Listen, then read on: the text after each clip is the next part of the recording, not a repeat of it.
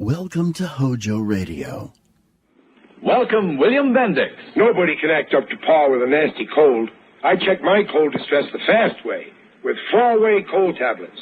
Yes, tests of 4 leading cold tablets proved 4-way fastest acting of all. Amazing 4-way starts in minutes to relieve aches, pains, headache, reduce fever, calm upset stomach, also overcomes irregularity. 4-way is the fast way to relieve those cold miseries. Then you feel better quickly. 4-way cold tablets, only 29.59 cents. J-E-L-L-O. The JELLO program starring Jack Benny with Mary Livingston and Phil Harris and his orchestra. The orchestra opens the program with All's Fair in Love and War from the Gold Diggers of 1937.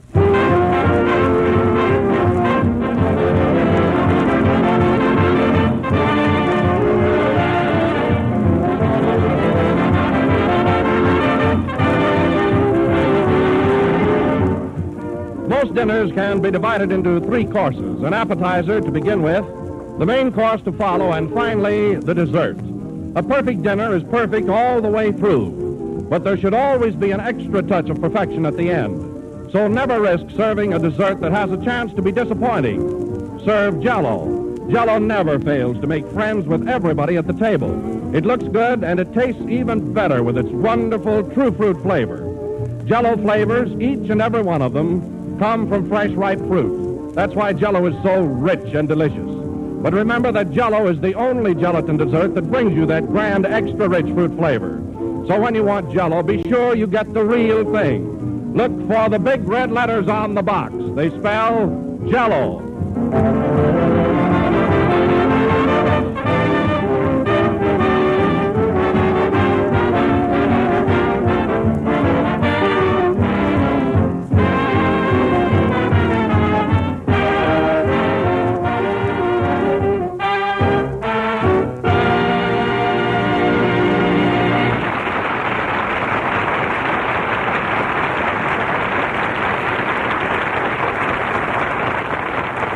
And now, ladies and gentlemen, we present the man who every week spreads a little joy, a little cheer, a little sunshine, Jack Pollyanna Benny.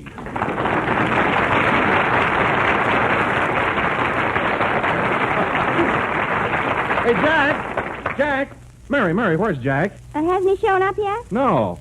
Gee, he got more applause than if he were here. He ought to stay away every week. I can't understand it. It isn't like him to be late for a broadcast. Well, I'm not surprised. You know, Jack feels pretty bad about the way Phil Harris and the rest of us have been treating him. I'll bet he won't show up at all tonight. But we were only kidding. Well, you know how sensitive Jack is. See, all you have to do is slap him in the face and he gets all upset. Well, I'm sorry about the whole thing. Oh, Phil, Jack's late tonight. Who cares? We can get along without him. Well, I don't know. I think... Hello, fellers. Hiya, Mary. Hello. Say, Kenny, we're in a fine fix. Jack isn't here tonight. Jack who?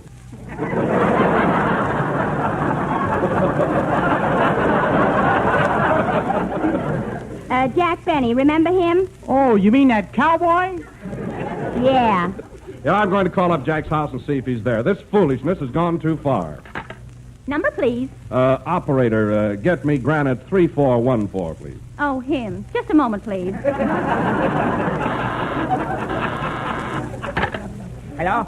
On the Mr. Blenny residence? I'd like to speak to Jack Benny, please. On the Mr. Blenny, he don't like a British club. Well, I've got to talk to him. It's important. All right. I talk to him. All right. On the Mr. Blenny.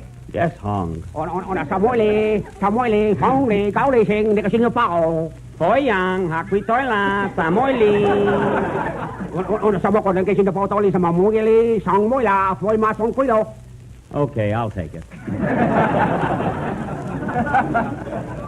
Hello? Hello, Jack. This is Don. The program started. Aren't you coming over? No, Don, I'm fed up with the whole thing. You don't need me. You fellas made that pretty clear last week. Oh, stop acting like a prima donna. Well, at least I'm acting. That's more than any of you fellas can say. How was that, Hong?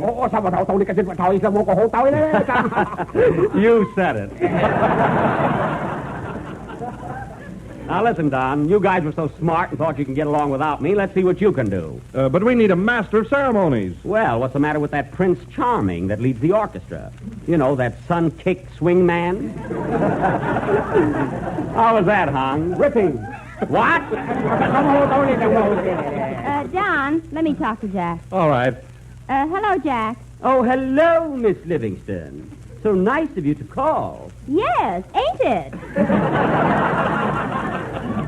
Well, what do you want? Stop acting like a fool and get over here. No, you're all so good. What do you want with me? Well, we need somebody to be the head of the program, and you're a swell head. Oh, I am, eh? See how comical you are? You don't need me there. Oh, Mary, let me talk to him, will you? Why? I can handle him better than anybody. Go ahead. Hello? Hello, Kenny. Who is this? Who is this? It's Mussolini. Well, put Jack on. I want to talk to him. Listen, Kenny, this is Jack. This is Jack Benny. Oh, let me talk to him, Kenny. Hey, Jack, you want to talk to Phil? No, you talk to him, Hung. Hello, Jack. On a Jack O'Brien, he know what to talk. Oh, yeah? Put him on the phone. Oh, tamo sa rin kasi ba ho to sa mako de. Tamo sa hole de. Puyan you. Goodbye.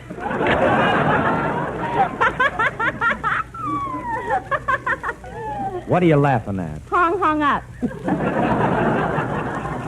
Well, it looks like there'll be no Jack Benny tonight. What are we going to do? Well, I can take charge. I've been a master of ceremonies before. You have? What do you think about it, Mary? Well, you know the old saying, when the cat's away, the rat will take his place. Say, that's good. Don, introduce my next number, and right after that, I'll go to town. All right. The next number will be played by Phil Harris and his orchestra and comes to you through the courtesy of Jell-O, the fastest-selling gelatin dessert in the world, with its extra-rich fresh fruit flavor. And furthermore, be sure to look for the big red ribbon on the box, as that is genuine without it.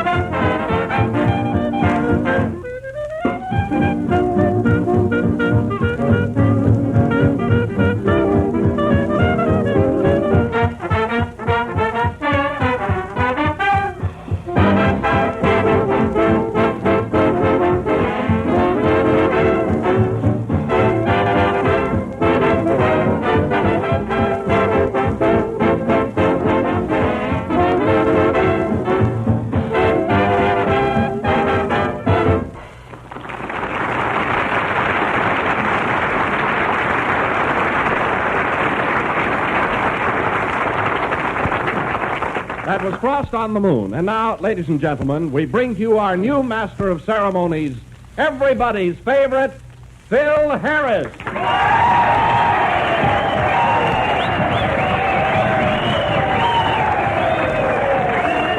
Thank you, thank you, thank you. Jell-O again. This is smiling Phil Harris talking, full of pep, happy as a lark, and raring to go. Yes, sir. Well, Phil, you look pretty snappy today. Is that a new tie you're wearing? It sure is. Not yet, fellas. See what a versatile orchestra. They laugh and play. Quiet, Mary. You know where I got this tie, Don? No, where, Phil? Around my neck. What happened? Nothing, but it was loud. Say, Phil, What? why don't you pick on jokes your own age? Well, you heard him scream, didn't you? At least I don't have to fight for my laughs like Jack does. That joke's old enough to fight for itself. Mary, please. And now, ladies and gentlemen, our feature attraction this evening, we're going to... Come in? Why, Jack, this is a surprise. Hello. Oh, so you've decided to come back, right? No, I'm just looking for my hat. I left it here last Sunday. What kind of a hat was it? It was a gray fedora with a black band. You see it? You got it on your head. Oh. I knew it was here someplace. Well, so long. So long. Is there any mail for me, Mary? No. Well, I got my hat, didn't I? Yes. Any mail come in since I asked for my hat? No. No, and no hat came in since you asked for your mail. Well, goodbye. Goodbye. Well, I'll stay on one condition.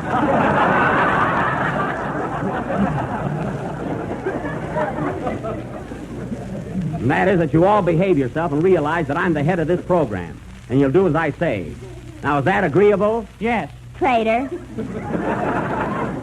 Well, do you want me here or not? Sure, Jack. Hang up your mail and stay a while. Don't be funny. Well, I might as well get started. Hello again. This is Smiling Jack Benny taking over the reins. With the following understanding. A, no tardiness. B, no wisecracks. C, no phone calls for anybody on this program, including that certain party whose first initial of his last name is Phil Harris. And now, ladies and gentlemen, our tenor, Kenny Baker, will inaugurate the new regime by singing... it's starting already. Answer that phone, Mary, and it better be business. Hello? Yes? Oh, hello. It's Carol Lombard, Jack. Well, tell her to call Phil at home, not here. She wants to talk to you, Jack. Oh.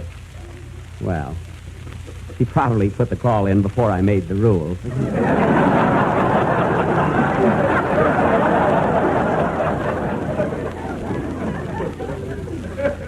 I'll take it, Mary. Hello? Oh, hello, Miss Lombard. Yes. Yes, Carol. Oh, I'm feeling good, thanks. And you? That's fine. Mary says you wanted to talk to me. No, I wasn't busy. I wasn't doing a thing, really. What is it you want, Carol? What?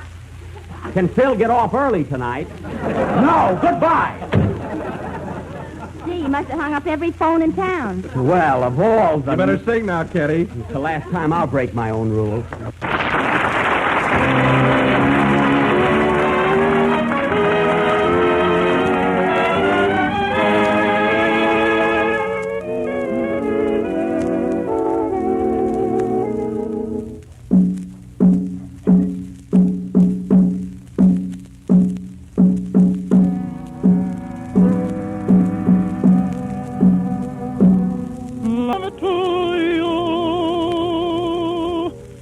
Day and night, night and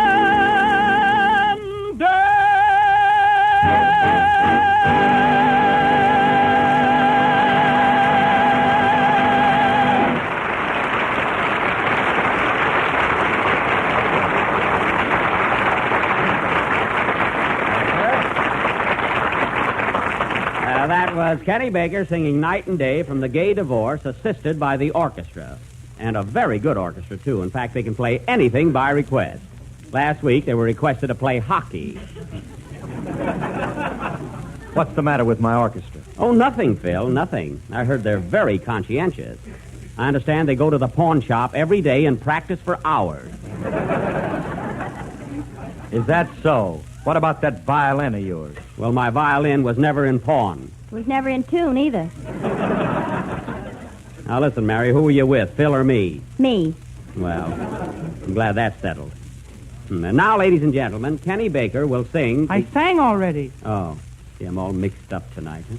Well, then, tonight, ladies and gentlemen, as our feature attraction, we will continue with our Western drama, Buck Benny Rides Again, or Is His Saddle Red?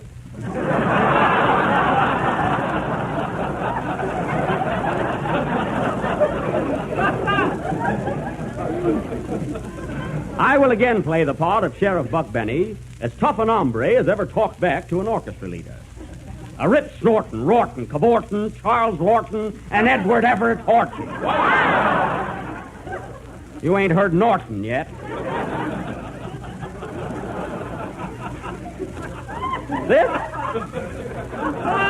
This will go on immediately after the next number.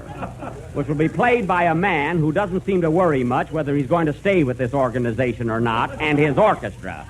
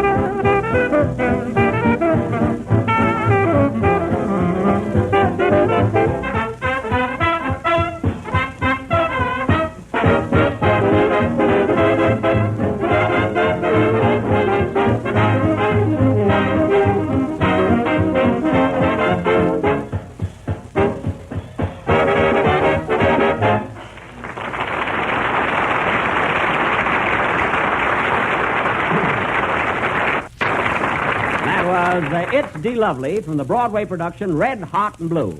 And now for the next installment of our serial, Buck Benny Rides Again.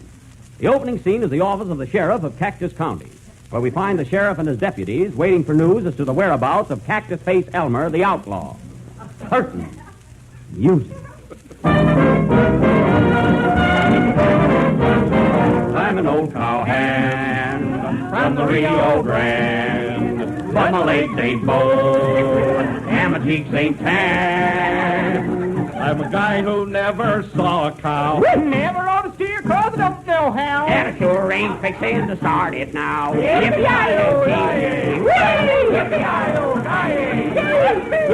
Hold it a second, boys. There's the phone. Hello? Yes, this is the sheriff's office. What's that, madam? You say there's a gang of rowdies disturbing the peace.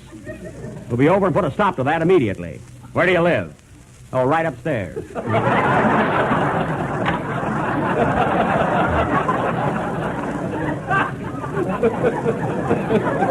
Boys, we gotta stop singing. Shucks. I feel like swearing myself. We never have any fun.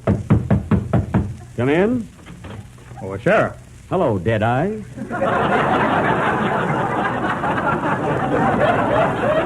Really my secretary. What's up? Somebody stole my Sunday pants. Well, you got another pair. What are you worrying about? My father was in them. Doggone it, he got away before I could think of an answer. Boys, there's been too much shooting and thieving going around these here parts. Getting so those outlaws are taking everything that ain't nailed down. That's right, Sheriff. Well, what are we going to do? Nail everything down.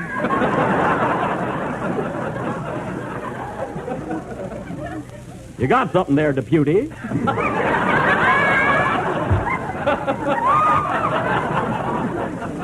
This sure is a tough town. Well, we ought to be getting some news about Cactus Face pretty soon. I wonder what time it is.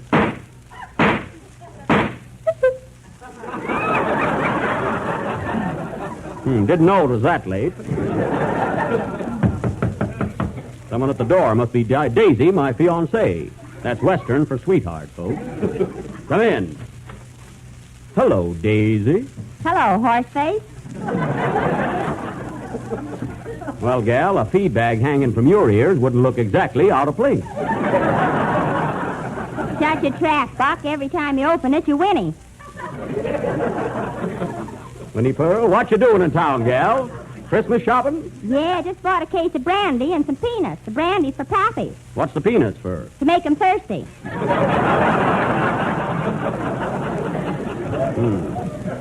If he keeps it up, he'll be able to rent his nose for a stoplight. Say, Buck, have you got any news about our stolen cows? Nope, no clues as to the whereabouts of Cactus Face Elmer. Got to speak to your pappy about that. Where is he now? He's gone down to Ike Muller's saloon for the weekend.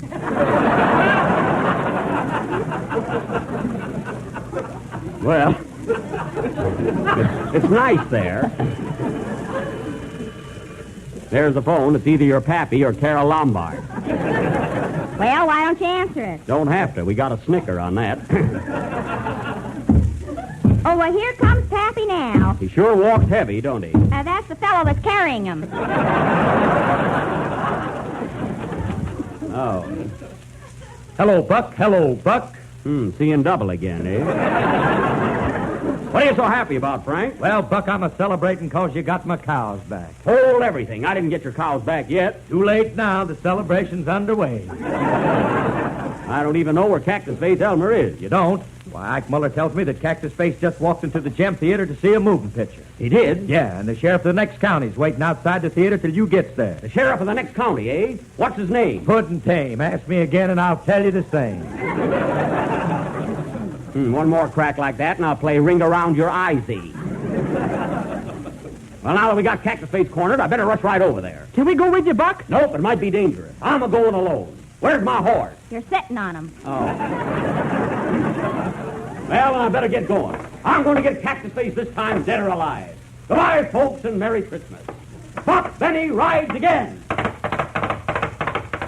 Open the door, Frank.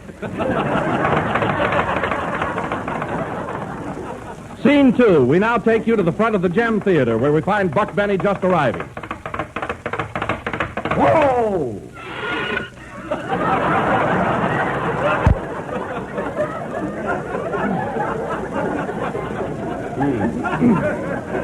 Them four-wheel brakes sure are something. Hey, Buck. Hello, Ike. I hear the Cactus Face just walked into this theater. Yes, sir, not more than 2 minutes ago. Hey, Buck, I want you to meet the representative of the law from the next county. This is Sheriff Andy Devine. Andy Devine.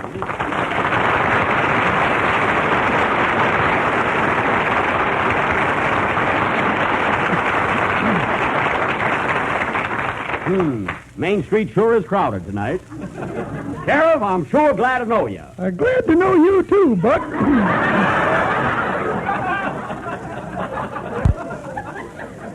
Be with you long. I'm starting on a new picture tomorrow. Here and help me out on this case. But you're nice, the universe out on this case. It was darn nice, the universe out on this. It was darn nice, the Universal Studios will let you come over here and help me out on this case. Well, I can't stay with you long. I'm starting on a new picture tomorrow. That's so? What's the name of it? Well, it's called The Road Back. What you crying about? I ain't crying. That's the way I talk. Well, by the way, Gravel Throat.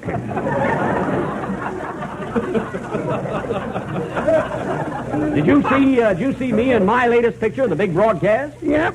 How'd you like me in it? Well, reckon we done enough advertising about our pictures. Hold on. Ain't nobody going to say that Jello was the most tempting dessert in these here parts, and every day millions of cowboys keep eating it. Thanks, Andy. That was divine.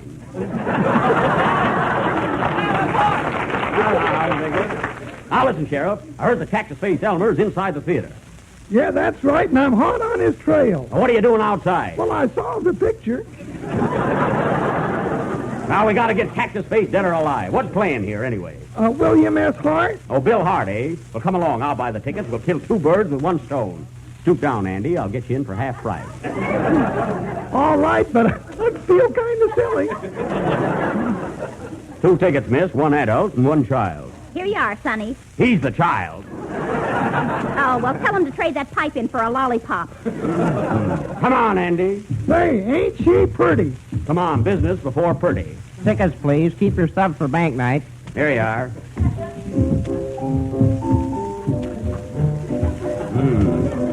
It's awfully dark in here. I wonder where the usher is. There he is up in front with a gun. That's William S. Hart. Well, he can't find a seat either. Sure is dark. Oh, here's a couple of empty seats. Let's sit down. Sir? Oh, pardon me, lady. Move over one seat, Andy. Why, lady, are you hissing the picture? No, I'm frying an egg. I've been in here for a month.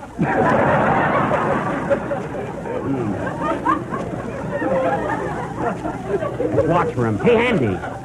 Andy, my seat's moving. Well, that's funny. Mine's a moving, too. It is? Doggone it, we're sitting on a couple of cows. Wait a minute, are you Frank Carson's cows? No. That's a lie. Come on, Sheriff. Texas State must be right close by. Look, there he goes now, out the side door. I'll get him! Look out, Buck. He's a shooting back. Oh, he got me. He did? Are you hurt bad? Oh, Andy, reckon I'm done. No, don't give up, Buck. You'll be all right. Oh, come on, Buck. Buck, say something. Oh, come on, Buck. Say something. Oh, this will be continued next Sunday night. Was I killed? Will we get Cactus Face? Will Buck Benny ride again? Tune in next Sunday and find out. Oh, Playboy. Your mother made it, your grandmother made it, and today everybody still makes chocolate pudding. But there's a new way nowadays, an easier way to get those same delicious results. Use Jell-O chocolate pudding. For Jell-O chocolate pudding is smoother, creamier, more chocolatey. And it brings you that fine, rich, homemade flavor that makes all the difference in a chocolate pudding. Here's how easily it's made. Simply mix the contents of one package of Jell-O chocolate pudding with some milk in the top of your double boiler. In just about 10 minutes, the mixture will become thick and satin smooth. Take it off the fire then, and after it's cooled, serve in sherbet glasses. That's all you have to do to turn out a perfect chocolate pudding. The luscious, extra good kind that makes everybody hope it will be served again and again. One package of Jell-O chocolate pudding makes enough for 6 grand servings, and it sells for the same low price as Jell-O. Ask your grocer for Jell-O chocolate pudding. This is the last number of the 11th program in the new Jelly series. And on behalf of Jack Benny, who was shot, I want to thank me for being here tonight.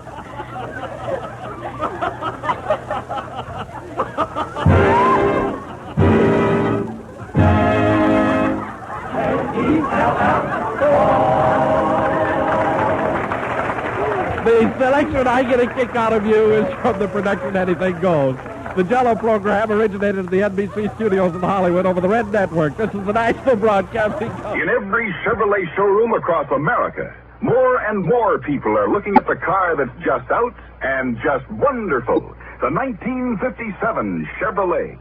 Some are looking at Chevrolet's daring new front-end styling, the bold new grille, big, beautiful sloping hood. Some are looking at Chevy's handsome new rear end with high-fashion fenders and fresh new design. Everyone's enthused about the new color-fashioned interiors and the sleek command post instrument panel. And the biggest news of all, Chevrolet's fuel injection. HOJO Radio. We're your old-time radio headquarters. Stay tuned. J-E-L-L-O. The Jell-O program starring Jack Benny with Mary Livingston and Phil Harris and his orchestra. The orchestra opens the program with Right or Wrong from Happy Go Lucky.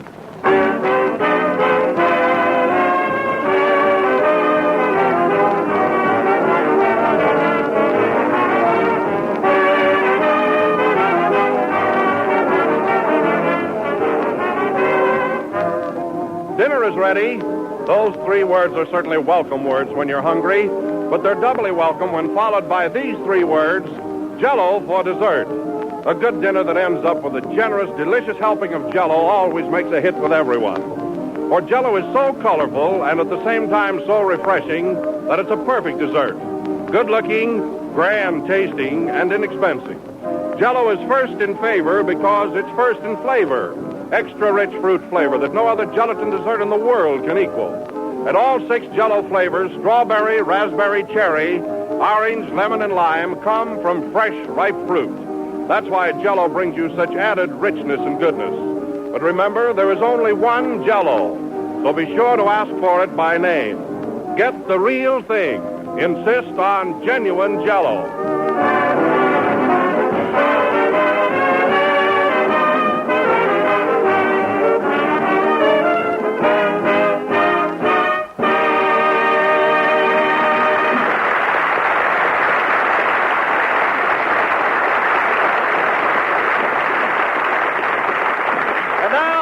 and gentlemen, we bring you a man who, as a child, had whooping cough, measles, and violin lessons, Jack Benny.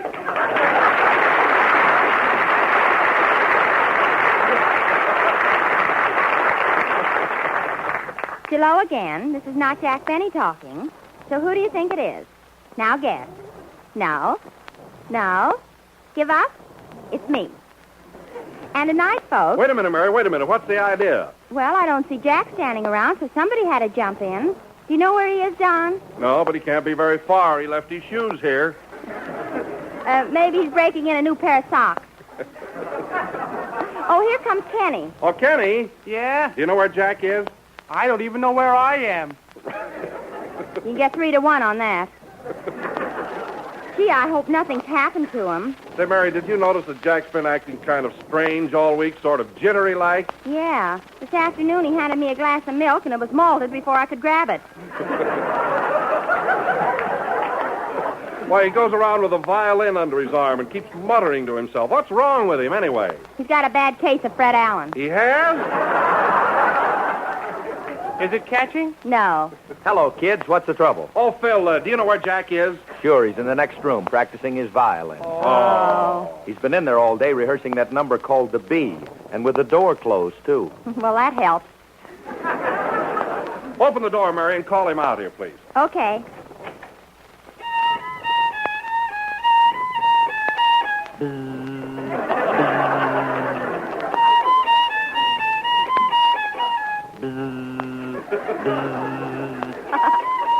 Hey, close that door. Don't worry, we will. What are you doing, Jack? What am I doing? What's this I got under my chin? Another chin.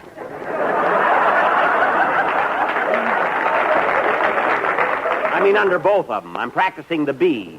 Say, I thought you said you could play the bee when you were a kid. Well, I could, but a lot of honey has gone over the dam since then.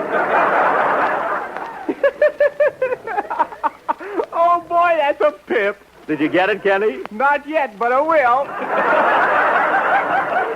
Well, keep right after it. It's a hot one. Darn that violin. And Fred Allen, too. Anyway, you fellas go ahead with the program. And, Kenny, get ready to do your song. I want to perfect my cadenzas. Telegram for Jack Benny. Take it, Mary. I'm busy. Okay.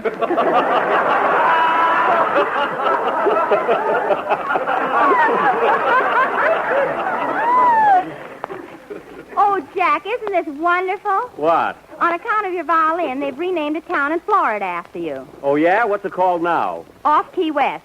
Is that so? Let him stay in there. We can get along without him. I heard that. These door slams come to you through the courtesy of our sound effects man who works for the National Broadcasting Company, over whose network we broadcast each and every Sunday night, bringing you good news about Jell-O. Thank you. And now Kenny Baker will sing that currently popular hit, I've Got You Under My Skin. Wait a minute, Kenny. I just thought of a swell joke you can pull on Jack. Yeah? What is it? Well, you tell him you're going to sing a number dedicated to his violin. Yeah? And when he asks you what it is, you say, I've got you under my chin. Oh, boy. Will he laugh? Sure he will. Call him out. Gee, that's a pip.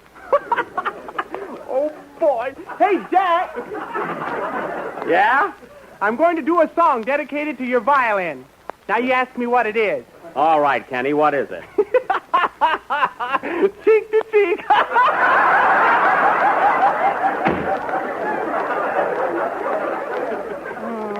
What a dope. Yeah, he didn't get it at all. You better sing, Kenny.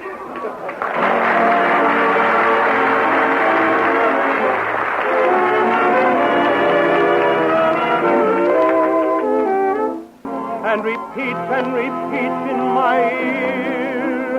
Don't you know, little fool, you never can win. Use your mentality. Wake up to reality. But each time I do, just the thought of you makes me stop before I begin.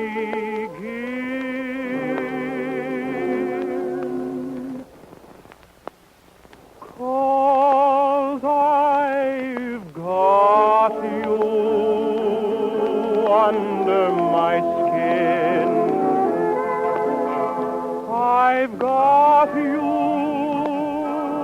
under my skin. I've got you deep in my heart.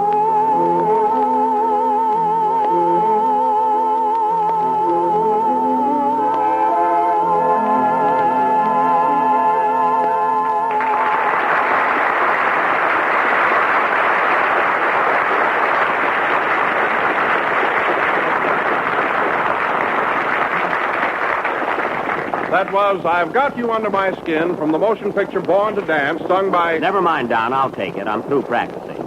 That was Cheek to Cheek, sung by Kenny Baker. I didn't hear it, Kenny, but I imagine it was very good. How was it, fellas? Oh, I did a great job, Jack. Good. I knew it would be. Thanks, Jack. Yeah, of course, I suppose Fred Allen will go around saying you can't sing. Well, can I? Yes, can I? But he picks on... But he picks on everybody, especially when they have talent. Take my case, for instance. Hold on a minute, Jack. I never heard Fred say anything detrimental about you or anyone else. Neither have I. Oh, I suppose you didn't hear him say that when I was 10 years old, I had my violin in a pawn shop. Well, didn't you? That's not the point. It was years later. And another thing, Allen isn't even his right name. You know that, Barry, don't you? Is Benny yours? And another thing. He should be the last one to talk. His product's only got one flavor. Wow, Zoe! Let him top that one. Yeah. What happened? Nothing, but it was loud. Oh, Jack, I noticed in today's paper where Allen is coming out here to Hollywood to make a picture. Oh, he is? Well, that won't cause me or Gable to lose any sleep. Me neither. You keep out of this. Right away, he's a Gable. Well, all I can say is good luck to Mr. Allen and pictures. Of course, there's a limit to what a makeup man can do. Huh, Mary? You ought to know. Well, let's drop the subject. I don't care who's coming out here to make pictures. Nobody worries me, especially Allen. Yeah, then what happened to your fingernails? I was hungry. Now, let's go on with the program, Eve. Tonight, ladies and gentlemen, we are going to present an original... Come in. Mr. Benny? Yes? I want to take this opportunity of wishing you and your company a very, very happy New Year. Now, wait a minute. I'm getting tired of this. Who are you, anyway? Just a dreamer, aren't we all? Goodbye. I thought it was Oscar the Flea there for a second. Well, somebody will throw a net over him. And now, ladies and gentlemen, as I was saying, we are going to present an original... Hey, Jack. Yes, Phil? I meant to tell you, my mother and sister got in town yesterday from Mobile, Alabama. Oh, from Mobile, huh? I wish it was Montgomery. Our sponsor comes from there. Little plug. You know, it was kind of a surprise visit, and I'd like to have you and the rest of the gang come over to the house tonight and meet them. Oh, we'd love to, Phil, but we can't go until the program is over. Oh, you go ahead. I'll join you later. No. The program comes first. Oh, by the way, here's a snapshot of Mom and Sis. Oh, let's see it. Say, your mother's a charming-looking woman, Phil. And, well, so that's your sister. You know, she's real cute. Wow. What's her name, Phil? Lucy Bell? Lucy Bell. Is she married? No, not yet. Well, as long as your mother came all the way out here, maybe we ought to leave right away. Well, of course, my sister made the trip, yeah, too. You're telling me. Have you got a brother, Phil? No. Oh, well, I'll come anyway. Sure, come on, let's go. Say, have we got any horses left over from our Buck Benny play? Sure, they're over there in the corner. Well, then we're all set. Let's ride them over. Don, you take care of the musical numbers, and we'll see you later. Okay, Jack, leave everything to me. Come on, fellas, untie those horses.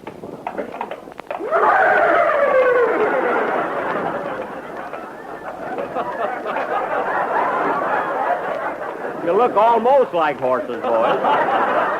You know what I mean. Take to the script. Everybody all set? Wait a minute. Kenny, turn around in that saddle. You're facing the wrong end of the horse. What horse? Never mind. Come on, gang. Yippee!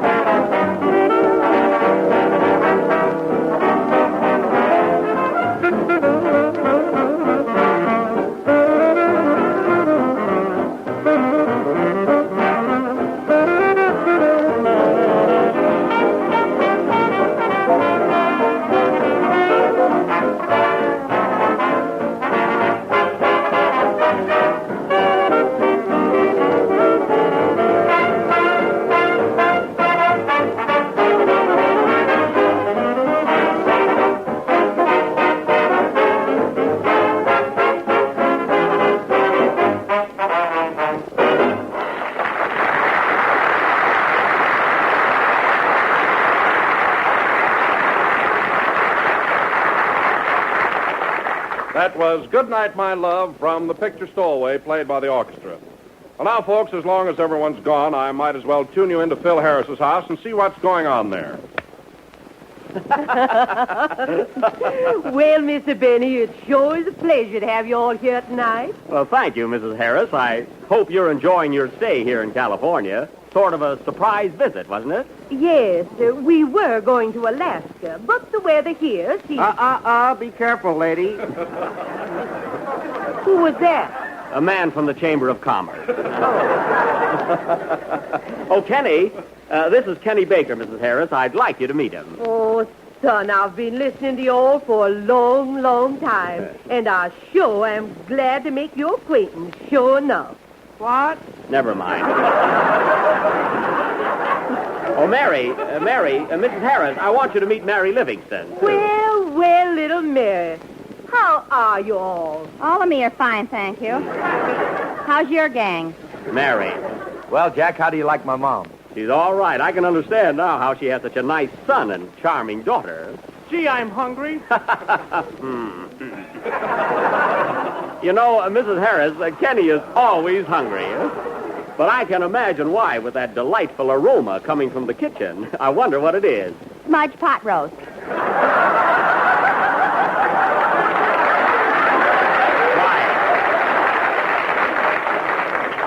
Quiet, that joke's only good in the West anyway.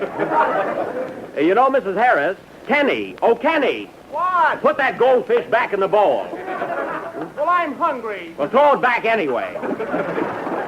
What happened? You forgot to let go of the fish. Too bad he can swim. Huh? Say, Phil, where's your sister, Lucy Bell? Oh, she'll be down in a minute. You know, I saw her picture. I wonder what's keeping her. Maybe she saw your picture. Don't be funny. Hey, Jack, here comes Lucy Bell now. Oh, boy. Stop shaking. Who's shaking? Come here, Lucy Bell. I want you to say hello to Jack Benny. Well, how do you do? This is show a pleasure, Mr. Benny, and I'm just tickled pink to meet you. Well, I'm tickled pink too, Lucy Bell. You know, Phil showed me your picture, and it doesn't flatter you one bit. Oh, you cowboys just say those things. No, I mean that. You know, Phil, your sister's sweet enough to eat. Better keep her away from Kenny. Quiet.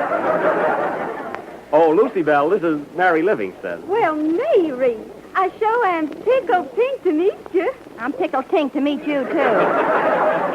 That's tickled pink. Oh, pardon my northern accent. Oh, sis, that young man climbing out of the goldfish bowl is Kenny Baker. Oh, Mr. Baker, I sure am tickled pink to meet y'all. Thanks. Have you got a towel? Kenny, go over by the fireplace and dry up. Well, Lucy Bell, I hope you're...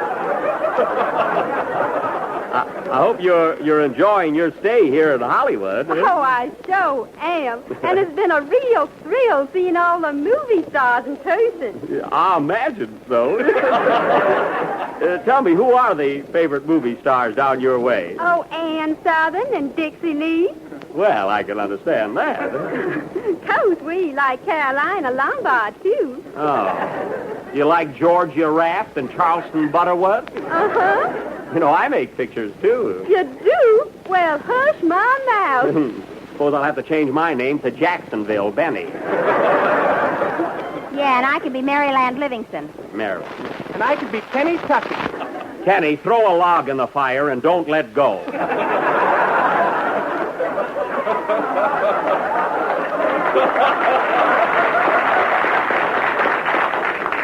You know, Mr. Benny, I thought you were just a radio actor. Really, I did. Well, I dabble in it a bit. Do you like radio, Lucy Bell? Yes, I just adore Fred Allen, don't you? Well, yes, I do. Personally, I prefer the more subtle type of humor. Oh, well, I think he's just grand. Well, everyone to their own taste. Of course, he doesn't come from the South, you know.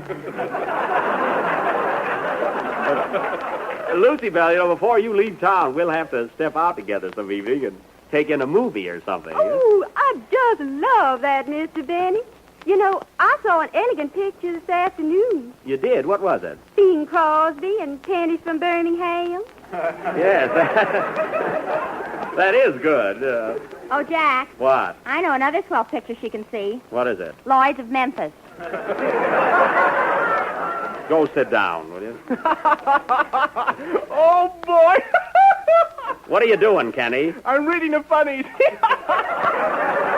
That's the family album. He's still right. Yeah. Oh, Mr. Baker, hand me that album. I want to show you folks some pictures of Phil when he was a little boy. Oh, Lucy Bell, don't do that. Oh, that reminds me. You know what they used to call Phil when he was a baby? What? Filthy lamb. Filthy lamb.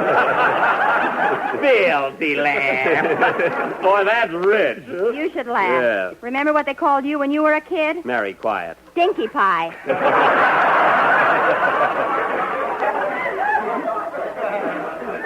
That's so. Oh, here's a picture I wanted to show you. It's our favorite. Which one? Right here. Right here? Mm-hmm. It's Phil when he was 3 weeks old. It was taken on our plantation down south. Oh, sis, don't show him that one. Gee, Phil, 3 weeks old. You haven't got much clothing on there, have you? Mary, what are you laughing at? Southern exposure. Oh, cut it out.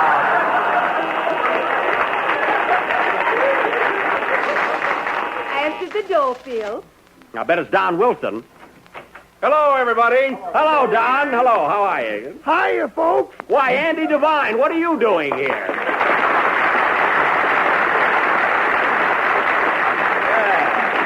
Why, Jack, Andy dropped in at the studio, so I thought I'd bring him along. Oh, sure. I hope I'm not intruding. And Mrs. Harris, this is Don Wilson, and this is Andy Devine. How do you do? Glad to know you. Lucy Bell, get the gentleman a cough drop.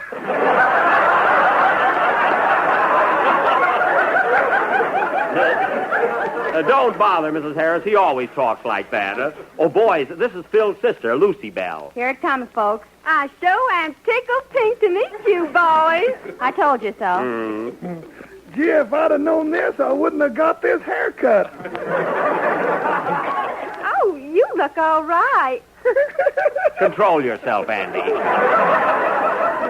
Now, I don't like to impose on you folks, but you're all so talented. Why don't you give us a little entertainment? Well, Mrs. Harris, your son sings a pretty hot song. How about having Phil start the ball rolling? Why, come on, everybody. Where's the piano? Kenny ate it. I did not.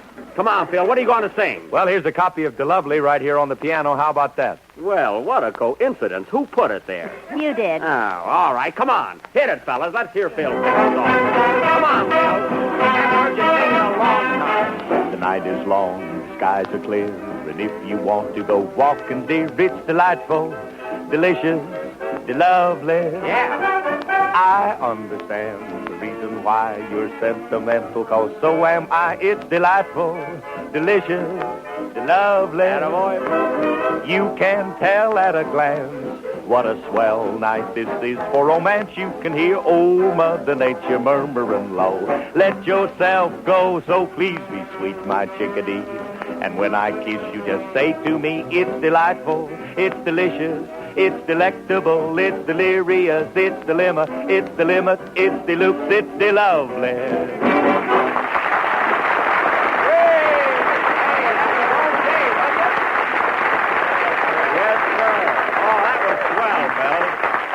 Really, that was good, Phil, really. Mary, how about you singing a chorus, huh? I will if Andy will sing it with me. No, I can't. I got a cold. Well, you shouldn't have got that haircut. Come on now, no more coaxing, huh? Wait a minute, Jack. We don't know the words. You don't? Here's a copy for you, Mary. Sing this. Oh, thanks, Don. I'm afraid of this, but go ahead. Come on, both of you. Mary and Andy, hit it, fellas, will you? Oh, wait till you get a load of this. When you're dining out and order beef stew, be sure and have some Jell-O, too. It's delightful. It's delicious. It's lovely. And if you're out real late at night and want something that's very light, it's the swallow. It's the mellow. It's the lovely. It is easy to make You can watch it quiver and just see it shake. You can hear Mother in the kitchen murmuring low. Let yourself be. Candy bee. And when I serve it, just say to me, it's the strawberry. It's the raspberry. It's the cherry. It's the orange. It's the lemon. It's the lime. It's the nuts. It's the lovely.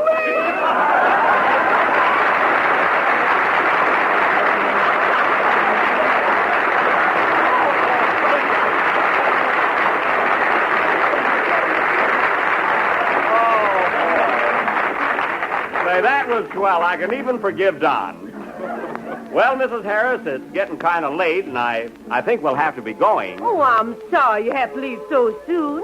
You must come again sometime. Oh, we'll be glad to. Well, goodbye, Mrs. Harris. It's been delightful. Thank you. Goodbye. Goodbye, boys. Come again. Goodbye, Bye-bye. Goodbye. Good night, Mrs. Harris. Good night, my boy. Kenny, put down Lucy Bell and go home. Well, Lucy Bell, I stayed behind. I just want to say again, it's been a real thrill meeting you. It's been delightful, and you're just lovely. Oh, Mr. Benny, you say the cleverest things. I do, don't I? Well, I'd love to have you come over to our broadcast sometime. Maybe next Sunday, huh? Oh, I just see tickled pink. Doesn't she get tickled any other color? Don't mind her, Lucy Bell. Well, Lucy Bell, can I take you home? Well, I live right here. Oh, that's right. Well, goodbye, Lucy Bell. Goodbye, Mr. Benny. I mean, Jack. Gosh. Well, goodbye. Ooh. Why don't you open the door? Do I know what I'm doing? Come on, Mary. Gee, she called me Jack. Wow.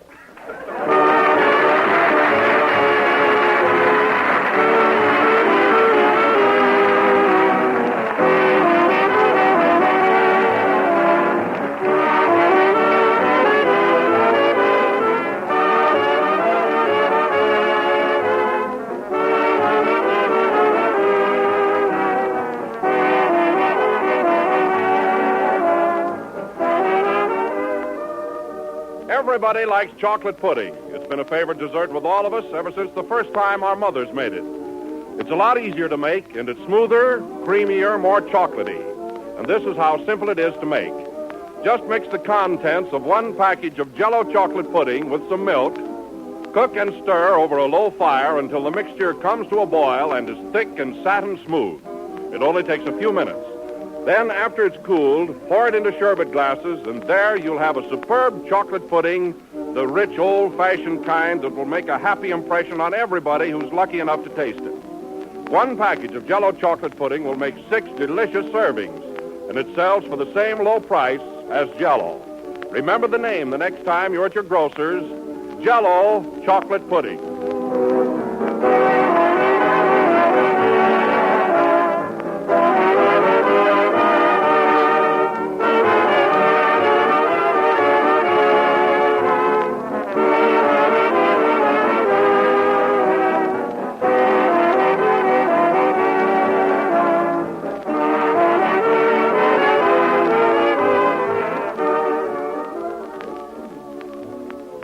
That was the last number of the 17th program in the new the new Jell-O series. And I hope you'll be with us again next Sunday night. I don't know what's the matter with me. Oh, Jack, pull yourself together. You're always letting some girl upset you. I'm not upset. And stop smoking your fountain pen. And ladies and gentlemen, at this time I would like to announce our program for next Sunday. As you all know, we have never been on the air during the month of July. And we have a lot of 4th of July jokes which are just cluttering up the studio. Our janitor refuses to do anything about it. So therefore, next Sunday, January 31st, we will do our special 4th of July broadcast. So listen in and try to keep warm at the same time. Good night, folks.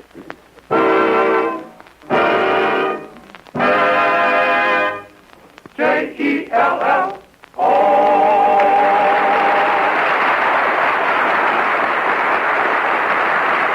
The tune Lovely, lovely from Red Hot and Blue. The JOJO program comes to you from Hollywood over the Red Network of the National Broadcasting Company. Is the sweetheart you married the husband you expected him to be? Has the war created new problems for you in your marriage? To answer these and other personal problems brought in by your friends and neighbors, ARID presents John J. Anthony, founder of the famed Marital Relations Institute, in a brand new program of daily sessions of kindly and helpful advice. Just as Mr. Anthony, by examples in this studio, is helping thousands of men and women solve their personal problems, ARID, too, is helping thousands to solve the important personal problem of underarm perspiration. ARID helps you avoid perspiration damage to clothes and safeguards friendships. Use ARID every day. It helps stop perspiration safely, and at the same time, ARID is a most effective deodorant. Stay tuned to HOJO Radio. From Hollywood, the Raleigh Cigarette Program, starring Red Skelton with Ozzie Nelson and his orchestra, Harriet Hilliard, and Wonderful Smith.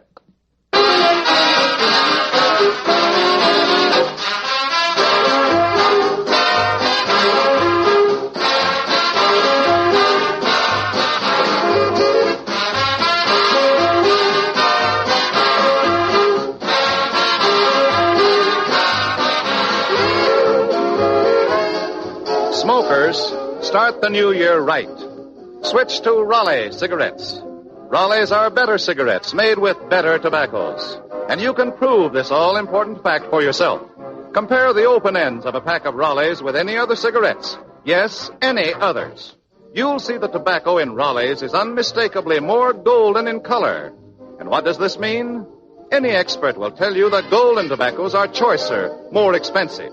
Yes, you can see for yourself that Raleighs do give you the finer tobaccos. A blend of 31 of these more expensive golden tobaccos.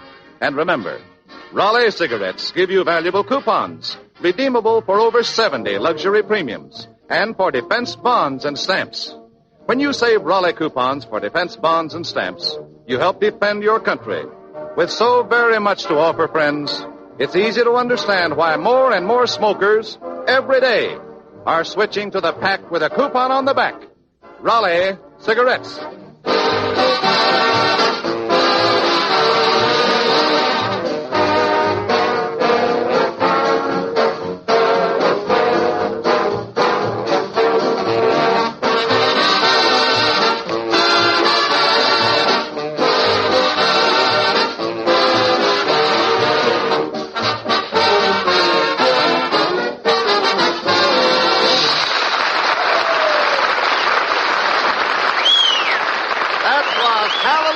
Played by Ozzie Nelson and his orchestra.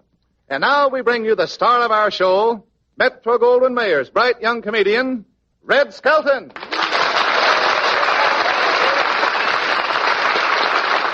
Thank you very much, and good evening, ladies and gentlemen. Say, Truman, I really had a tough time hitchhiking downtown here tonight. Well, how did you get down here? Some soldiers gave me a ride. Yeah, I creeped in a Jeep with a Fighting 69th, boy. In the audience, too, tonight, you know. Say, by the way, Truman, did you have a nice Christmas? Oh, yes, Red, I did. And say, I sure want to thank you for the beautiful present you gave me. Oh, did you like it? Yeah. I've always wanted a bicycle pump. Yeah. And by the way, Red, did you like those shorts I gave you? Were they shorts? Sure. What'd you think they were? I thought they were slacks, and I wore them bowling last night. Say, oh, hello, Harriet. Hi, Red. Say, I want to thank you for your lovely Christmas present. Oh, did you like them? Oh, yes. How did you ever think of putting initials on Kleenex? I suppose you got other lovely presents. Oh, I'll say. Somebody sent me a perfume bookmark. Really? Mm-hmm. And now when my bookmark slips down and I lose my place, well, all I have to do is just smell along the edge of the book till I come to the right page. Oh. I smelled along the edge of a book once.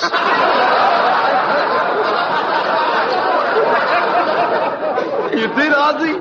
Yeah, I did. Don't you hate those people who eat Limburger cheese when they read? Say, what did Red get you for Christmas, Ozzie? He got me a very expensive stick pin. It's an heirloom of a famous old American family. Well, how do you know? Well, the stick pin has his name stamped right on it. Wilkie. Nothing. Say, what's the matter with you, Red? You're looking very sad. Well, a very unfortunate thing happened at my uncle's house on Christmas Day. They were having a party, and an awful fight started. Oh, was anybody hurt? Yes, my uncle was stoned to death with last year's fruitcake. Oh, how terrible. No, I'm just kidding. But he did have a lot of drinks. I'll bet he had an awful hangover the next day. Yeah, and there was a little mix-up there, too. Oh, there was? Yeah, my aunt mistook a little booklet called How to Put Out an Incendiary Bomb for a book on how to cure a hangover. And did my uncle get sore when she poured that bucket of sand in his face? You have a great family, don't you, Red? Yeah, I saw my brother Christmas, and he was very nice to. He invited me over. He did? Yeah, he says, come up and see me sometime. We'll open a safe. Well, this is a wonderful time of year. Yeah. Say, maybe you can tell me. I tell you what. What are they going to have on New Year's Day in the Rose Bowl? Just roses.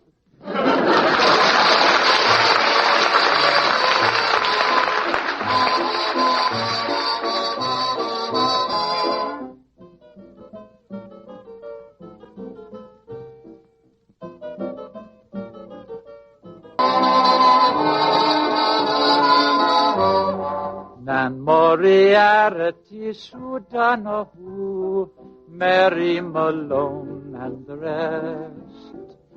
They all want his favors, but what does he do? Sing to the one he loves best.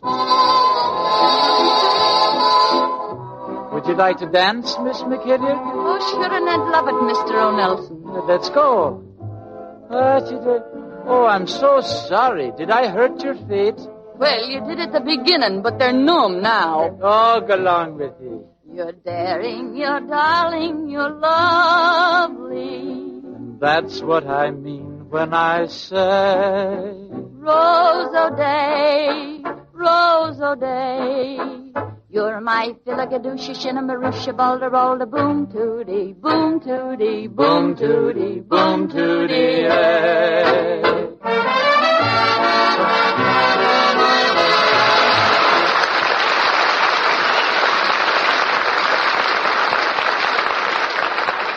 That was Rosa Day, my sung by Harriet Hilliard and Ozzie Nelson. Ah, sure, and Harriet, I wish I could have had a picture of you singing that beautiful song. Oh, I should have brought my camera along. Oh, have you got the camera bug, too? What do you mean? Well, you know, there's different types of photographers. Didn't you ever notice how different people have their pictures made? Nope, Red, I haven't paid much attention. Well, to start off with, we have a couple that goes to Coney Island and stops in those galleries along the boardwalk to have their picture taken. Harriet, you be Bim, and I'll be Bo. Hey, Bo, let's buy some cotton candy, huh? Yeah, you get it. I don't want any. Why, don't you like it? Yeah, I ate some cotton candy once. I ate it, and I ate it. And when I got home, half of me underwear was missing. Oh, look. Hey, what do you say? Let's take a ride through the Tunnel of Love, huh? Nah, you ain't gonna get me in a tunnel of love again. Nah, why not? You always want a neck. Well, that's what it's for. Ah, you're thinking of a Davenport. Oh, yeah. Hot dogs, get your hot dog free, it's free. Yeah, what's free, bub? A bun with every hot dog. Oh, look at Bo, picture gallery. Yeah, do you want to have your picture taken? Step right in, folks. 3 poses for a dame. That's a pretty girl. Yeah, how about me? Vice versa. Yeah. Come on, let me take your picture. And if they come out good, I'll send them to California. To my friend, the big director, Lloyd Steak. You mean Lloyd Bacon? Look, you eat what you like, and I'll eat what I like. Ah, come on, Bo. Let him take a picture. Okay. Come on, we'll pose right here. Hey, what you hiding under that black cloth for, huh? I want to see how you look through the lens. Now I'll put the plate in. Yeah, I didn't think them was your teeth. Oh, boy, you're a killer. Too bad I don't have a lampshade for you to put on. Yeah, I guess you got a sense of humor, huh? You heard of Fibber McGee and Bill Thompson? Yeah. That's me all over. That's you all over. Yeah. Hey, what's that long tube with a bulb on the end of it? Listen, wise guy, you squirt water in me face. And I'll hit you on the head so hard that you'll have to unbutton your vest to see where you're going. Okay. All right, folks, smile. I forgot to tell you not to get excited, Because I'm out of regular flash powder, so I'm using this gunpowder instead. Oh, is that okay? What do I look like, a dope? Did you ever hear of TNT? Well, that's me all over. That's you all over. Ready? A 1, a 2, a 3. Hey, where's the photographer? That's him all over.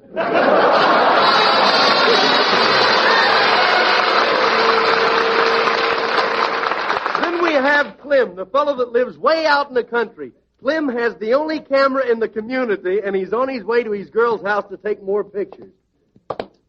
Well, this is where Daisy June lives. Looks like her old man's home, too. Either that or he's got 2 suits of underwear. I'll just climb through the window.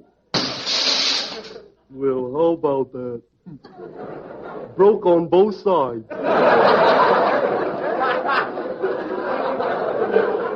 Oh, yoo-hoo, Daisy June. Big Feet is here. Hello, Clem. How are you, Clem? Give me a great big kiss, Clem. Oh, I better not. Your old man's watching me. How do you know? I can see the glint of his eye along the barrel of the gun. Gee, you look pretty today.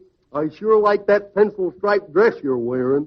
It's not a pencil stripe. I tripped on a rake. Hey, do you like my new suit, Daisy June? Some fit, huh? Yeah, are those pants baggy, or are you wearing a parachute? Did you shave today, Clem? Yeah, I shave, but there's a shortage in steel for razor blades, you know, so I shave with a broken milk bottle. You did, Clem? Yep, and it was the first time I was ever shaved and pasteurized at the same time. Well, there certainly is a shortage of steel. The government even took away my bustle. You don't say. What they going to use it for, an airplane hangar? Hey, Clem, what do you say we sit down here on the Davenport? Okay, what do we do? Just sit here and look at each other, or don't you feel like laughing? Now, let's put some of them pictures that you took in the old family album, huh? Yeah, all right. I've always wanted to see that family album. Well, here's a picture of Aunt Minnie. She's an old maid, but she's crazy about the man. Yes? Yeah, on Christmas Eve, she thought she heard Santa Claus, and she met him halfway up the chimney. You know, I have an aunt that's a little eccentric myself. She thinks she's Veronica Lake, but she's awful ugly. She's ugly, and she thinks she's Veronica Lake? Yeah, she goes around with her ear combed down over one eye. Clem, I'll bet you were ugly when you were very young. Well, I was. That's a fact. When I was born, the nurse said to my old man, "Congratulations, we think it's a baby."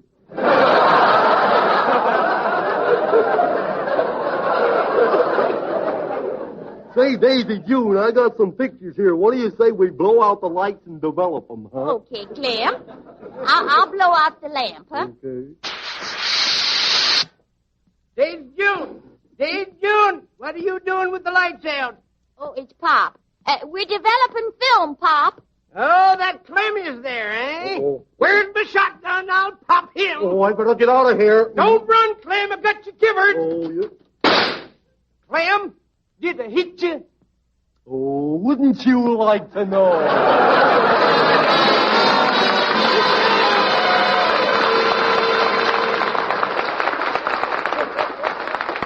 Then we have a lady and her little boy.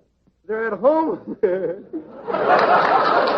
They're at home when a guy comes along with a camera and a pony. So, Harry, how do you like that? Harriet, you be my mother, and I'll be the little boy. Junior, what are you doing now? I had shaving, and I had using Pop the electric wager. Oh, don't be silly. What have you got to shave? The living room rug. Oh, Junior. I had a bad boy, ain't I, Mommy? Oh, you certainly are. Sometimes I'm sorry that we paid the doctor. Yeah. Junior, someone's at the door. Yeah, I will put a chair up against the door and see who it is. Now I will peek through the little hole. What do you want? My, what a tall little boy. Is there anyone at home? Yeah, who sent you, Joe? Now, come. Is the lady of the house home? What did you tell him? Nothing. What you collect them for? Not a thing. Who you got a warrant for? Nobody. And you got the wrong house, Bob. Now, look, Sonny, you tell your mother that the pony man is here to take your picture. You got a pony? A real live pony? Oh, yes, and tell your mother you want your picture taken on the pony. Okay. Now, don't wait. I'll be right back. Hey, Mommy. What is it, my little orangutan? Mommy, there's a man at the door with a pony, a real live pony. Well, if it's your father, tell him not to bring his friend in the house. It ain't Pop, Mom. It's a man with a pony, and he wants to take my picture. Well, tell him I'm washing dishes. Tell him I'm sweeping the floor. Tell him I'm in the bathtub. You always busy, ain't you, Mom?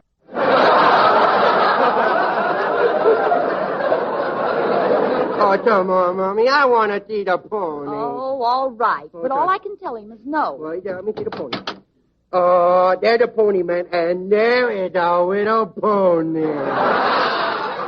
He is the one with the long ears. Junior, get away from that pony. It's all right, Mommy. I just want to pat him on his nose. Ooh, he bit me. I will fix you. Junior, stop biting that pony. Okay, but it's the first meat I've tasted in weeks. Madam, would you like a picture of the child on a pony? I'd like a picture of him on a runaway horse. All right, Junior, now you come right in the house. Come on. Okay. So I got my picture taken. Well, goodbye, pony. Goodbye, mister. I'm awful sorry my family is so cheap. Now, it's not that, Junior. Your father can take your picture on a pony. Yeah, and it'll come out so blurred you can't tell who it is. Now, that can't be helped. That's your father's condition. Yeah, with him, everything's blurred. Junior, it's just that he's nearsighted. You mean he's beer-sighted? See, I will never get my picture taken. I will never know how I look when I was a little fellow. I'll have to tell all my friends I never had a childhood. Oh, all right. I'll let the man take your picture. Okay. Here now, Sonny, I'll sit you right up on his back. Oh, no. I ain't afraid. I ain't too high over the ground. I ain't too high. Oh, Junior, don't be silly. Your feet are almost touching the ground. He sure is little, ain't he, Mom? Now, hold still while I take your picture. Okay. And don't do anything to make the pony nervous. Okay, I won't. He looked at me. I was sitting on the pony's back. And I just found a great big pin. If I do, I get a whipping. I do it. I will use the pin and go for a white. Hey, look, Mommy, I am whiting. Hi-ho, aluminum. Hi-ho, nickel player. Hi-ho, McCure.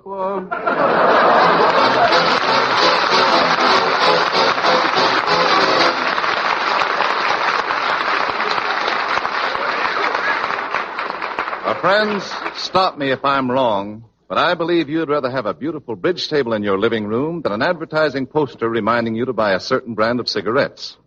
And that's why Raleigh cigarettes advertise to you with premiums. You see, the magnificent premiums you get with Raleigh coupons are a form of Raleigh cigarette advertising. These premiums are bought and paid for out of our profits, just as any other form of advertising. We have adopted this policy, this plan of spending our advertising money with you, so that you profit from each pack of Raleighs you buy.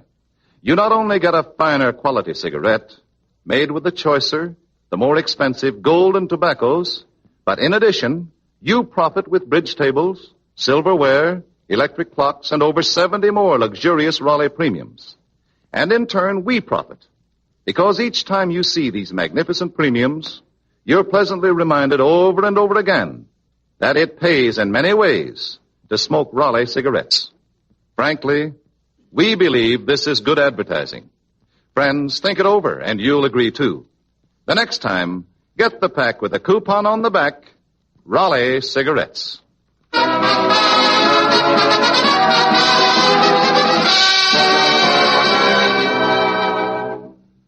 Ladies and gentlemen, in a poll conducted by Motion Picture Daily, Red Skelton was chosen by the radio editors of the United States and Canada as the outstanding new star for 1941. Leon A. Friedman, who represents the Quigley publications on the coast, is here to present the award. Mr. Friedman. Thank you, Truman. Red, this justly deserved certificate reads as follows. Motion Picture Daily has the honor to present this award of achievement to Red Skelton, selected by the radio editors of the United States and Canada as the outstanding new star of 1941 in famed annual radio poll. Red, in behalf of our publisher, Martin Quigley, and the radio editors, permit me to congratulate you. May you continue your most excellent work of bringing joy and laughter to a troubled world. Mr. Friedman, I can't begin to tell you how much I appreciate the compliment you've just paid me. I can only say thanks sincerely to your publisher, Mr. Quigley, and to the radio editors of the United States and Canada for having chosen me.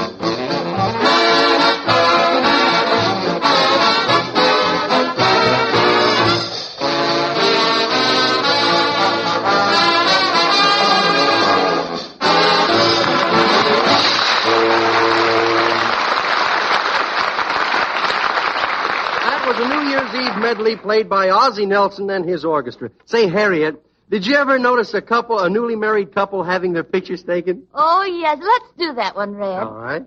As the scene opens, we find them in their car just leaving the chapel. Well, we're married. Yep, we're married. Yeah. You think it's okay to hold hands now? Oh, gosh, Rodney, wasn't it a lovely ceremony? And there were so many people there. Yeah, I guess we got the overflow from Gloria Vanderbilt's wedding. Well, we certainly had a lovely wedding. Yeah. Tell me, did anybody throw any old shoes? No, my head's always been lumpy. Oh, hey, look, there's something in the way. You better blow your horn. No, I'm afraid to blow my horn ever since. Ever since what? Ever since the finance company built a listening post. Oh, look, here we are at the photographer. Yeah. Well, let's hurry upstairs to the photographer. This tight collar's killing me. Oh, there it went again.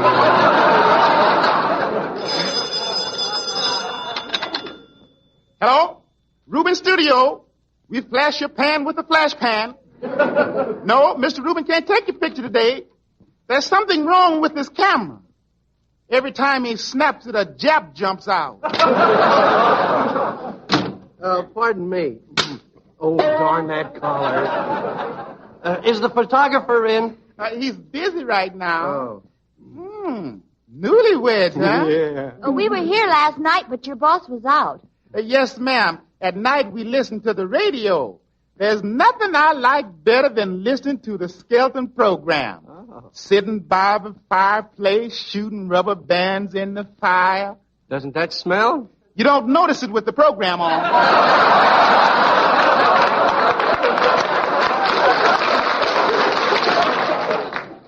I may have to give the award back, huh? Well, is your boss going to be much longer? No, my boss is not very busy. He's busy right now. But I'll never forget the first time I got married. Oh. My wife says it was a wooden wedding. A wooden wedding? Yeah. Says she married a blockhead. Oh, there. Good afternoon. Good afternoon. Just married, I see. Yes, we want to have some pictures made. Something in the comedy vein, or did you bring other clothes with you? Are you going to stand there and let that man insult us? You want me to sit down, dear? Well, how would you like to pose, sitting or standing? Well, I want a background that will fit my personality. Oh, really now? You don't want to pose with your head stuck out of a gopher hole, do you? Will you hurry? We want to give our wedding pictures to our friends. That is the dirtiest trick you could pull on anyone. Wonderful. Here, you help take the picture. Take a look. I'll take a look right through the camera here and see how they look. Man, they look like $1 million. Did you ever see $1 million? No, sir. That's what I mean. They look like something I ain't never seen. Tell me, do you think they'll photograph? Well, don't you think he ought to do something about them dark circles under his eyes? Why? His nose looks like it's riding a bicycle. Say, will you hurry up? This is a rented suit, and this collar's choking me to death. Oh, there it goes again. Mr. Rubin, yeah? I think we ought to do something about this double exposure. I think we're going to get a double exposure because I used the same film 4 times. Did, eh? Well, look, develop it anyway. They're so gaga, they're bound to look good. Well, folks, just a minute and I'll have your picture ready. This is one of them new 30-second developers. There you are. Let's see the picture, please. I won't pay for this, sir. It's a double exposure. What do you mean? Well, she's got 2 heads and I'm sitting on my own lap.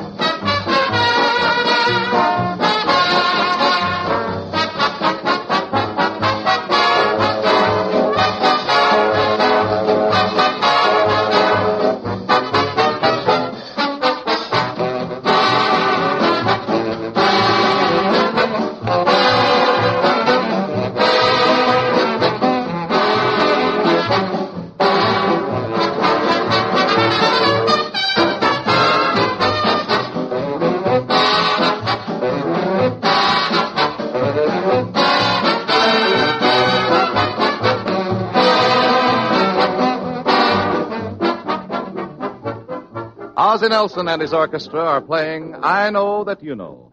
And we all know that most of those New Year's resolutions we're going to make are pretty easily broken. But here's one I think most of us will have little difficulty in keeping. That's right, Brad. Gentlemen, resolve right now to get more pleasure from pipe smoking, more all-around satisfaction. And you'll find all of that in Sir Walter Raleigh. Sir Walter Raleigh is better tobacco. It's made from a choicer blend of the finest selected burleys grown, carefully cured and aged to give you smoothness, mildness, mellowness, and a rich nut-like flavor. And Sir Walter Raleigh burns even and cool with a pleasing, fragrant aroma. So, gentlemen, keep your resolution and keep Sir Walter Raleigh in your pipe. Tonight, try a tin of Sir Walter Raleigh pipe tobacco.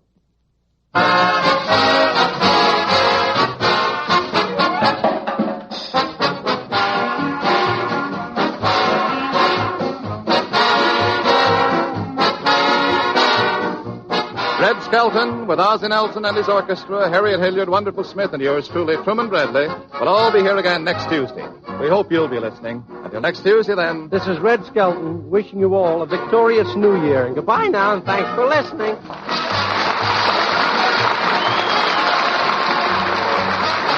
Red Skelton is heard on this program through the courtesy of the Metro-Goldwyn-Mayer Studios. This is the Red Network of the National Broadcasting Company. Well, he's all over those hiccups, thanks to Edward G. Robinson in suspense. Shh, don't mention hiccups again. He might get 'em back. Let's switch his mind to something else. Well, you know how he is about anything Autolite makes. Let's listen to Frank Martin. That'll do the trick. Friends, money can't buy better electrical equipment for your car than Autolite. And here's why. In the first place, Autolite is the world's largest independent manufacturer of automotive electrical equipment. Original factory equipment for many of the finest cars and trucks in America.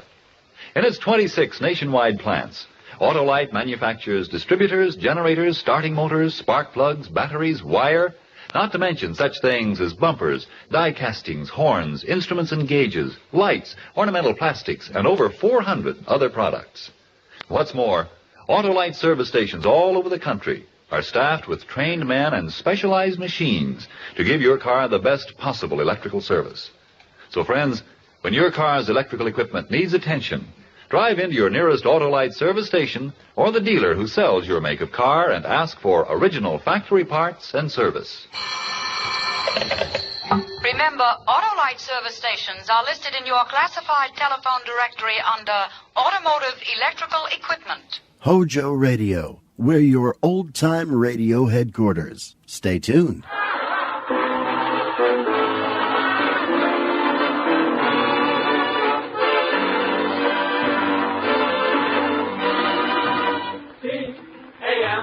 C-A-M-E-L-S. Camels, the cigarette that's first in the service, presents the Abbott and Costello program. With the music of Freddie Rich and his orchestra, the songs of Connie Haynes of the Camel Five. Tonight's guest, Miss Claire Trevor, and starring Bud Abbott and Lou Costello.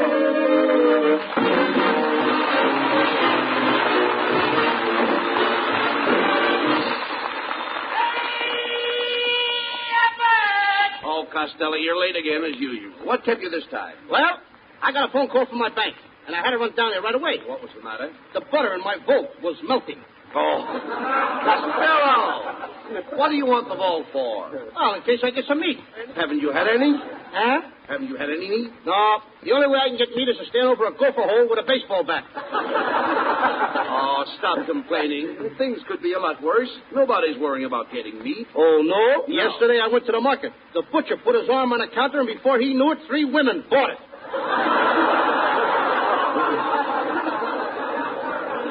Well, if you're so worried about nourishment, why not take vitamins like I do? Now, vitamin A gives me sunshine. Vitamin B gives me energy. Vitamin C gives me calcium. I take vitamin W. What does that give you? Wow! Good evening, fellows. What's the discussion all about here, Bud? Oh, hello, Ken. Hello, Kenneth. Costello's Kenneth. worrying about the meat shortage. Yeah. You know how he is. His eyes are bigger than his stomach. They are? Hello, fat eyes. Of course, I'm not worried about the meat shortage. Why should you, with that mutton head? You should talk, fat boy. Who's fat? I got a military figure. That's right. When you wear a belt, your stomach goes over the top. Now, quiet, Skinny. Why don't you get a pair of snowshoes? What does he need snowshoes for? When he takes a bath, he won't slide down the drain. That's no way to talk. Oh, no? When he gets undressed, it's like unveiling a golf stick. Now. He's so skinny, he has to put a bell on his tonsils to prove he's breathing. Just a minute, Costello. You're always making fun of my physique. You should see my chest expansion. Yeah, go on, Ken. Show him. Take a deep breath. All right. Atta boy. No more, Ken. Deeper. That's it. Deeper. More air. See,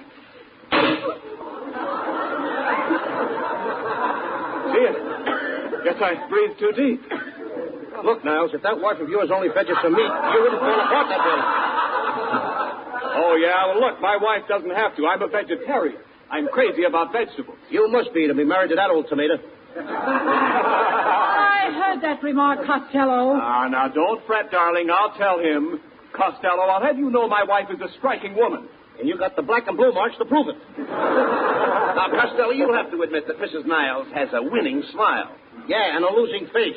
Oh, is that so? I'll have you know my picture has been on many a cover. Magazine or manhole? Hello, you behave yourself. I ain't doing nothing. I'll be nice. How dare you talk that way? Why, men throw their hearts at my feet, clothes at my feet, gifts at my feet. What have your feet got that you haven't got? Now, wait a minute. This isn't getting the meat problem solved. You see, Mrs. Niles, before you came in, we were discussing the meat shortage. Oh, that doesn't affect me. I get my meat by the pound. Next time you pass the pound, get me some. I do not eat dog meat. You don't, huh? Here, Queenie. Come on, Queenie. Please, now stop that. Here, Queenie, come here. Did you stop that right away, or Oh, Costello, please. Will you behave yourself? Leave Mrs. Niles alone. Now, don't tell me what to do, Abbott. I'm going to get some meat if I have to go out and hunt it myself. Come in. Hello, Costello. I just overheard that you were going hunting, and I thought I'd drop in and say hello. I'm the game warden up in the woods. My name's Boone, Mr. Boone. That's it. Boone, Boone. Boone. Hiya, Boone. I know your sister, Bab. It's a very good idea to go hunting for meat. Everybody's there to meet, even old Mother Hubbard. Old Mother Hubbard went to the cupboard to get a dog a bone, and when she got there, the bone was there. So she ate it. My name's Boone, Boone. Boone, Boone. Was your mother ever frightened by a broken record? I know a bone, too, Boone. This little piggy went to the market. This little piggy stayed home. This little piggy got roast beef. She knew the butcher. Tell us, Mr. Boone, are there any restrictions on hunting up in your woods? Well, you can't go shooting all the animals. You see, they have just as much right to live as I. Even more. And now to the rules. Are you, Luke Costello, going hunting with Bud Abbott? Yes. Then kindly step forward. Do you both promise to honor and obey the hunting laws of the state? I do. I do. And do you both further promise to love and cherish the grandeur of nature? I do. And in the event of danger, do you solemnly promise to protect each other until death do you part? I do. Very well, then. I now pronounce you man and wife. The name is Boone, Boone, Boone, Boone, Boone. Man and wife? Well, Abbott, ain't you going to kiss me? Get out of here.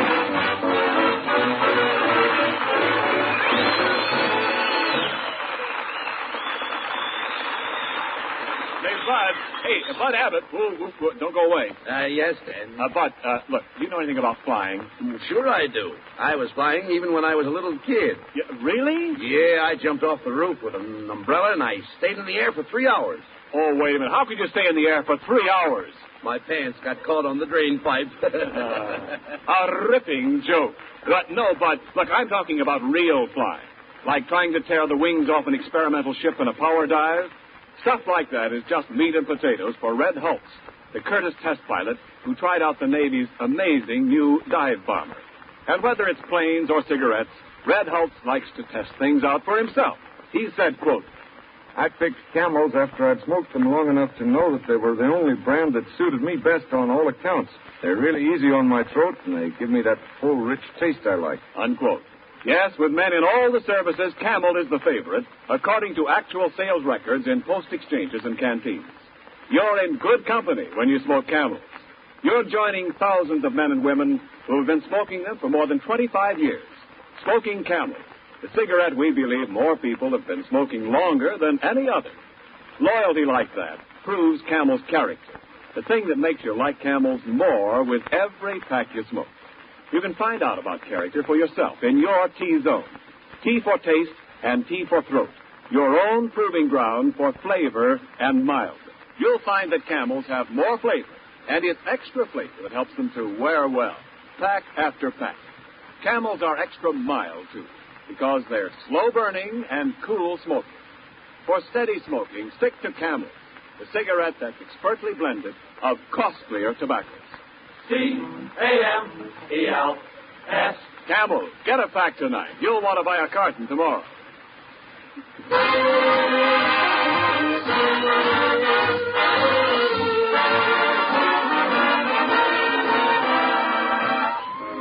Eddie Richards Orchestra and the Camel 5 introduce the title song from Dick Powell's new picture, Happy Go Lucky.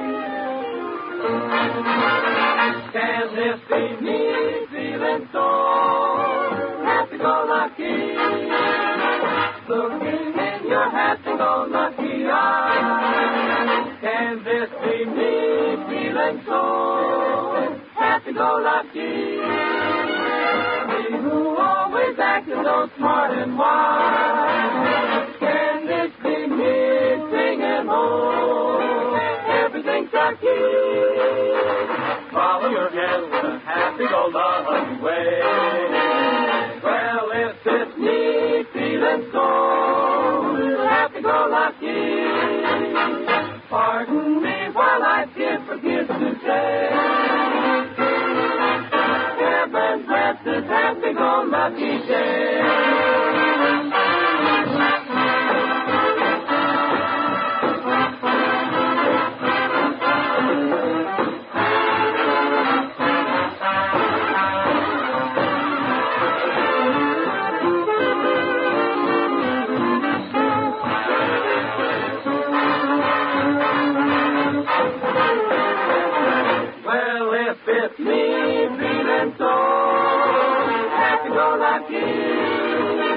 Pardon me while I forget to say, heaven will bless this happy-go-lucky day.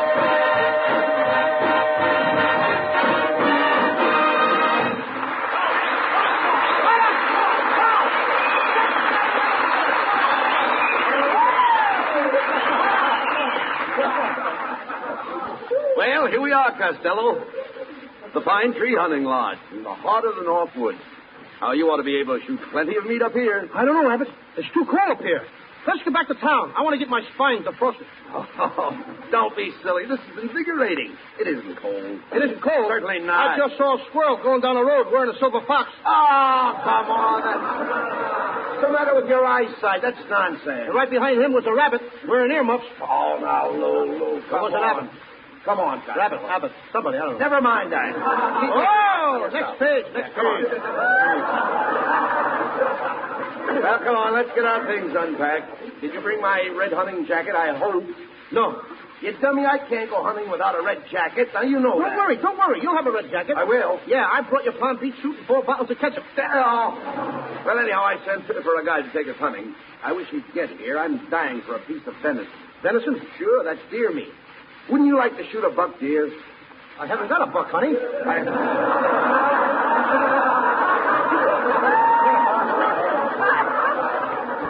Look, I'm talking about hunting.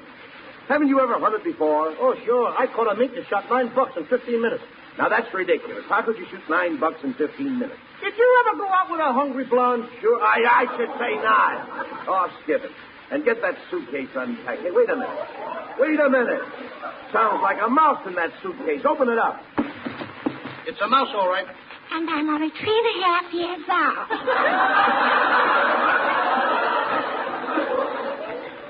Hey, it's that kid again, ain't it? Yeah. Oh, boy. Hey, Matilda. Now, look, this is no place for a little girl. A girl, whatever it is. Why don't they make bigger tights? All right, never mind that. Now, be nice. There's a lot of wild animals up here. I'm not afraid of animals. My daddy's an elk. Elk? Matilda, that kind of an elk isn't an animal. You never saw my daddy. Why don't you stick your head in a bear trap and don't let go? Costello, how can you be so unkind to that child? She has a good head on her. Her head in a bat would start a softball game. Uncle Louie, can I go hunting with you? I know how to handle animals. Once I grabbed a cow by the horn. Now, Matilda, behave. A cow hasn't any horns. No wonder I got milk. Matilda, how can you be so stupid? Oh, Costello, Matilda's just a child. Her brain is developing. Yeah, too little and too late. Uncle Louie, I want to go hunting with you. I want to pull a bear's tail. No, you don't. If you pull a bear's tail, it will bite you. No, it won't. And why not? Bears bears don't bite with that end. And look, Matilda, will you do us a favor, please? Just run along and don't bother us now. The guide is going to be here soon to take us hunting. And Uncle Louie and I have to unpack. Well, before I go, Uncle Louie, can I do my animal impersonation? Okay, anything at all. What is it? It goes like this. Kiss, ouch. Kiss, ouch. Kiss, ouch. Wait a minute. What's that kiss? Ouch. That's two porcupines necking. Will you get out of here?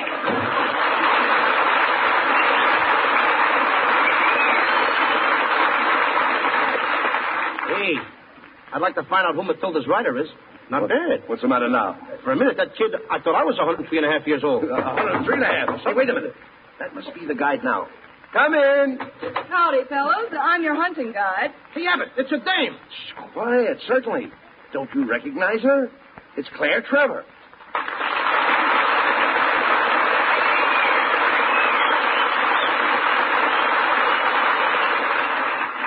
Now, wait a minute, Miss Trevor. We weren't expecting a girl. We thought a man was going to lead us. Well, didn't you ever follow a woman before? Well, once I followed a woman who used to catch minks. Trapper? No, another guy beat me to her. Now, don't talk like that, Lou. Oh, that's all right, Mr. Abbott. You know, my sister thinks Costello is the best comedian on the air. Oh, gee, thanks. I'd like to meet her. Well, you can't. We never let her out of the attic. What a clever Trevor. Costello, behave. Now, Miss Trevor. Oh, won't you call me Claire? Well, will you call me Bud? Will you call me when this is all over? By the way, Claire, how did you happen to become a guide handling guns and rifles? Well, you see, in pictures, I used to be a gangster's mole. Mole? The word is mouth. I know, but I can't get a laugh with mouth. Mm-hmm. That takes care of me, sister. All right. Now, just take it easy. No remarks, Costello. You see, Claire, the reason we came up here in the woods is because of the meat shortage. Costello wants to do a little hunting. Oh, really? What's your favorite animal? Roast beef. Costello. People don't hunt roast beef. What was that line in front of the butcher's this morning? Termites? All right. Now, just let it go at that. Take it easy. All right, boys, let's get to the hunting trip. Now, you start out at 5 o'clock in the morning. You tramp for 15 miles with a pack on your back, a lilt in your voice, a song in your soul, and a blister on my heel. We should reach the mountain by noon, don't you think, Claire? Yes, that's about right. And 12 to 1, we climb the mountain. 12 to 1, I don't make it. It must be beautiful on top of the mountain, Claire. Oh, it is. And you can listen to your echo. You simply say, hello, and then the echo says, hello. Sociable, ain't it? And then I yell again, how are you? And the echo comes back, how are you? And then I say, it's a nice day. Say, Claire. Yes? You enjoy that sort of thing? Quiet, Costello. Go ahead. All right, never mind. Please. Happy New Year! Merry Christmas! No, nothing of the kind. There's no echoes. Huh? Echoes. Maybe Claire enjoys them, maybe you don't, so just keep quiet. Go ahead. I like eclairs. Not eclairs, not those things. This is entirely different. Now behave. Oh, it's very exciting. Yes. And as you're standing there, suddenly you hear a loud roar, and through the brush comes the most ferocious bear in the world. Oh, Grizzly. Costello, you rush up and grab him with your bare hands. What kind of a fool do you think I am? Why, are there different kinds?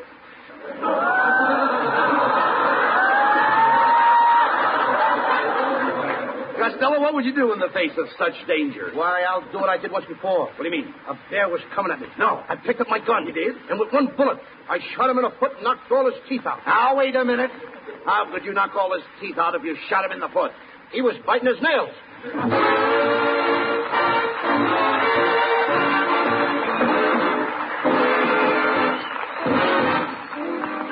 Here's Connie Haynes of the Camel 5 with a sparkling tune from Paramount's Star Spangled Rhythm, doing it for defense.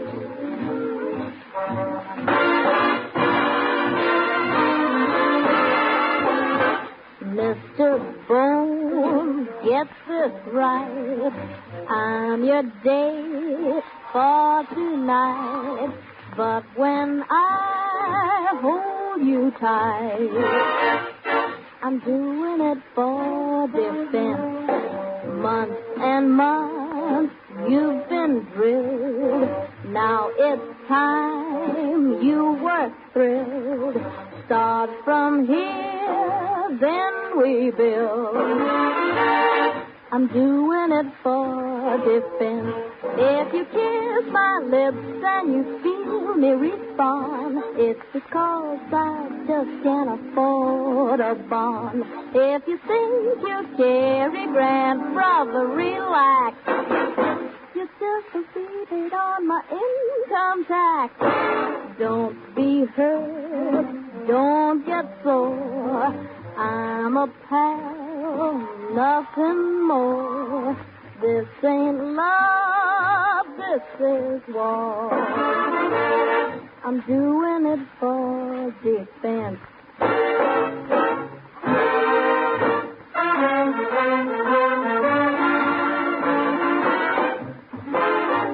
Don't be hurt, don't get sore. I'm a pal, nothing more. This ain't love, this is war. Mister, don't take offense. Doing it at my expense. For all of Uncle Sammy's strength, I'm doing it. Sister, for defense.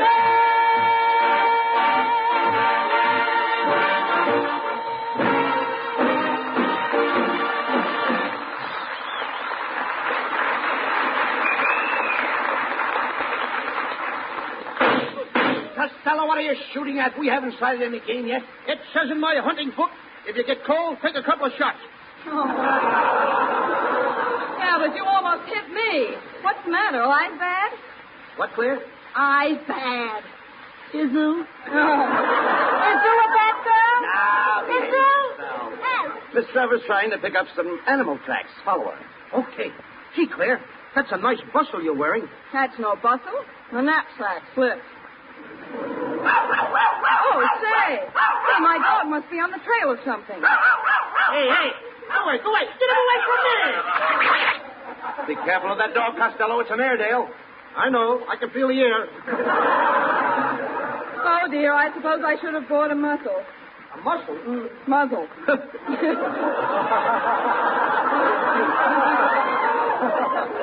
So you should have brought a muzzle. Why, do you bite too? Yeah. I'll stop these remarks, Costello. Claire's dog is very intelligent. He certainly is, and I'll prove it to you. Roger, how much is 1 and 1? Good. How much is 2 and 2? Hey, what a smart dog. Hey, Roger, what time is it? 5:30.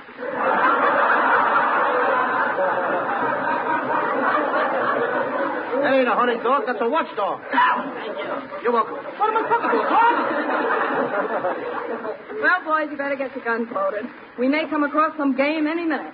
Gun loaded, Costello? Yeah. Wait a minute, look. There's a wild turkey over there. Hey, Abbott, a turkey! A real turkey! Woo! I'm finally going to get something to eat. All right, take it easy now. Sight your gun. Now, ready? Aim. Mustn't shoot the bird when his back is turned. I'm the warden named Boone. Boone, Boone. Just a second, Warden. I'm the guide, and Mr. Costello isn't doing anything wrong. Yes, he is. That's too large a gun for such a small bird. Naughty, named Boone. Hey, boom. Wait a minute. Can I use a bow and arrow? Oh, no, that's much too sharp. Then can I use a slingshot? No, that would bruise the bird. Do you mind if I just give him a dirty look? Hey, wait a minute. There's a whole flock of ducks getting up out of the water. Oh, yes. You stand in the middle, Costello. In the middle? I'll let you two shoot over me? Yes, and I'll take the high bird. And I'll take the low bird. And I'll be in a hospital before you. Say, Claire, isn't that bear tracks over there across the stream? Yes, I think so. Go ahead, Costello. Jump across the stream. Okay. Hey, help! The water's cold! It's ice cold! My hands are freezing! Put them in your pocket. Okay. That's no good. I keep going down. Will you help me? I'm drowning. I'm going down for the 5th time. 3 times is the limit. Then I just set a new record. Here. Give me your hand. Here, I'd better carry you across. All right, dear, but if you try to kiss me, I'll call for Mother. Oh, goody. She's getting a girl for me. Quiet, boys. Look, see how these bears' tracks go right into that cave? I think we'll find our grizzly inside. Yes. I see 2 eyes shining in the dark. Step aside, Abbott. I'll get him. Come on in there, you old grizzly. I'm going to shoot. Come on out. Don't shoot. I'm only 3.5 years old. This kid can get in my hair more times. Matilda, what are you doing in this cave? I went in there to catch this little pussycat. It's a whippersnapper. Oh, no, little girl. That's a skunk. That's what I said. A whippersnapper. Listen, Matilda, you better get out of here. Go on back to the cabin. But what if I meet a very ferocious animal? He'll have to take care of himself. Go on, beat it. Hey, boys, come here. You know, I think the bear's already been in this cave. Here's a piece of fur off his coat. Coat? You mean a bear wears a coat? No, you dummy pelt. Hide. Why should I hide? He means hide. Hide. The bear's outside. Well, let him stay outside. We don't want him in here. Oh, come on, let's get moving. We've got to find our grizzly before it gets dark. You know, there's another cave about 10 miles from here. 10 miles? Yeah, let's walk fast. Well, here we are. We certainly got here fast, didn't we? Yeah, well, we had to. This is only a 5-minute sketch. Oh, say, listen. There's something over there. Look. It's a wolf.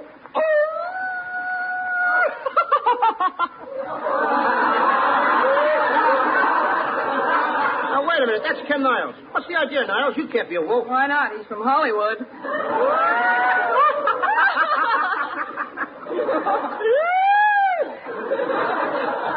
Hey, what's going on here? I thought I was going to do some hunting. Oh, Costello, look. There's a little beaver down in the stream. Isn't he cute? I wonder what the little beaver's doing. Probably waiting for Red Ryder. Red Ryder? Why don't you try some beaver meat, Costello? Okay, hand me my gun. I'm Boom, Boom, Boom. Mustn't shoot the little beaver. Fur tax, $50. After all, beavers build dams. You mean dams? Swearing tax, $40. You better pay, Costello. $40. Don't make me laugh. Laugh? Amusement tax, $20. Hey, Abbott, hand me my gun. Oh, don't shoot. Remember, I'm the game warden. Boom, boom, boom. Oh, you were the game warden. Costello. Oh, that was a terrible thing you did. Yes, Costello. Now you're in real trouble. You said it. I don't know how to cook a game warden.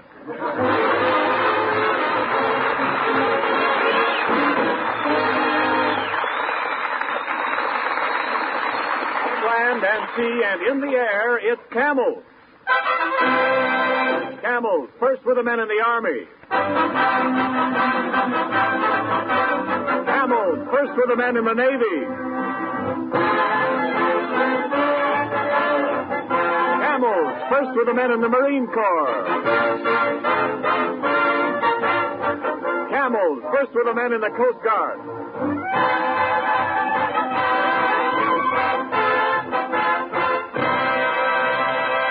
Yes, with men in all the services, Camel is the favorite, according to actual sales records in post exchanges and canteens.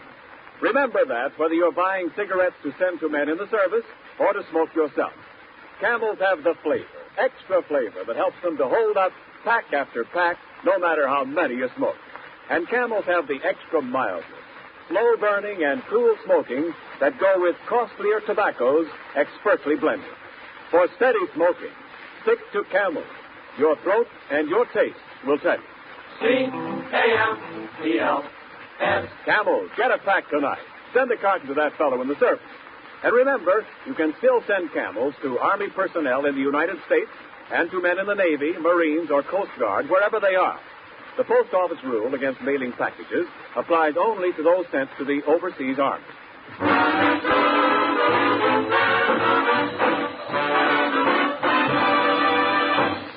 Before we hear from Abbott and Costello again, here is an important announcement from our government for every young woman between the ages of 18 and 35. Your country is facing a shortage of nurses, a shortage so serious that the safety of our war-wounded and the health of our civilians are in grave danger. Mid-year classes for student nurses are being formed now. Every student nurse will immediately help to free trained nurses for overseas duty because students start hospital work right away. Women who are unable to afford tuition may apply for scholarships. Here's what you do. If you are a citizen between 18 and 35, graduated from high school and in good health, write today to Student Nurses, Box 88, New York City. And now, here's Bud Abbott and Lou Costello again. Thanks, Ken. Ladies and gentlemen, next Thursday night our program will be broadcast from the Navy Receiving Station at San Pedro, California. So, to Captain Feineman and his staff, and to my fine friends Chaplain Bennett and Lieutenant Commander Myers, thanks for the invitation, and we'll all be seeing you next week. And our guest will be Betty Hutton. So good night, everybody. Good night. Remember, Camel presents 4 great radio shows each week. Camel Caravan tomorrow night, Bob Hawk on Saturday, Monday night it's Blondie, and next Thursday night, Abbott and Costello with Betty Hutton. Claire Trevor, who appeared with us this evening, will soon be seen in Columbia Pictures' forthcoming Technicolor film, The Desperado. And now this is Ken Niles reminding you to hear the Camel Caravan tomorrow night and wishing you all a pleasant good night from Hollywood.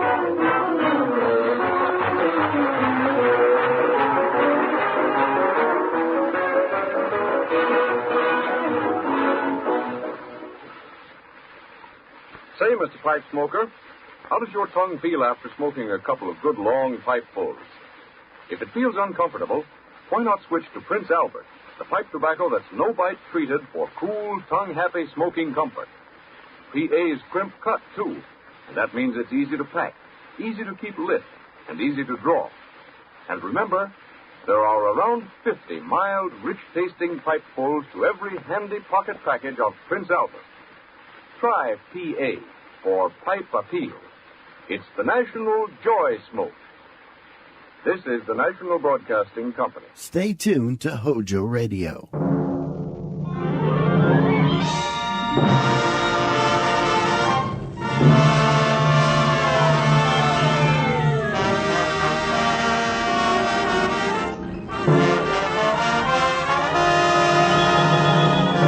From Hollywood, California, the makers of Old Gold cigarettes present the Comedy Theater, the only radio program that brings you every week the greatest stars in the greatest comedies. Tonight's play, Booth Tarkington's Clarence, starring Joseph Cotton.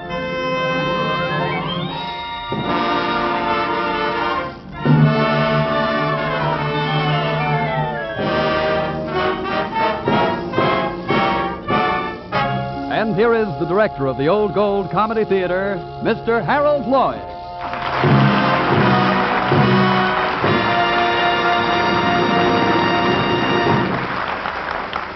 Good evening, ladies and gentlemen.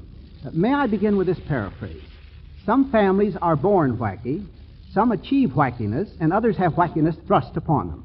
The Wheeler family comes under all 3 headings. Because there's Mr. Wheeler. I have $10 million, and I'm not happy. I have a beautiful wife, my second, and I'm not happy. I have a son and a daughter by my first wife, and well, I'm just not happy. And there's Mrs. Wheeler. I have a wonderful husband and everything that money can buy. I suppose I should be happy. But my stepdaughter has a very beautiful governess, Violet Pinney. She lives with us, and the children confide in her. So does my husband. How can I be happy? And there's the daughter, Cora Wheeler. When you're 16, you're ripe for love. You're ready for the arms of Hubert Stem. But just because he's a grass widower, no one understands this. Not even Violet Pinney.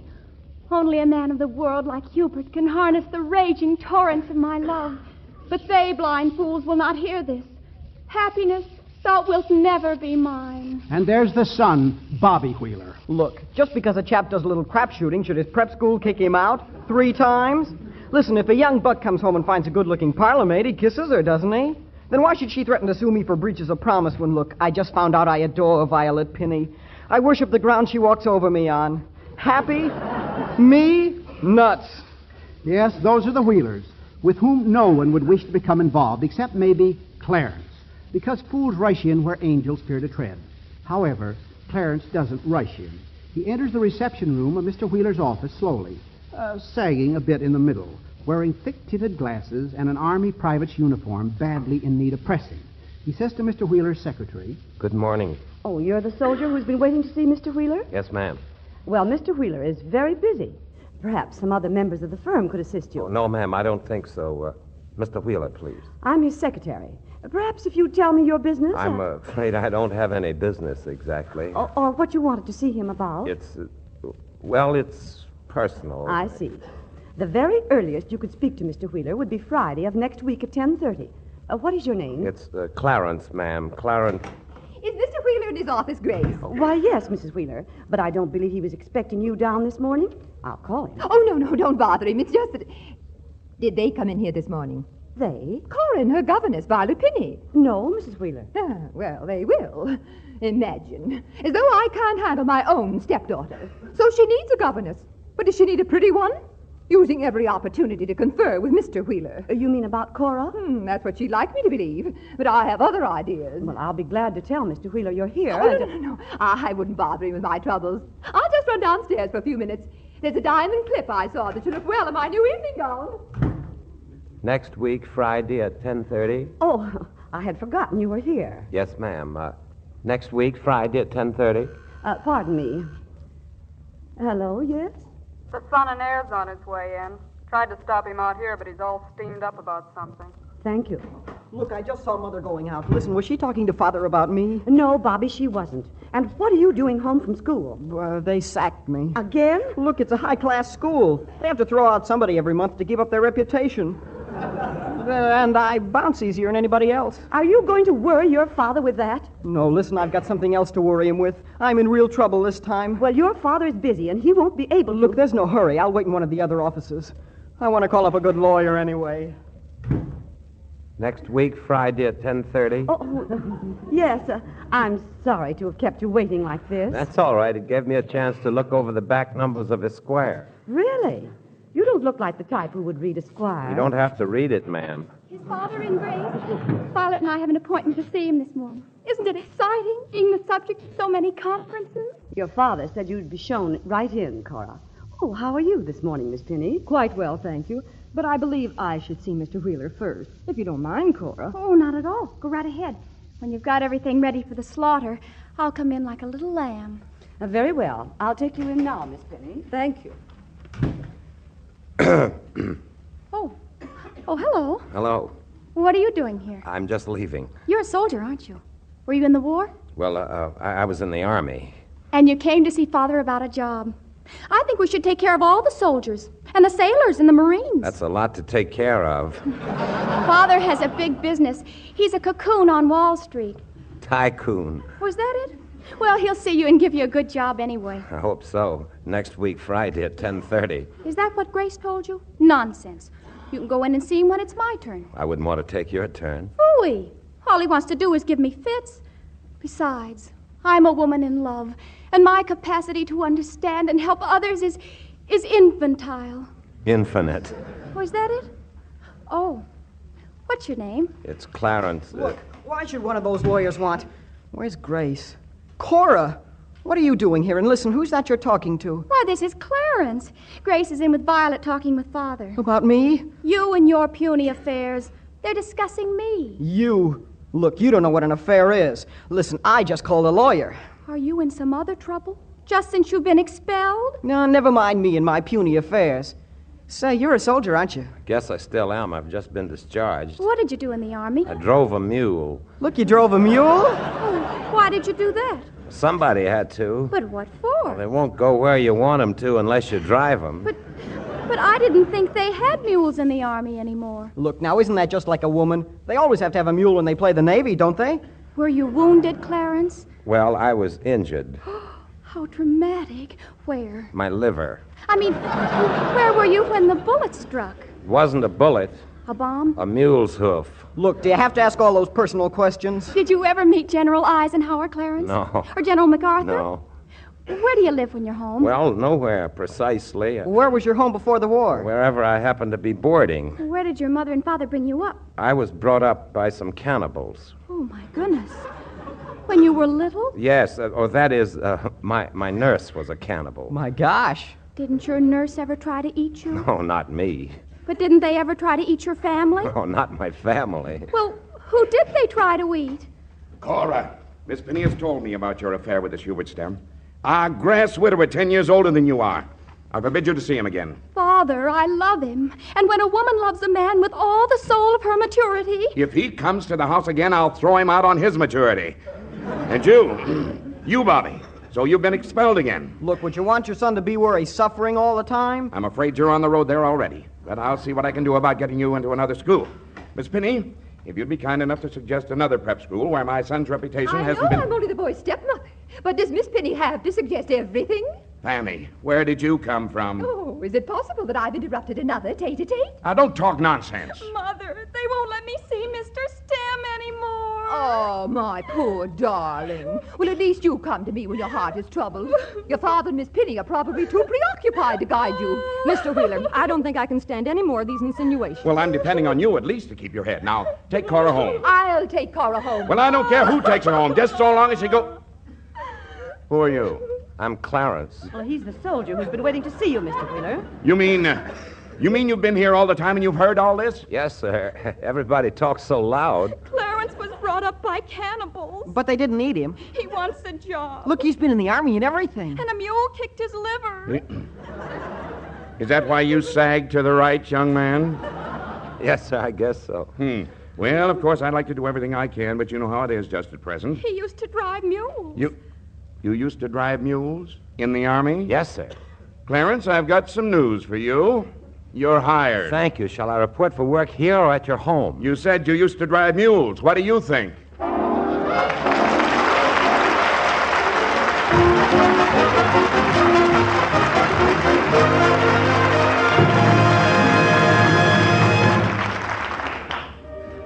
Nice little setup Clarence has.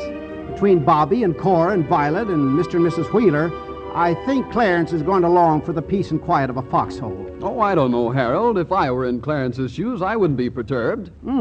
Bob Williams, 140 pounds of steel and ice. Well, it's not that. I'm just flesh and blood, no Superman. It's just that I've discovered how to brush off little annoyances. When I get annoyed, I don't reach for a hatchet or even a bad egg. Why, I don't even count to 10. What do you do? Say a magic word like abracadabra? I don't say abracadabra, but I do have a set of magic words. Very simple ones, too. I just say, why be irritated? Light an old gold. Why be irritated? Light an old gold. Say, I feel better, too. Yes, smokers. When you want to keep your poise, there's nothing like the comfort and pleasure of a fine cigarette. But you can't get that pleasure if your cigarette is dry and harsh. So remember this important point. To help prevent cigarette dryness, Old Gold's fine tobaccos are conditioned with apple honey.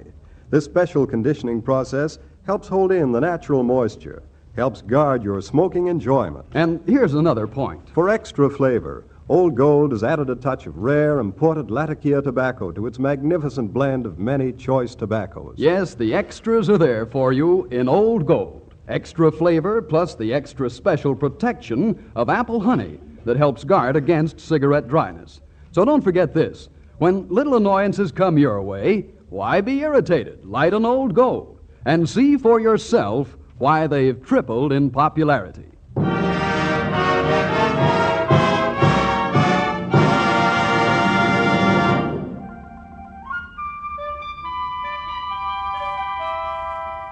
And so it is that Clarence has come into the Wheeler home. Did I say home? I use the word lightly, of course. Most homes are divided into rooms, but the Wheeler domicile is divided into rounds. And Clarence has to referee every one of them. Every temper is automatic, every altercation is equipped with a self-starter, and every misunderstanding grows like a baby full of vitamins. Either Bobby Wheeler is saying... Look, just because I kissed Della the maid, see? She once breaches a promise because the butler saw us, and now he won't marry her. Listen, what would you do? If I were the butler or the maid? No, me. I don't know. Or else Corla Wheeler is claiming...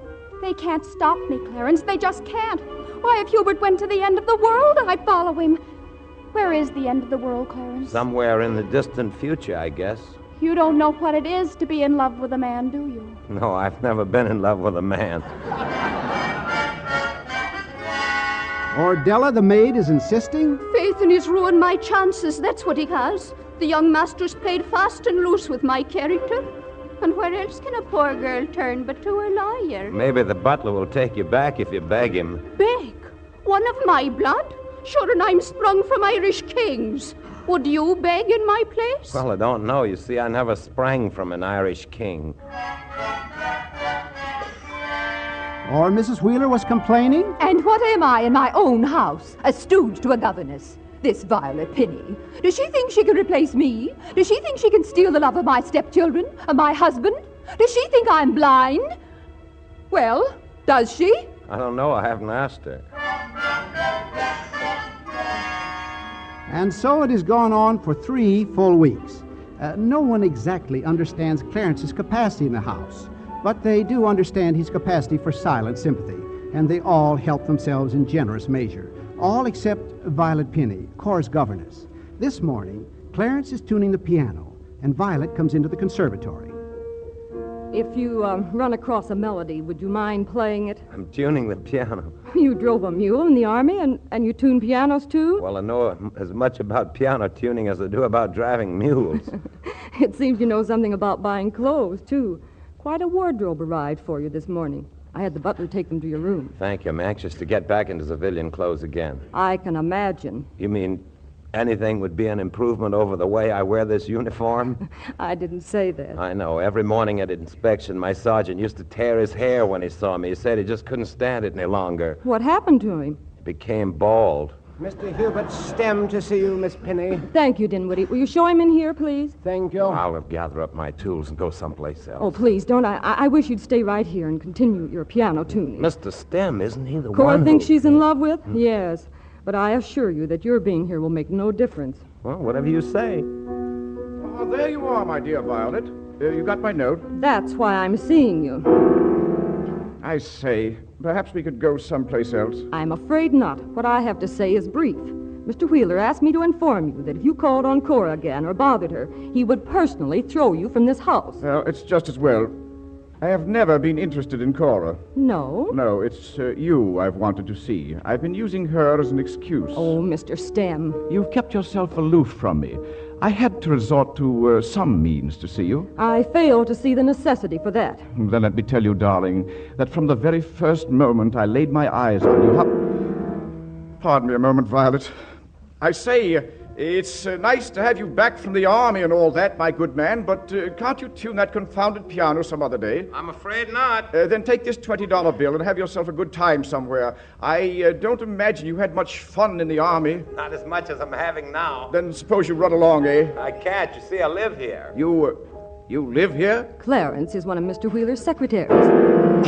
This is preposterous. Violet, can't you take a walk with me? Sorry. Then how about you taking a walk? With you? I don't think I would look You could go first, and I'd follow. There are some beautiful formal gardens a short distance away. I don't know anything about gardens. Just go on with your work, Clarence. Oh, this is the end. I'll not stay around here to be insulted. A piano-tuning secretary. I never heard of such a thing. I suppose the cook is also a plumber, and the butler weaves Indian blankets on the side. I've had enough. Goodbye. I think that takes care of Mr. Stem. You didn't seem to like him. How could I? Pretending to be in love with Cora just to get to see me. I'm glad. Why should you be glad? Well, so many people want you to think of them. The chap who just left Bobby, Cora, Mr. Wheeler. That last was uncalled for. You know my position in this house. I'm only staying until Cora is safely past this violent love affair of hers. Well, why don't you tell her what he just said to you? And make her hate me and throw herself into his arms? Is that what a woman would do? You don't know much about women, do you? I guess not. Were you by any chance a college professor before you entered the Army? No, not a professor. A student? Not exactly a student either. You're the strangest person I've ever met. That's what my grandfather used to say. He called me an interesting specimen. Well, you are that. And maybe, instead of thinking of all the others, maybe you could think of me. And why should I think of you? Well, it might be safer. Clarence? Oh, Clarence. Oh, there you are. Dinwiddie said you bought yourself some new clothes. I wonder how you will look out of uniform. Funnier than ever, I expect, don't you? No, I think it'll be an improvement. And those thick-colored glasses. Will you always need them? Maybe not. They said I could take them off when my eyes felt stronger. Well, do put on your new clothes, won't you? We're all anxious to see you. I was just going to. You know, Clarence, you always did seem an awfully peculiar kind of soldier. That's what the officers kept telling me. I'll be back after I change. He's such an unusual person, isn't he? He's been living with us for 3 weeks, and we really don't know anything about him. Yes, he is unusual. What's the matter with you? Oh, me? Nothing. Why? Well, you sounded so funny. Oh, by the way, who was just here? Someone to see me. Who was it? Really, Cora, you shouldn't ask It was me. Hubert Stem, wasn't it? Yes, it was. And you drove him away, didn't you? Well, Clarence had more to do with it than I did. Clarence, that idiot. What right had he? Now, please, Cora, calm yourself. It was your father's wish. I don't care whose wish it was. They can't live my life for me, and neither can you. I won't stand for it. I hate Clarence. I hate Father. I hate you. I'm going to Hubert and tell him. Look, how many times have I told you can't talk that way to Violet? Listen, she's on a high spiritual plane, and you and this Hubert. Look, I'll bust him in the snoot. You shut up. I'll live my own life. You and your high spiritual plane. Please, Cora, Bobby. Look, even though she is my sister, she should keep the fingers of her sordid affairs away from you. Listen, Violet, ever since I first saw you, something came over me. Something came over you when you kissed Della, too. Look, that's a lie. It didn't mean a thing. And if you say that again, listen, I'll give you the whipping you deserve. You dare to lay a hand on me and Oh, for heaven's sakes, can't I ever find this place peaceful and quiet when I come home from the office? Cora, stop that! Look, that Hubert Stem was here, and she wants to rush away with him. Bobby's in love with Violet, and he kissed Della, and he's in trouble, and I will run away with Hubert, and I hate Clarence and everybody. Miss Penny, I relied on you around here. Isn't there some way you can stop this? Well, really, Mr. Wheeler, I don't see... Perhaps that's just the trouble. Perhaps you relied too much on Miss Penny, not enough on me. Oh, for Pete's sake, Fanny, are you going to start too? I think it's high time that I do. I've allowed too much to go on in this house under my very nose. I don't feel that I have to stand for any more of these insinuations. Now, wait a minute. I'm depending on you, Miss Penny. If you leave, then I'm going to. Oh, such brazenness. Well, if you two want to run away together. Hang it, who said anything about running away with anyone? I'm going alone. And stop that sniveling. Don't you dare touch that child. I wasn't going to touch her, but so help me. Look, she needs a good fanning. Bobby, to your own sister. Really, Mr. Wheeler? Really nothing. I've stood out of this. I can't. Do you hear? I can't take any more. This is the last. I'm positively going to... These are my new clothes. How do you like them? Clarence. Look, Clarence. Clarence, what became of your glasses? Guess I don't need them anymore. I can see all right. Listen, that's a pretty snappy outfit you're wearing. It really does make a difference. Oh, Clarence. Clarence. I never thought. Come over here and let's sit down. Yes, Clarence, over here. Say, what goes on here? A soldier takes off his uniform and his glasses, puts on a suit of clothes, and everybody starts mooning around like a barn full of lovesick calves. Oh, but don't you see, dear? Are you blind? Blind? What am I supposed to see? Who he looks like. Well, who does he look like? Oh, Father, don't be an icky. He looks just like Joseph Cotton.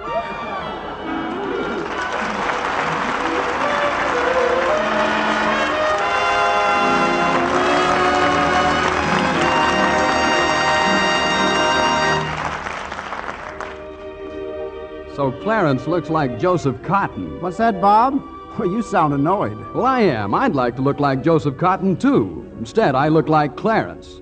I took my glasses off, thought it'd make me look more handsome. And you know what happened? What? I walked into 3 doors. Well, that is annoying. Did you get angry? Well, I started to, and then I remembered. You know those famous words of mine? You mean, why be irritated? Light an old gold. That's right. And I say the same thing to you smokers listening in. If the pixies start to plague you, get on the right side of things with an old gold cigarette. Enjoy its extra flavor, plus its extra special protection from cigarette dryness. For as so many smokers know, Old Gold's distinctive blend of many fine tobaccos, including a touch of costly, extra flavorful Latakia tobacco, is conditioned with apple honey. This special conditioning process helps hold in the natural moisture, helps guard against cigarette dryness. So look to Old Gold and light an Old Gold for more smoking pleasure. And when you do, please keep this in mind. Old Gold has tripled in popularity, and billions of them are going to our men and women overseas. So if your dealer is out of Old Golds today, we're sorry, and we're doing our very best to keep up. But won't you please ask again for Old Golds? Your pleasure will be that much greater when you do get a pack, when you do smoke the cigarette conditioned with apple honey to help prevent cigarette dryness. That's Old Gold.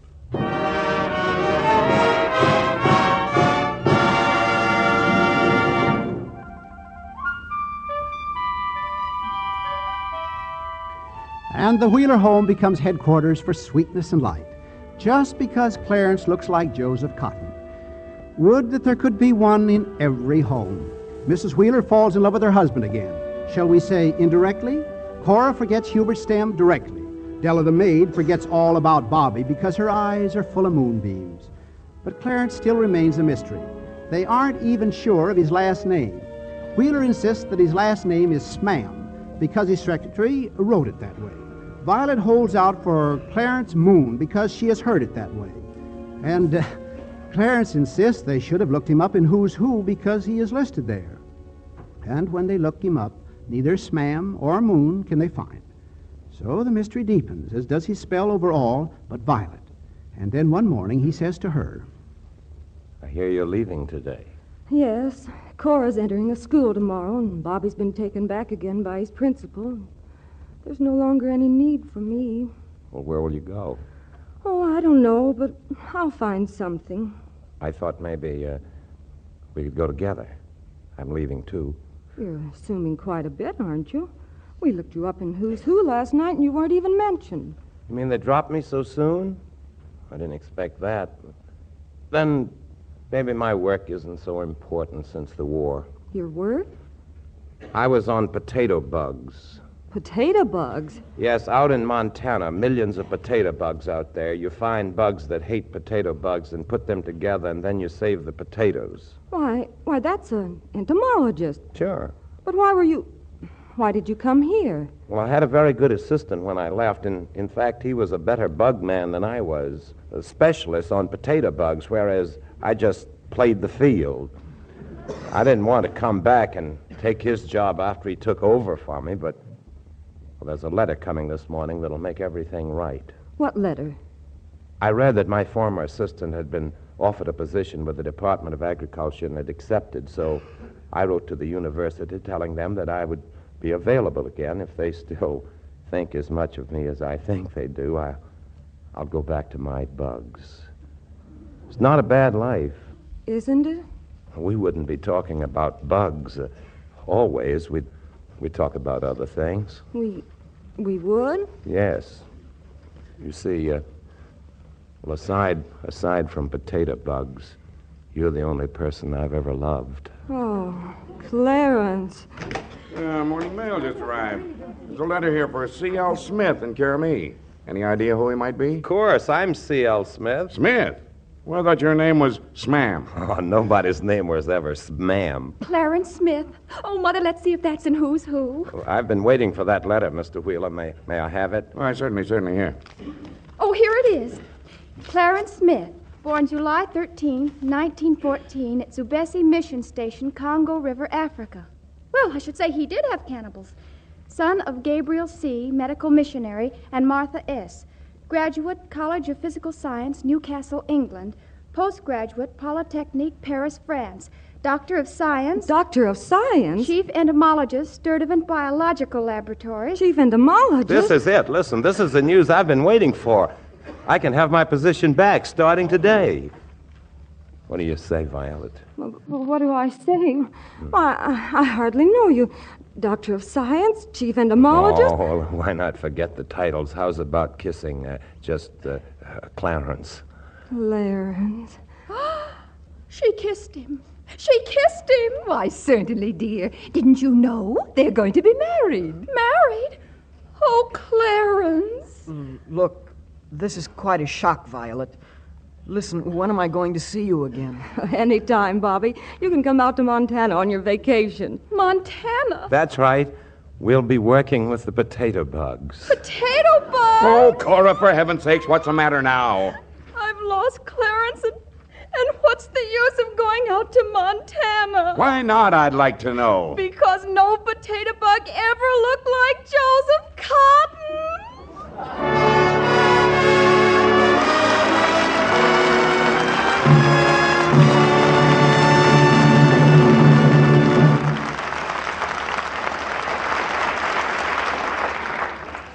This is Harold Lloyd. This is Joseph Cotton. Saying good night to you for Old Gold. And I hope you'll be with us again next Sunday when the Old Gold Comedy Theater presents John Hodiak and Susan Hayward in Take a Letter, Darling. See you then.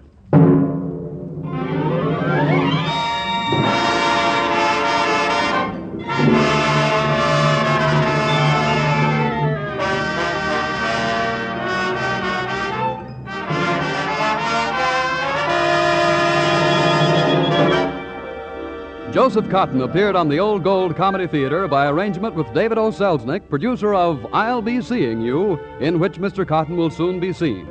Clarence was presented by arrangement with Samuel French. Now, don't let little annoyances get you down. Why be irritated? Light an Old Gold. It's conditioned with apple honey to help guard against cigarette dryness and gives you more smoking pleasure.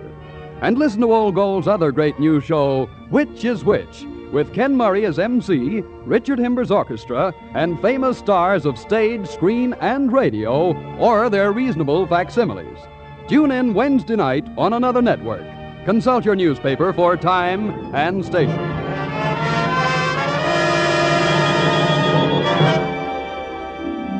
The makers of Old Gold cigarettes would like to remind our listeners that now, during the 6th War Loan Drive, is the time for each of us to buy a share in speedy and complete victory over Germany and Japan. Now is the time to buy an extra bond in addition to your regular monthly quota. As the tempo of the battle increases, as victory comes ever closer, more and more supplies are needed to guarantee that victory. That is why your extra bonds are needed now so urgently. Your purchase of an extra bond is your pledge to the men and women overseas. This is Bob Williams saying good night for Old Gold.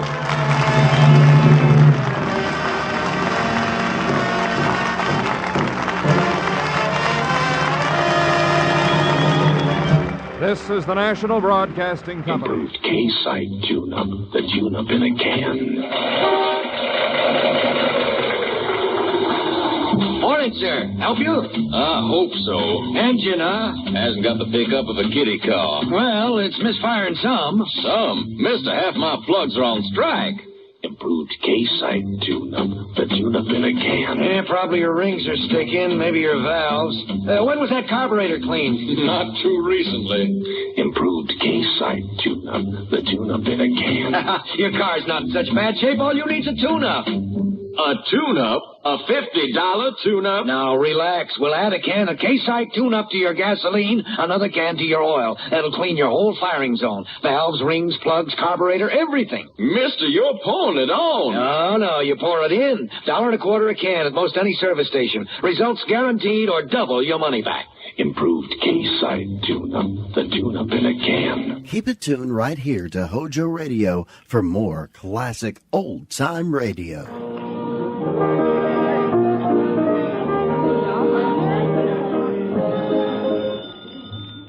Bristol Myers, makers of Ipana toothpaste for the smile of beauty and Vitalis for well-groomed hair, bring you transcribed Duffy's Tavern with our guest tonight, Charles Coburn, and starring Archie himself, Ed Gardner.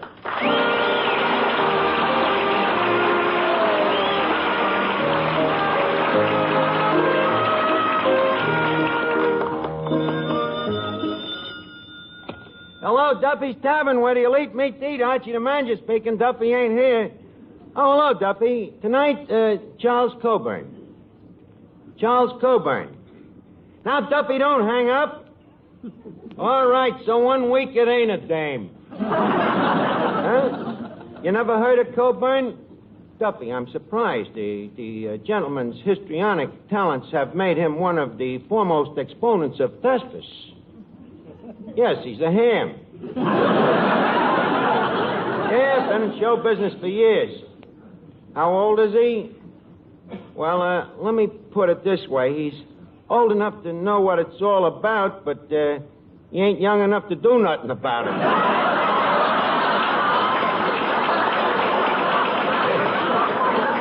Yeah, that's right. A lot like Jolson. Except if Coburn ever got down on one knee, he'd never get up again. Huh? How's business here? Well, we're running ahead of yesterday. Yeah, we was closed yesterday. Well, you know something, Duff? You know what'd help business here? A doorman, you know, a good front man. Huh? Well, when a customer comes in a place, what's the first thing he thinks about? Right, about leaving. So we got to have a front man to block the door, and this Coburn is a natural for the job. Yeah, you ought to see the front the guy puts up.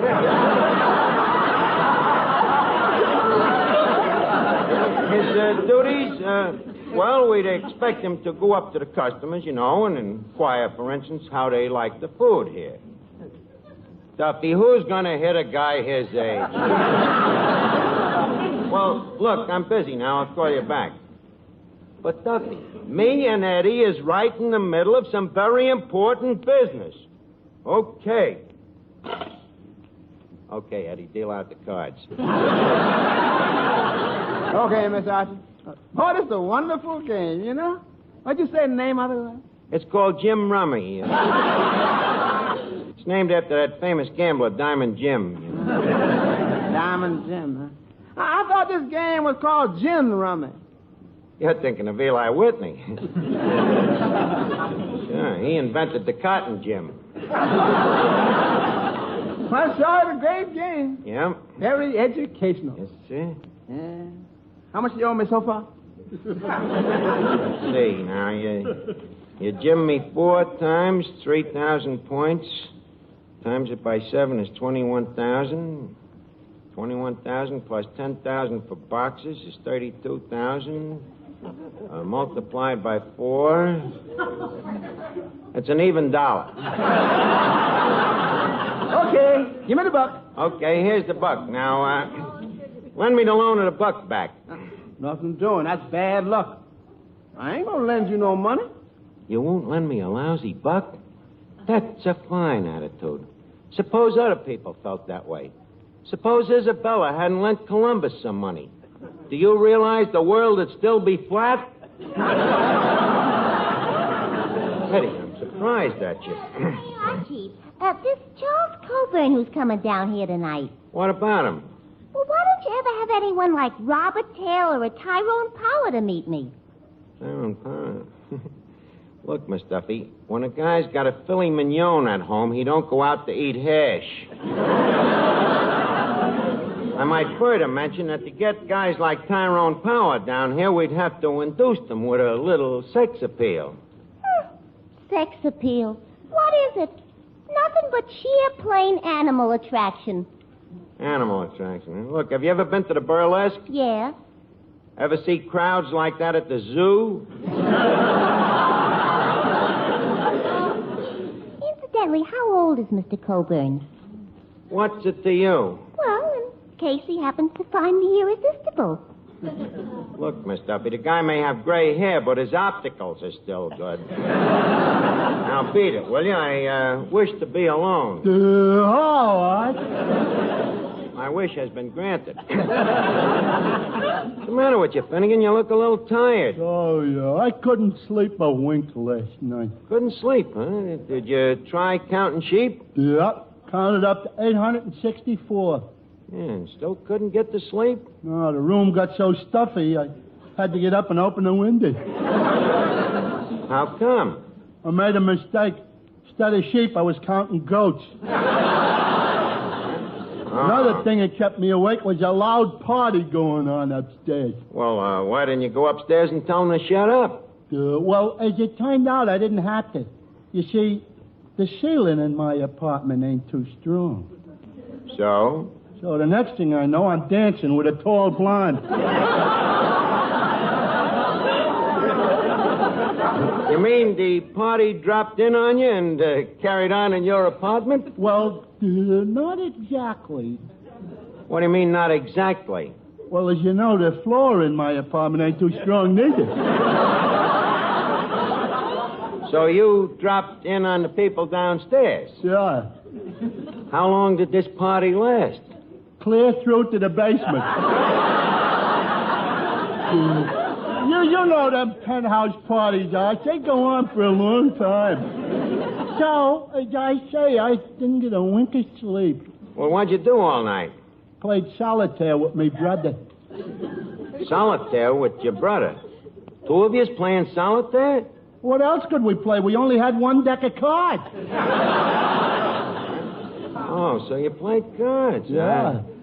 I didn't know you was a card player. Oh, I'm very good at it, Arch. Maybe we can get up a little game. Okay. All right, we'll play dealer's choice. What game do you like? Flipping them into a hat. Boy, that's a wonderful card, kid. It's a better card game than it is a joke. You know.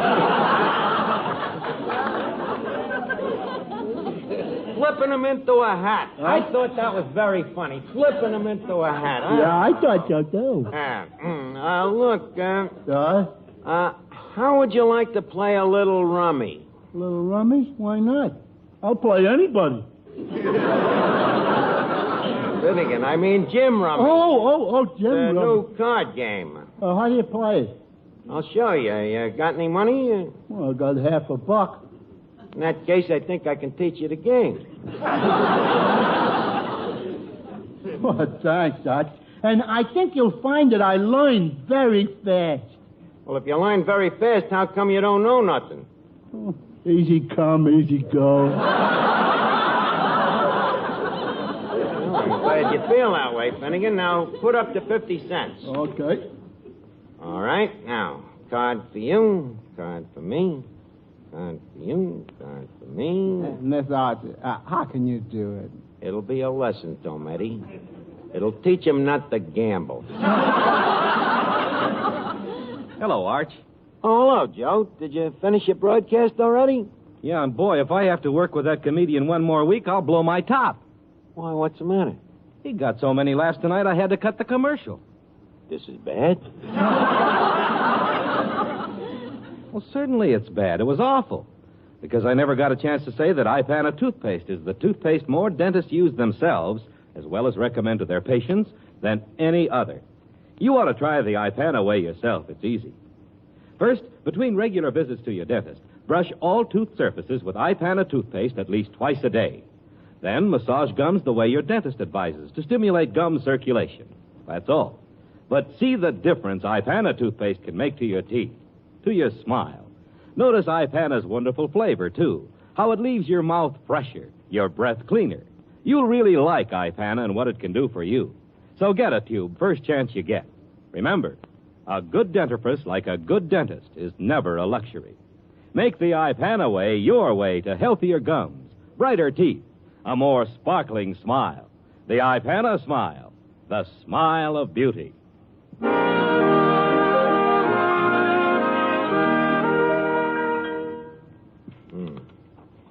Well, Finnegan, that's that. Okay, Arch. You owe me $3. $3. Okay, here you are. Thanks, Arch. Hey, wait a minute. What? That guy that just came in. I think I seen him in the movies. Ain't that Faye Bainter?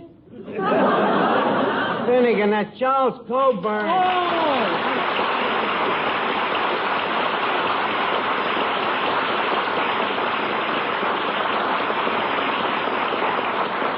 Well, Mr. Coburn, may I tell you that many great stars have passed through these portholes.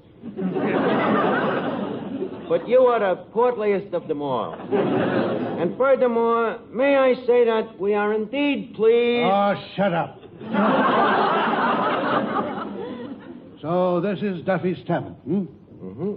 Where's Duffy? He's home. He's smart. You don't like the place? Well, it's sort of broken down and decrepit. But then, who am I to talk? That's right. At least you got a roof over your head. By the way, are you keeping busy these days? Oh, yes. My days are quite full. Pictures, radio, personal appearances, looking for work. Tell me, how long have you been an actor? About 50 years. 50 years, almost a decade. Huh? Look, as long as you brought it up, just how old a man are you? Approaching 65. Mm-hmm. Tell me, at an age like that, what do you do for amusement? Oh, I collect antique furniture. Antique furniture?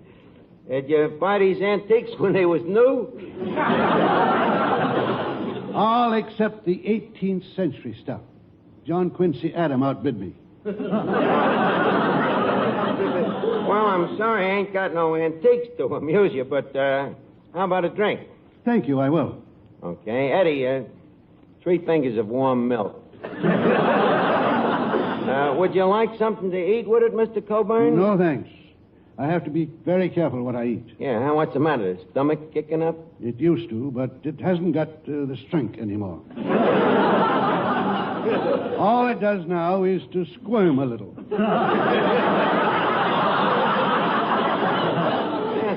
Here's your milk, Mr. Coburn. Oh, thank you. I'll have to take these pills first. Pills, eh? I see. Hey, what's them red ones for? My liver. And the green ones? Kidneys. How about the brown ones? Stomach. Oh, tell me, what's the purple ones for? Just a dash of lavender to round out the color scheme.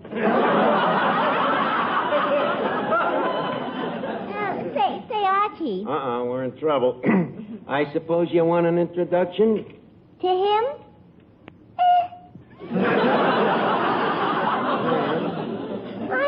I'm afraid he doesn't appeal to a person of my sex. Archie. Yeah? What sex is that?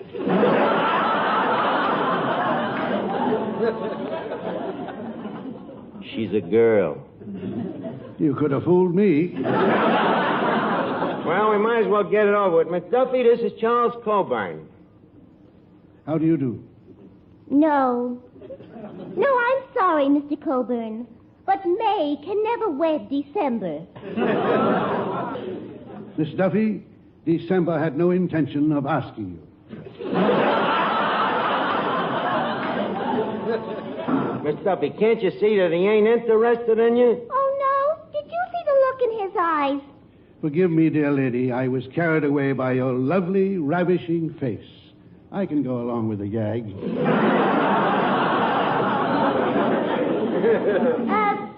Tell me something, Mr. Coburn. Yes? Do girls go out with you? Oh, once in a while. How do they explain you to their folks? They usually say, Mama, see what I'll have to marry if you don't let me go out with Joe?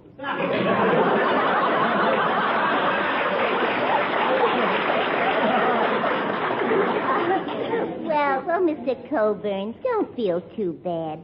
Remember, any girl who'd go out with you isn't worth having anyway. Miss Duffy, will you please desist your presence? Me and the gentleman here has some business to discuss. Tell me, Mr. Coburn, how long did you say you've been an actor? 50 years. 50 years, huh? Don't you think you ought to settle down to a steady job? A steady job? Yeah. Where? Here in Duffy's Tavern. I'd rather marry Miss Duffy. The hard way, huh? Look, it happens that we have a very important job open. What kind of a job? We need a front man. A front man? Yeah, and you're just the type, you know. Prosperous looking, well fed, well dressed, businesslike, perfect phony.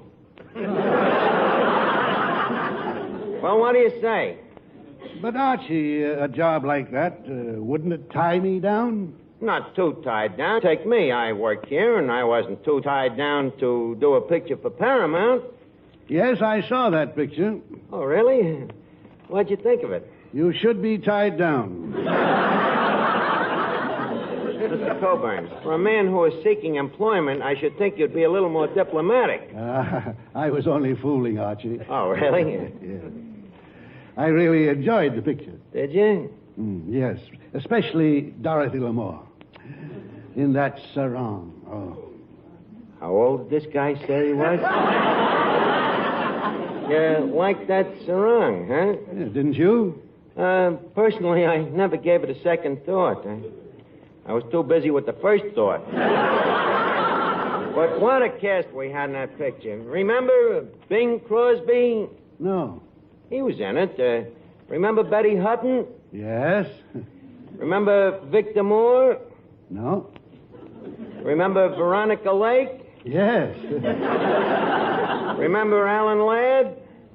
No. Remember Diana Lynn? Yes.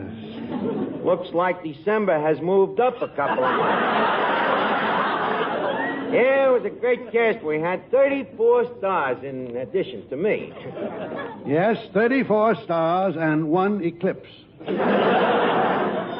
Excuse me. Hello? Oh, hello, Duffy. No, I ain't got him out on the sidewalk yet. Huh? Well, I figure on rainy days we can let him stand inside, next to the cash register. Well, Duffy, we can have him bonded.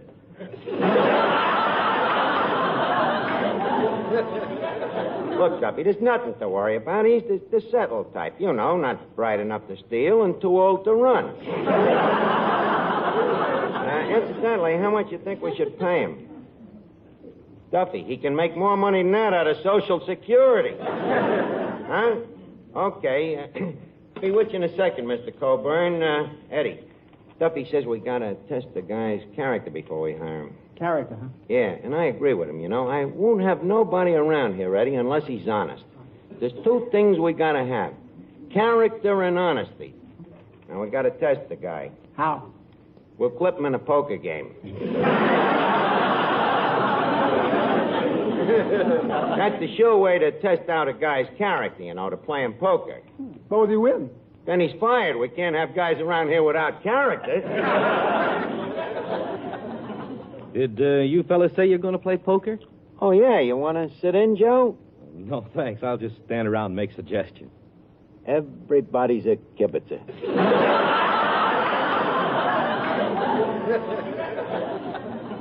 Well, no, Arch, not really.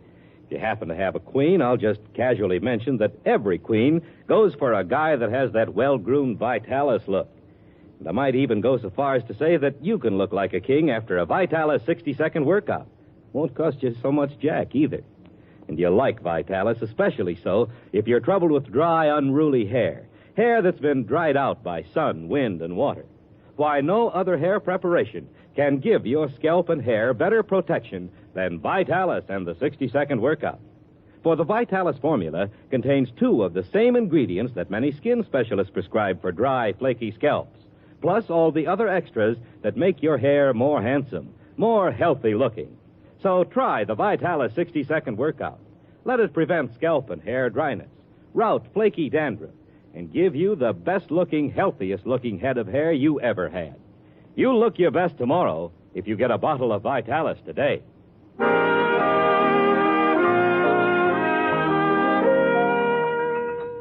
Now, look, fellas. Leave us not scare this guy off by mentioning poker right away, I'll lead him up to it gradually, subtle like. Subtle like, huh? Yeah. Mr. Coburn. Yes? Speaking of baseball, them St. Louis Browns is the best baseball team in St. Louis. Don't you think so? No, I like the Cards. Speaking of cards, how would you like to indulge in a nice sociable game of, say, Jim Rummy? Well, frankly, I don't know much about cards. A pigeon. You say you don't know much about cards? No. About 6 years ago, I did play a game called poker. Poker, huh? What kind of a game is that? Well, it's been so long ago, I've forgotten. Me too. Why don't we play again? Maybe it'd come back to us, huh? All right. If you'll promise to be patient with the greenhorn. I'm even greener than you. No, I'm much greener than you. Nah, I'm a lot greener than you. These are the 2 greenest actors I ever seen. I'll get the cards. Fellas, we got a real sucker here. This guy don't know a thing about poker. The poker! Oh, boy, poker! Do you play poker? No. No, I don't, but I got dumb luck. If you got any kind of luck at all, that's the kind. Now, Finnegan, all you got to remember in poker is one thing. See, don't go into a pot unless you got 4 of a kind. 4 of a kind. That's right. Yeah. Don't go in unless you got 4 of a kind. Okay, I got it. Well, Mr. Coburn, what shall we play first? Say, 1 and 2? All right, 100 and 200. Shall we compromise? All right. 2 cents and 4 cents. All right, now, let's start the game. Now, go ahead and deal out the cards. By the way, you do know how to deal, don't you? Well, I used to be able to. Now, let me see. 3 missing.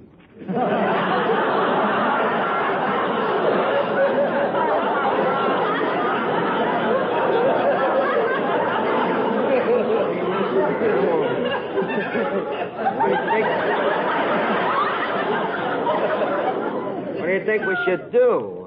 Well, by a very fortunate coincidence, I happen to have a deck of cards right here in my pocket.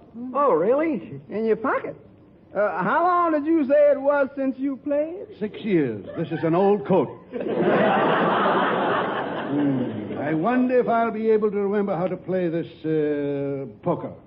Yeah, I wonder if I'll remember, too. How are we going to play? Straight poker. Jacks are better, nothing wild. Mr. Archie, I got a queer feeling that ain't such an old coat. Well, let's look out now. Let's see here, what have I got?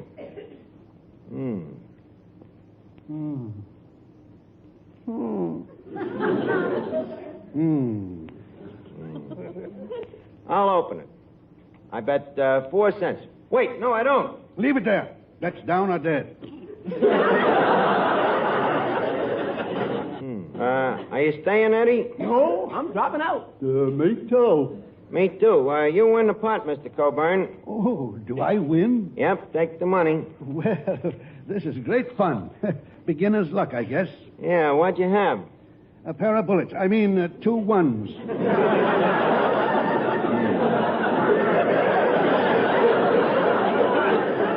You deal next, Eddie. By the way, Finnegan, what did you drop out with? Oh, nothing. 3 kings. You dropped out with 3 kings. Well, you told me to only go in with 4 of a kind. Yeah, that's right. Well, yeah, won't do that. Just wait till you get 4 of a kind. Sure. Well, here's your cards, gentlemen.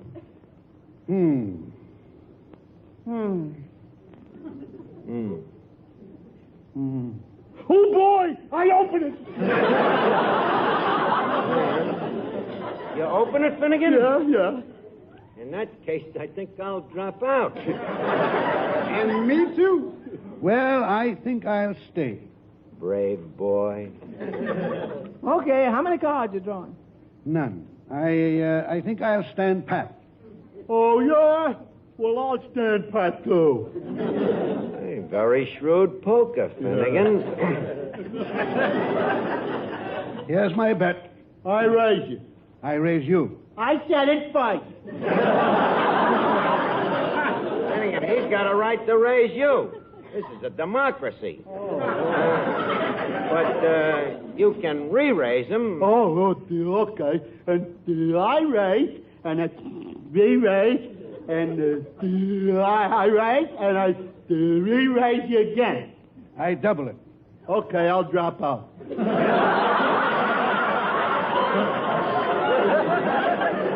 You'll drop out. Why?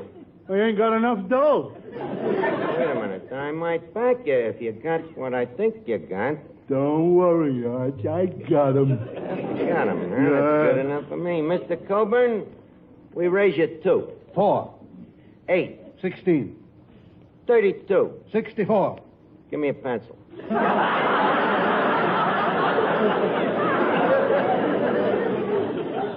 97. What do you got? 10, Jack, Queen, King, Ace. A straight? That's all? Finnegan. Yeah. Show your cards. Here you are, Arch. Let's see.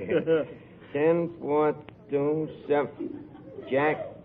Finnegan, where's the 4 of a kind? There they are, 4 spades.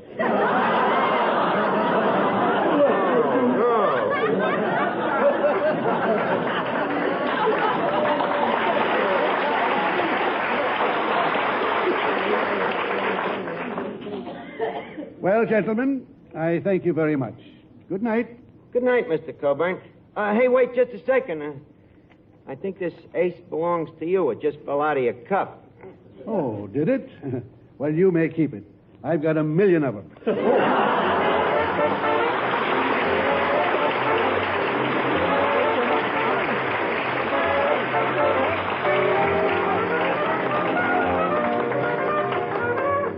Mister, we're sure of it. If you'll just try Benex Brushless Shave Cream for a few days, we're sure you'll use Benex for life. Yes, Benex. B-E-N-E-X. Gives you the best shaves you've ever had. For Benex gives you 3 big extras. First, Benex Brushless gives extra easy shaves, thanks to a special beard-softening formula. Second, Benex Brushless is extra smooth, lighter. So different it rinses off your razor instantly. Third, Benex Brushless gives you extra comfort. A special after-shaving action leaves your face feeling wonderful. Just try Benex. See for yourself. That's Benex, B-E-N-E-X. Benex Brushless Shave at your nearest drug counter. Get Benex tomorrow.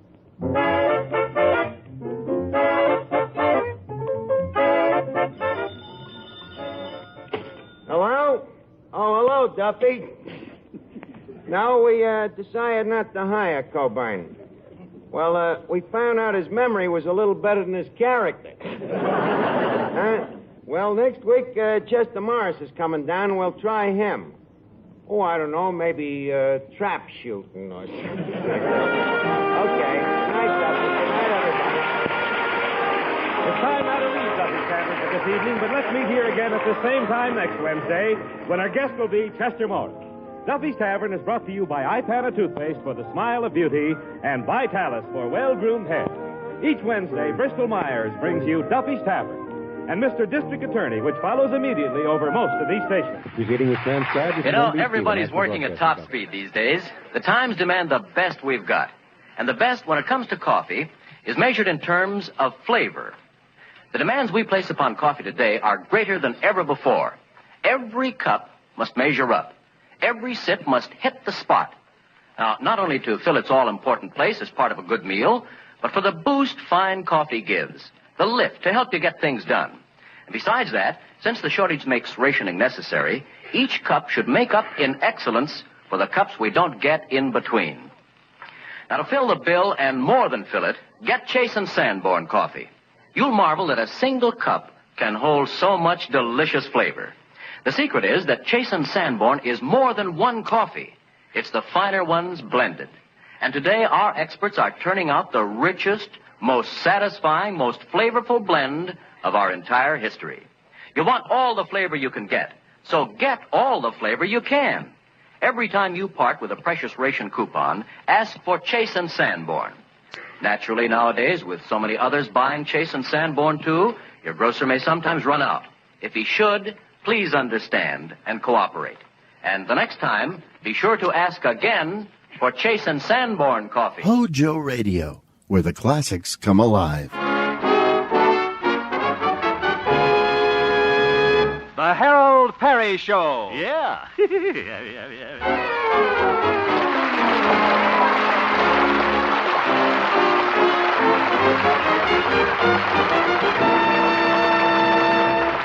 And now, Harold Perry as Honest Harold, the homemaker.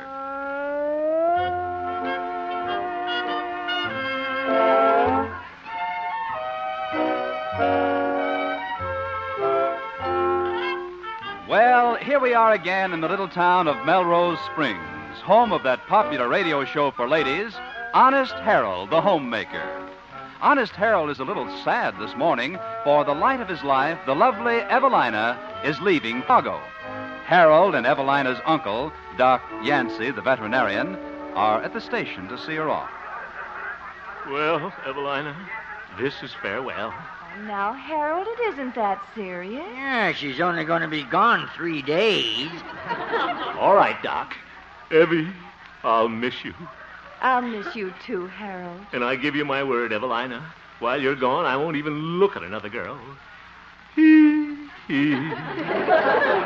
you sound like a calf with the heave. Doc, why don't you stick your head on the rail and see if the train is coming, huh?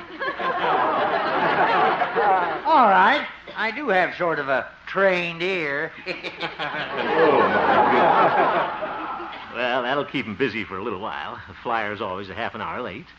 Like I was saying, Evie, while you're away, Harold Hemp is going to be true blue. Well, good. Yes, sir, true blue. And I want you to try and have a good time in Chicago, Evie, even though I'm not there. Well, I'll try, Harold. Brave little girl. And don't you worry about me. I'll be true blue. While you're gone, I'm going to spend all my evenings at home reading. Reading? You said it. I'm going to read that book you gave me for Christmas a few years ago, Anthony Adverse. Evie, since I'm going to be true blue, how about a little kiss? Oh, now, Harold. But give me something to remember you by. Your kiss would stay on my lips for 3 days with that indelible lipstick. Well. Oh, come on. All right, Harold. Train's coming, Harold.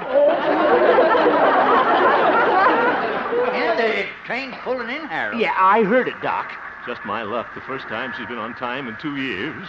I'll take your bags, Evie. Put them on board. Yeah, good idea. Well, this is it, Evie. Don't worry about me. I'll be true blue. Goodbye, Harold. Just leave me, Evie. Don't look back. It's easier that way. Harold. Yes? Here. Evie,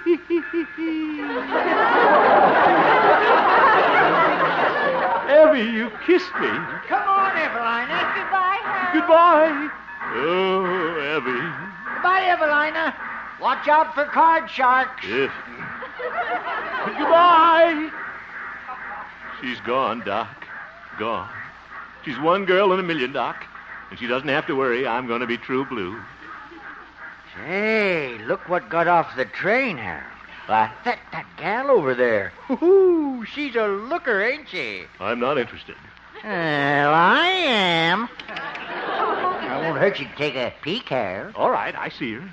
She can't tempt me just because she's got red hair, pink sweater, a lot of curves. Oop, she winked at me. Come on, Doc, let's get out of here.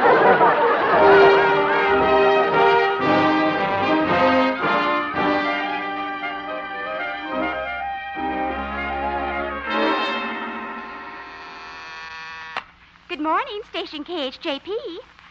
No, Mr. Hemp hasn't come in yet. You're welcome. Good morning, Glory. Oh, good morning, Mr. Hemp. Harold. Well, Gloria, just saw Evelina off at the station. Yes, I see you did. What?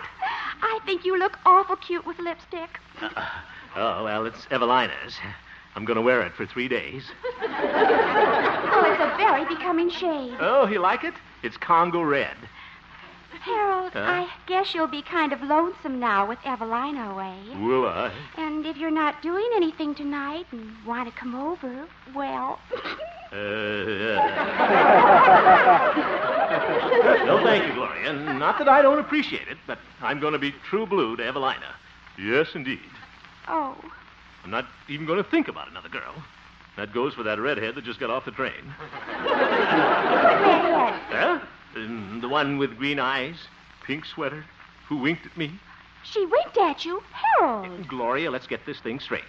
Evelina's the only girl for me. Not going to give a thought to anybody else. In fact, I'm going to stay home tonight, curl up by the fireside, and read a redhead with pink sweater. Oop. I mean a book. Oh, goodbye.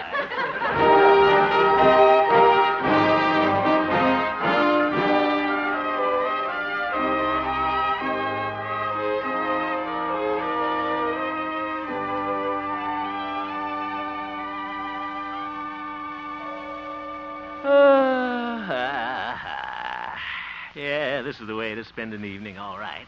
A nice Morris chair, good book. Let's see here. Anthony Adverse. Kind of thick. 1,500 pages. Wonder if they ever condensed this for Quick Magazine.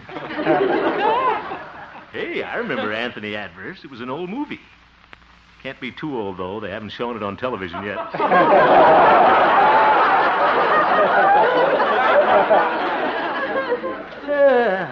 Funny about that redhead at the station this morning. She did wink at me, I think. I'd had a cinder in her eye if she came from Chicago, though.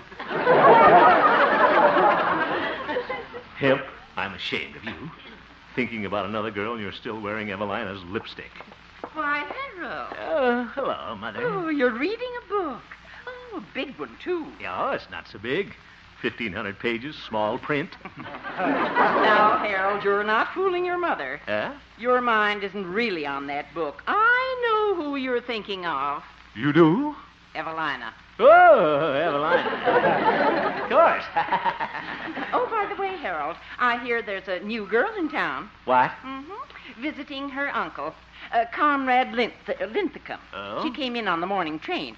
Maybe you noticed her at the station. Why should I notice her? I understand she's an awfully pretty girl. Red hair, brown eyes. Green. Such a pretty girl. Mother, I want to make one thing clear. The girl means absolutely nothing to me, and I have no intention of taking her out. What? Please, Mother. I don't see why you keep talking about that girl when all I want to do is spend a nice evening at home with this interesting book. Oh, I'm sorry, Harold. Now you go right ahead and read. No, I won't. I'm going out for a walk. Good night, Mother. Oh, my Harold's restless tonight. Oh, I know why. This is the day he changed to his woolen underwear.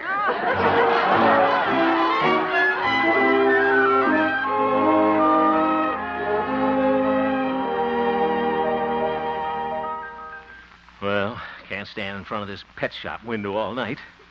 Getting tired of watching those tropical fish swim around. Guppies.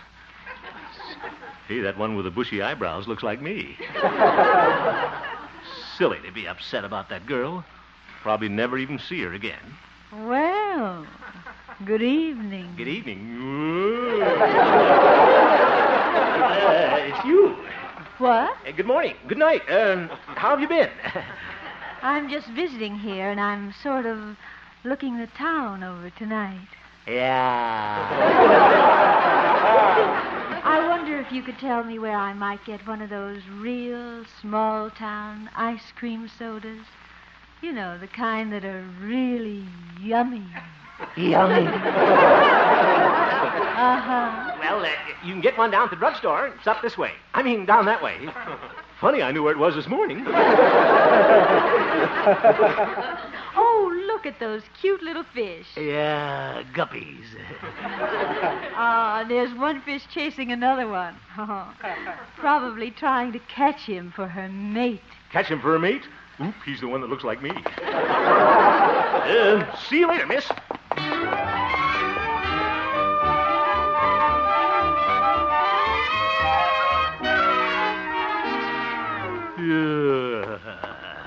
Oh, brother, that was close.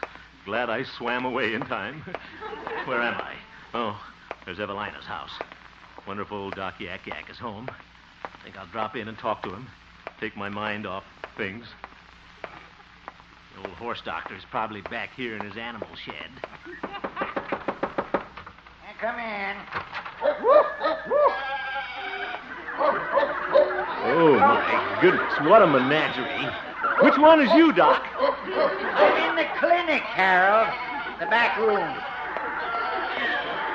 Clinic? You kill me, Doc. Now, Harold, is this a professional visit? Got the distemper again? This is a social call, Doc. Just thought I'd drop in and play a little game of authors or something. Oh, I'm sorry, Harold. I'm busy tonight. Oh? I'm operating on a patient. What? There she is. That cat? Steady now, Gertrude. What are you going to do with her, Doc? Major surgery. I'm going to clip her nails. Heaven's sake, manicuring a cat. Let's see, where did I put my surgical gown? Oh, poor little Gertrude. Now, you let old Doc know if this hurts, dear. I'll give you an anesthetic. Oh, brother. Gosh, that girl is beautiful. Yes, Gertrude is kind of pretty. Green eyes, red hair. A striped tail. A striped tail. Doc. Well, Harold, I guess you are kind of lonesome with Evelina away. Well, it is. I can fix you up with a date tonight. Slick young female I know, 25 years old and never been kissed. Who? My horse, Silver Moon. Doc. Well, she needs the exercise, and it'll keep you out of mischief. Well, okay, Doc. Nursemaid to a sway-back nag. The things I do for Evelina.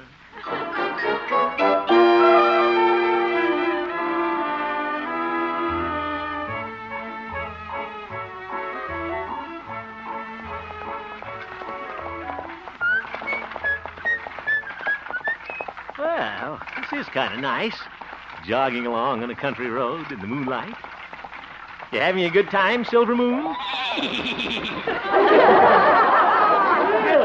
a happy horse. Yes, sir. This is the way to avoid temptation, all right. Just ride along in the cool air, then go home and dream of Evelina. Evelina, won't you pay a little... What's that? Car stalled up the road. No wonder it's one of Hank Dutcher's rental cars. Reconditioned Rios. Whoa, Silver Moon. Anybody there? Need any help? Oh, hello. Oop, it's that pink sweater. I'm afraid my car is stalled. Stalled? Well, I'll go right into town and send out a mechanic. Giddy up, Silver Moon. Huh? Couldn't I please ride into town with you? With me? Well, Stop pushing me, Silver Moon.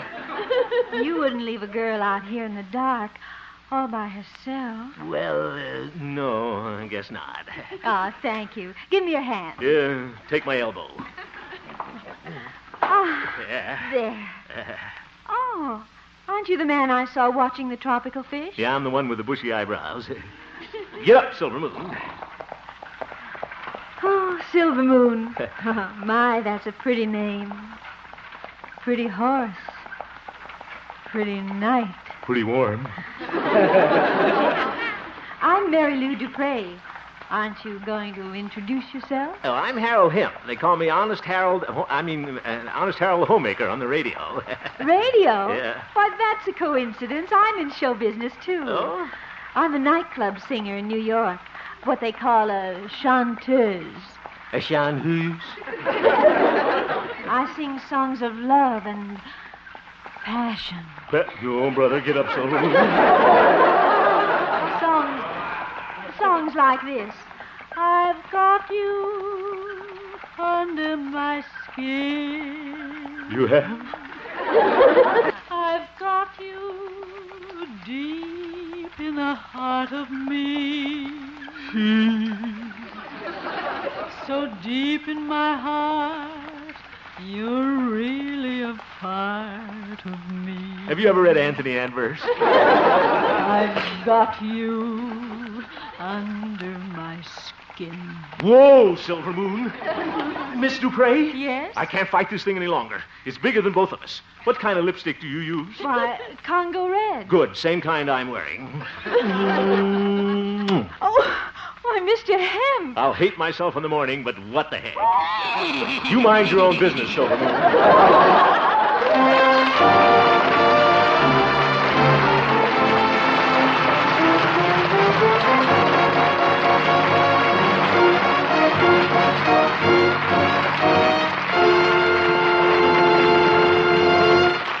We'll return for the second act of our story, Honest Harold, in just a moment. But first... I've just read next Thursday's suspense script, Rave Notice, and I'm sorry to report that there's not one joke in it that I can steal.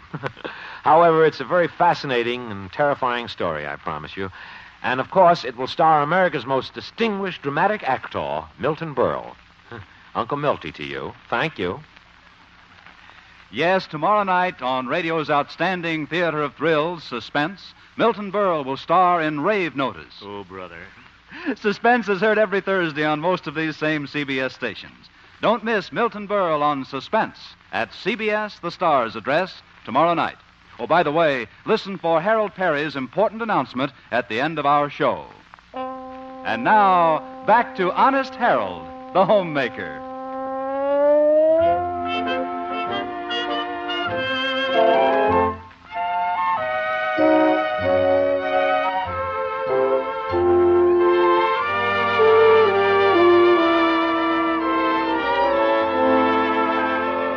Well, it's the morning after for Honest Harold. Last night, his accidental meeting with the attractive Mary Lou turned into a romantic interlude.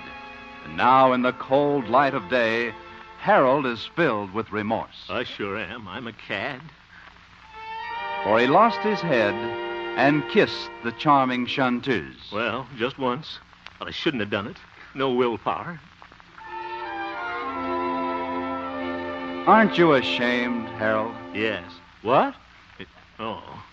Will you ever forgive me, Evelina? Well, right now, Honest Harold is entering the radio station with a heavy tread and a guilty heart. Harold Hemp, you're a bounder. And you wanted to run for mayor. Good morning, Harold. Oh, good morning, Gloria. Gosh, you look a little peaked this morning. You shouldn't have stayed up so late last night. What? Reading that book, Anthony Adverse. Oh, Did he kiss the girl yet? yeah, he sure did. I think it's noble the way you're staying home at night while Evelina's gone. What a sneaky thing I did.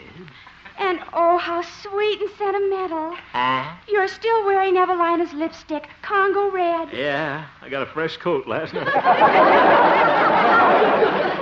See you later, Gloria. Well, at least nobody knows about it yet. Why did I ever... Hemp? Huh? Get that dazed look off your face. Remember me, I'm the station manager. Oh, good morning, station... And Stanley? Come into my office, Hemp. Yes, sir. I bet he's found out about it. And he likes Evelina, too. Hemp, I want to talk to you. I deny everything. What? Anyway, I only kissed her once. Hemp, what are you You'd saying? have done the same thing, Stanley. A lonely road, silver moon, her perfume. I didn't know what I was doing. I'm only human, Stanley. Hemp, stop tugging at my lapels. I don't know what you're talking about. You don't? Isn't that what you wanted to see me about? I called you in to talk to you about your monthly office report. Oh, the office report. Yes. You single-spaced it again, and you know it should be double-spaced. Oh, I'll double-space it, Stanley. I'll triple-space it. Anything you say, Stanley. You're wonderful, so understanding, the nicest boss a fella ever had. Harold. Ooh, mistake. Sorry, Stanley, but say, you look cute with that Cupid's bow on your cheek. It's Congo red.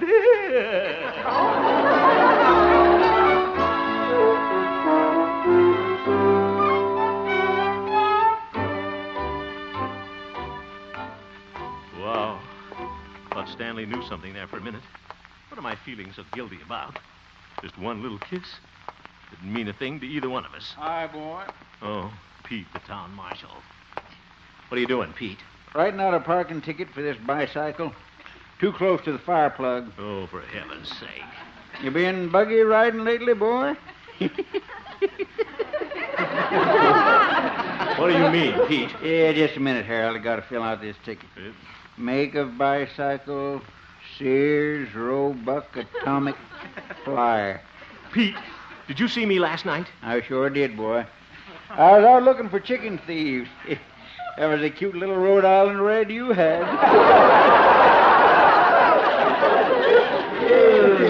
You're quite a smoocher, aren't you, boy? Now, look here, Pete. Don't you try to make a big thing out of this. Just one harmless little kiss. Didn't mean a thing to me. In fact, I'm never going to see that girl again. I'm through with her. Yeah, but is she through with you? Huh? If you ask me, you're in trouble, boy. Trouble? What do you mean? Just a minute, Harold. Yeah. Distance of vehicle from fire plug, 4 feet. Pete! Is it 5 feet? Pete, I want to talk to you. We'll split the difference, call it 4 1/2.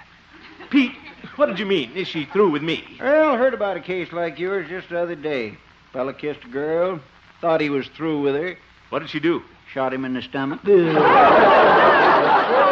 him because she loved him. But Pete... Shot him because she loved him. Stop saying that.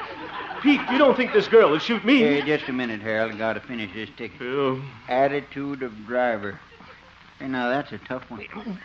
Pete, listen to me. Oh, Shaw, the whole thing is a mistake, Harold. Mistake? You mean about the girl shooting the fella? No, the joke's on me. Making out a ticket for my own bicycle. Oh, goodbye.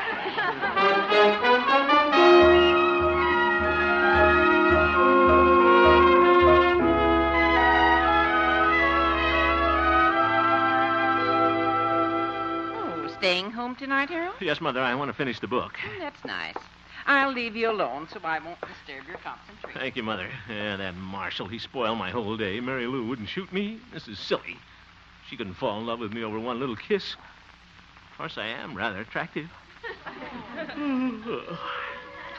I was wearing my new shaving lotion last night.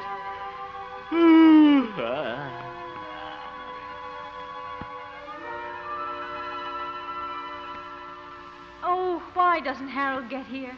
I can't live another moment without him. Oh, there he is. Harold! Hello. Come in. Yeah, all right. Let me close the door. I'll just tell her that kiss meant nothing to me. She won't care. She locked the door. She's hiding the key. Harold, come sit down. Huh? No, here on the floor. What? On this tiger skin. Oh. Didn't see him. Hello, little tiger. Mind if I sit on you? Oop, big molars. Now, isn't this cozy? Yeah, where'd you get this little old tiger? I shot him. He's got bushy eyebrows, too. Mary Lou, I wanted to tell you something. Harold, I can't forget last night. The moonlight. You and I sitting close in the buggy. That strange fragrance in the air. Oh, that was my shaving lotion. Lumberyardly.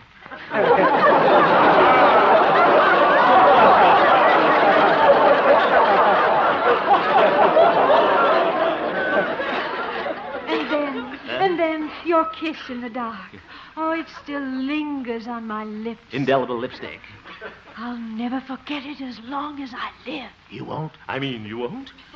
And now that I've found you at last, my own true love, I'll never let you go. But... And if you should ever try to leave me, do you know what I'd do? I'd shoot you.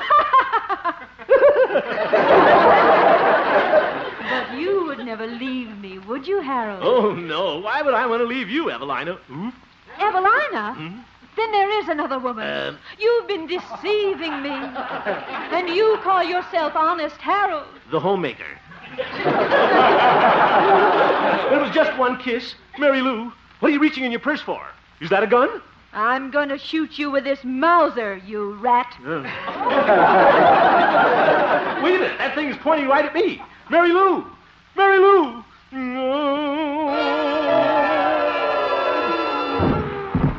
Harold, what are you doing on the floor? Where's that tiger? Mary Lou, put away that Mauser. What? Oh, hello, Mother. Help me up. Oh, you must have dozed off, Harold. Oh, yeah. Oh, I have some wonderful news for you. Huh? Dr. Yancey just called. Evelina's coming back sooner than she thought. She is? When? On the 8:20 tonight. Isn't that wonderful? Oh, you said it. Oh, you better hurry if you're going to meet her.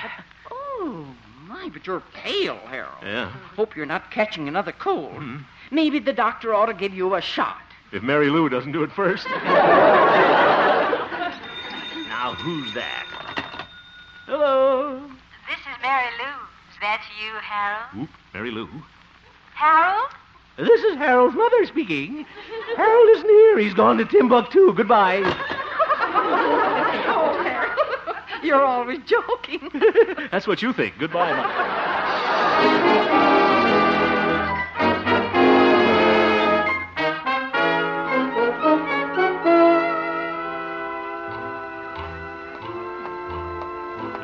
Train isn't in yet. Well, the only honest thing to do is to tell Evelina the whole story. At least if Mary Lou shoots me, I'll die with a clear... Harold? Oop, Mary Lou, she followed me down here. Harold, I want to talk to you. This is it. I'm glad I wore my new herringbone. Oh, I'm glad you're here. I wanted to tell you goodbye. Goodbye? My agent phoned me from New York. He has a job for me there, and I'm leaving on the next train. You are? Harold, I wanted to clear up one thing before I go. That little kiss in the buggy last night. I hope you didn't take it seriously. No. Good. Oh, you're very sweet, Harold. But I couldn't fall in love with you in a million years. You couldn't? Thank you. That's the nicest thing any girl ever said to me. What? Oh, there's my train. Goodbye, Harold. Goodbye, Mary Lou. Nicest chanteuse I've ever met. Oh, there's Evelina getting off now. Evelina! Yoo-hoo! Evelina! Oh, hello, Harold. You didn't have to come down to meet me. Oh, glad to do it. Gosh, it's nice to see you again. Oh, it's nice to see you. Oh, there you are, Evelina. Peabody, what's he doing down here? Hello, Stanley. I'm glad you're here, Hemp. What? Evelina, I think there's something you ought to know about Honest Harold. While your back was turned, he went buggy riding with another girl. Oop. And that isn't all. He kissed her. But there she is, just getting on the train. That pretty girl. Is that true, Harold? Yes, it is. Oh, that's wonderful. Huh? Oh, how intriguing. I didn't realize you had that much charm and dash. But Evelina. Stanley, it looks like you've been getting a little romantic yourself. Isn't that lipstick on your cheek? Oh, that's mine. What? And I'm about ready for another coat. Pucker up, Evelina. Yeah.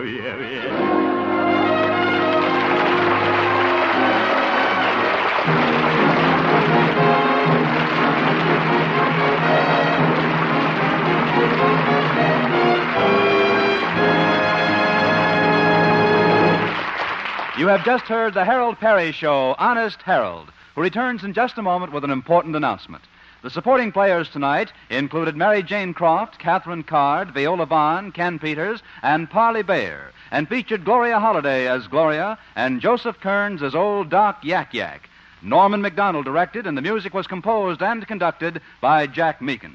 Honest Harold, created by Harold Perry, was written by Gene Stone, Jack Robinson, and Dick Powell. Now back to Harold Perry for his important announcement. Oh, yeah, that's me, isn't it? Now, just what was that message, Harold? Well, Bob, we talked about it last week. For the people who missed it, I'm hunting for a laughing lady, someone we can invite to appear on our show. And all the gal has to do is just laugh? That's right. Her laugh will enter in the Honest Harold Laugh Contest, and it begins right in her hometown. So, ladies, if the laugh contest is being conducted in your city, please enter. And you may be here with us some Wednesday night. Well, say, that sounds like fun. Oh, it is, Bob. Come on, girls. Let's all laugh.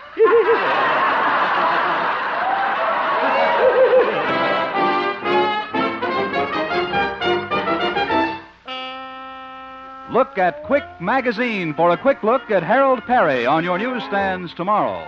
Milton Berle's voice came to you by transcription. Now stay tuned for the season's premiere of The Bing Crosby Show with Bob Hope and Judy Garland as special guests. The Bing Crosby Show follows immediately on most of these same CBS stations. Bob Lamont speaking. This is CBS, the Columbia Broadcasting System.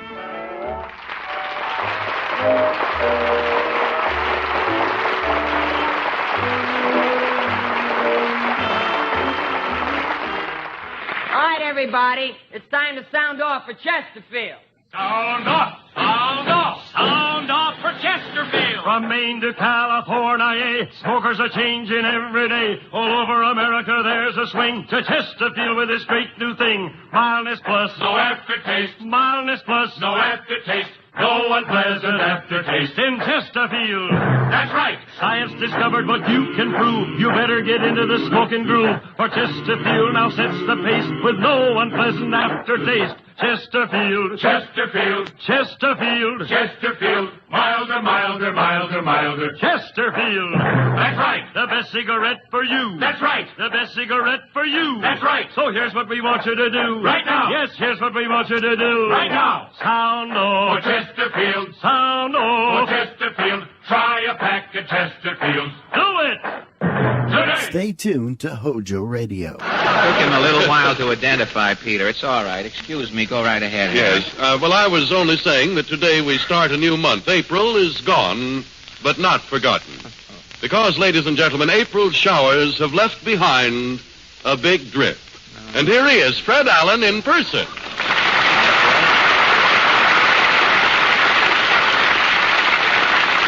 Thank you, and good evening, ladies and gentlemen. Well, this is the 1st of May again, Harry. Time sure flies, doesn't it? Yes, it certainly does, Fred. Well, that's life, Harry. You start off with somebody putting a milk bottle in your mouth. The next thing you know, somebody's putting a Social Security card in your hand. It's all over. What are you crabbing about, Alan? There's no R in this month. You know crabs are not good in this month. You deliberately introduce a crustacean note here. Well, give us that line again as only you can give it, unfortunately. What are you cramming about, Alan? Wasn't any better. I didn't know. Give it again. Now, let's see. Let's decide. Now, let's find out.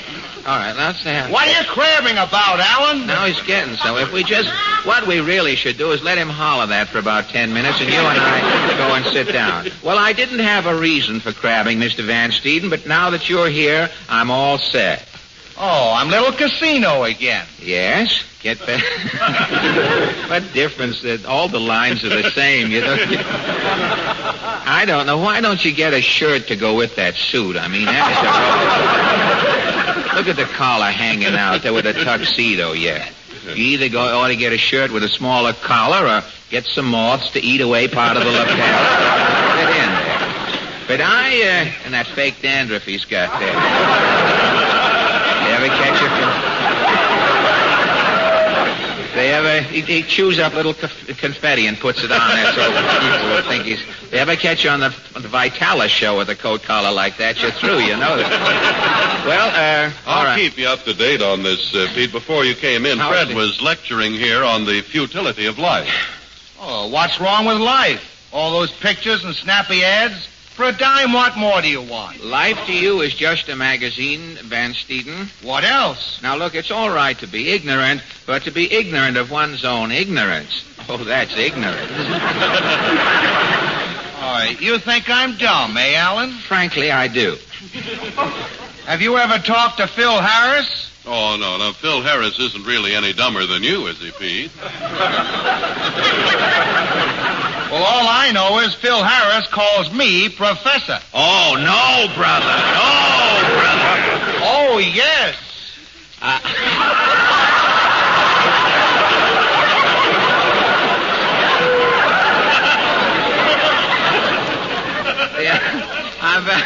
The only man who can give you 3 distinct inflections in a word with 3 letters. You left that word yes up in the air. I thought you were spitting through a trapeze or something. Well, I'll tell you one thing, Mr. Van Steeden. I will bet you that Phil Harris doesn't think life is a magazine. Oh, Phil's from the West. He thinks life is what you get for killing people. What do you two schmaltzy Stokowskis know about philosophy anyway? Oh, yeah? Phil and I left Einstein at 4 o'clock this morning. 3 of you thrown out of Lindy's again, huh? How is Al these days?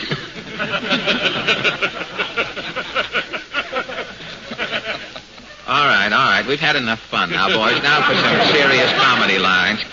What is your definition of life, Harry? Oh, well, I haven't one, Pete, but Colonel Stutenagel used to say that life was what, if you didn't live it, insurance men would be in a business that wasn't. I don't get it. Oh, well, that's no problem. What's your Give us the crab line again. I think that's the best one. Give us the crab line. Right in the middle of page 2. See, that's him. Well, no, don't bother with it. Once he's through with the line, it withers up and gives up. Don't. What are you crabbing about, Alan? This is where I came in. All right, let's not bother with the rest of it. Give us a fanfare, fellas. We won't. Don't bother. Don't bother with the rest of it, Pete, because you have reached a peak. I mean, nothing can happen now that will not be a revival. The Ipana News presents The World in Review.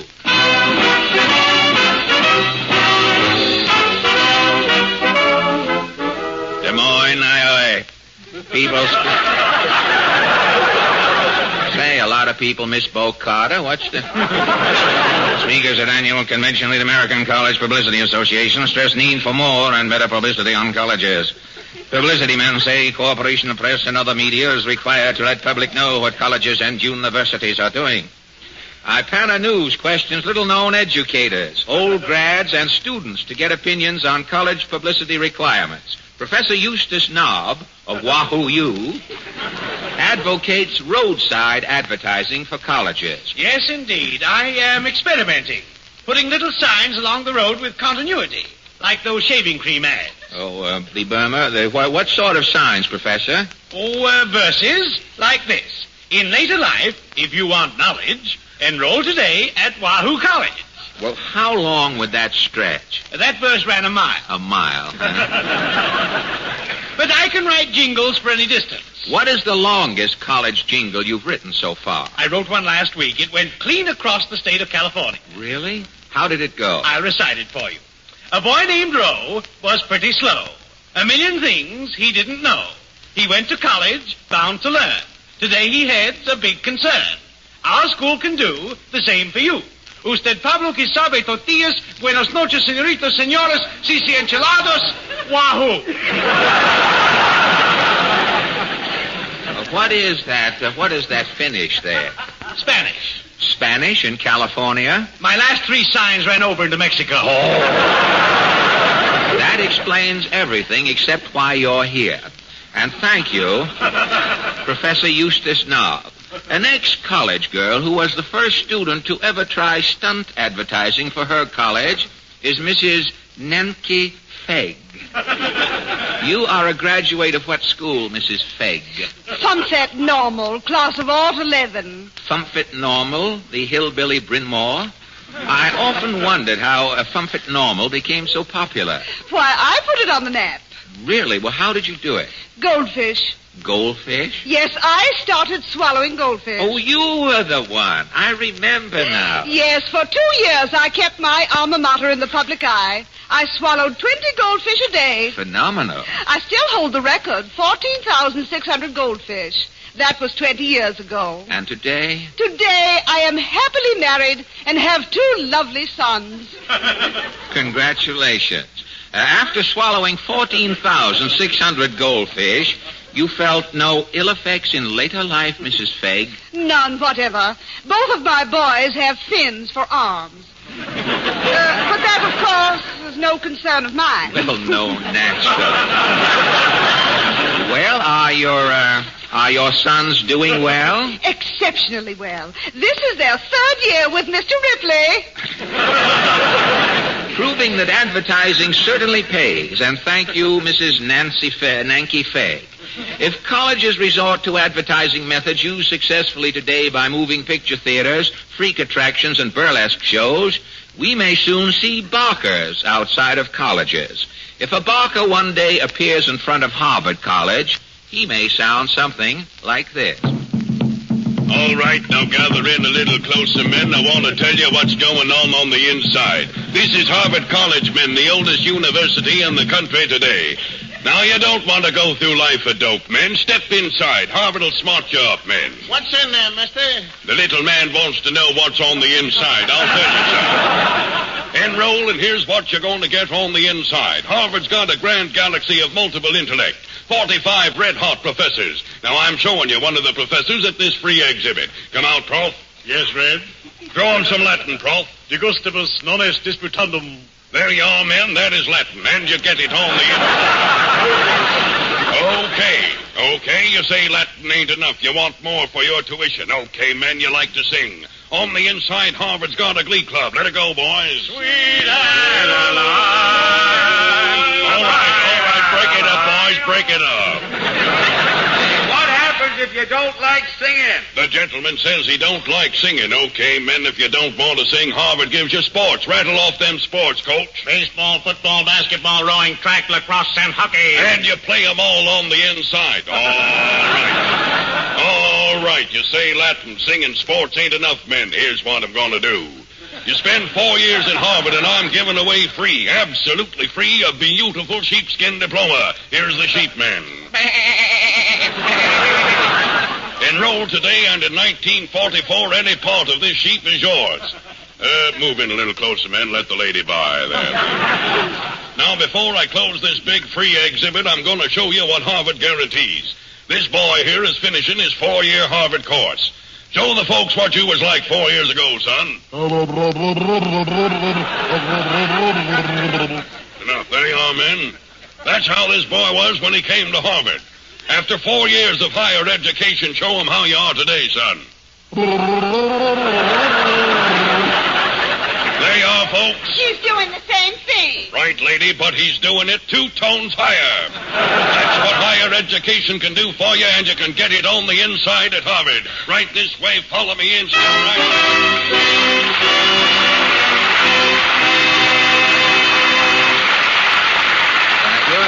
ladies and gentlemen, the Merrimacs to sing for you. Take your girlie to the movies. Take your girlie to the movies if you can't make love at home. There's no little brother there who always squeals. You can say an awful lot in 7 reels. Now, ladies and gentlemen, we bring you the first in a series of plays which did not win the Pulitzer Prize.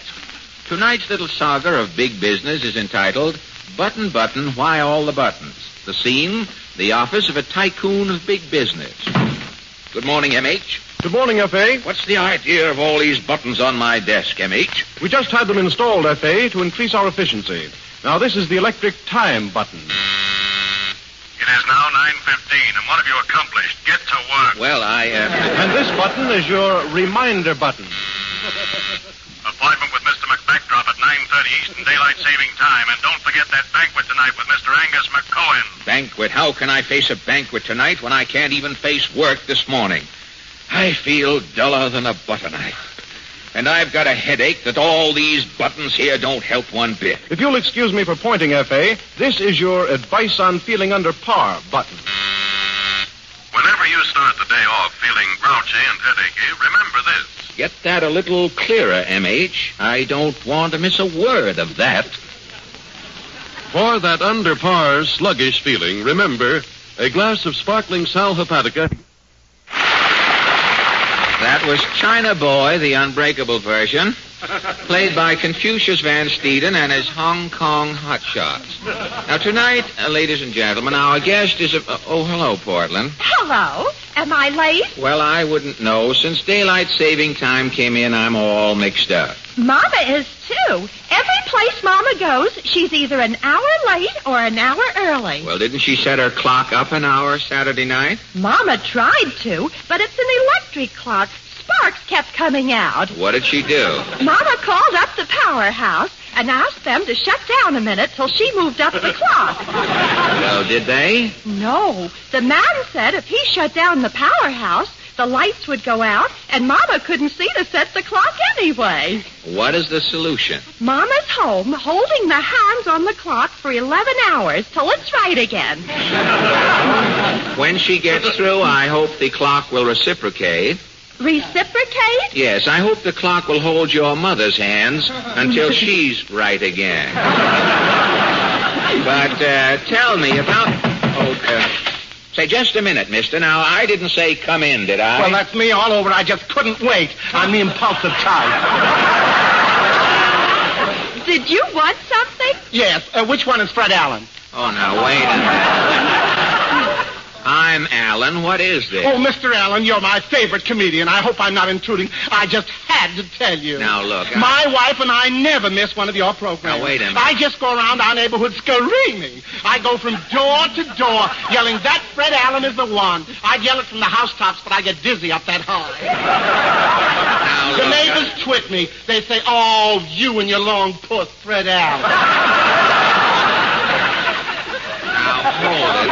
Just a minute, brother. If you can't hold it, set it down. I'll help you with it. What is your name again? Jerkfinkel. The name is Logan Jerkfinkel. Weren't you on Jack Benny's program last Sunday? Of course he was, and the Sunday before he was on. Why, you gave Benny and Don Wilson this same routine. Well, what if I did? First, Benny was your favorite, then Don Wilson. Tonight, I am. Why don't you make up your mind? I'm fickle. Goodbye. That guy...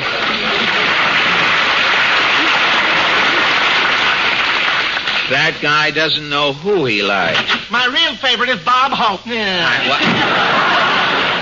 I ought to give Benny this whole program and get a fresh one. This has been used. I ought to get another program. Your 2 programs are getting mixed up all right. Rochester was with you last Wednesday. Van Steeden was on Benny's show Sunday night. Van Steeden and Phil Harris made that program sound as though it was Benny on We the People. Well, I thought Peter and Phil were very good. They sounded like an East Side Lum and Abner.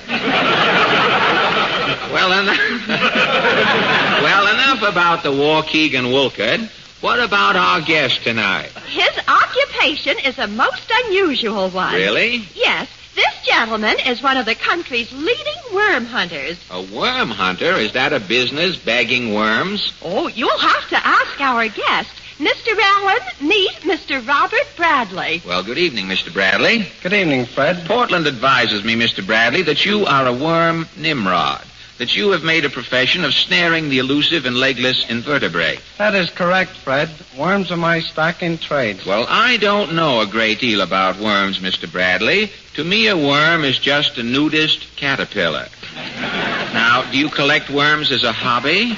No, Fred. I supply worms to private aquariums, hatcheries, and pet shops. Oh, as food for fish? That's right. Well, you are sort of a guppy chef. An Oscar of the fishbowl. Well, how did you ever get started in this unique profession, Mr. Bradley? Well, as a boy, I liked to collect fish. Well, how did you digress from collecting fish to hunting worms? Well, the fish I collected got hungry, and I had to provide their food. Oh, I see. Well, how can you tell when a fish is hungry, Mr. Bradley? Now, when a fish is swimming around in a bowl, you can't tell if its mouth is watering, or can you? Yes, it's very easy to tell. The fish looks anemic and lifeless. It's just fin and bones, huh? Well, I guess when you've taken a fish away from its mother, you've got to supply the fodder.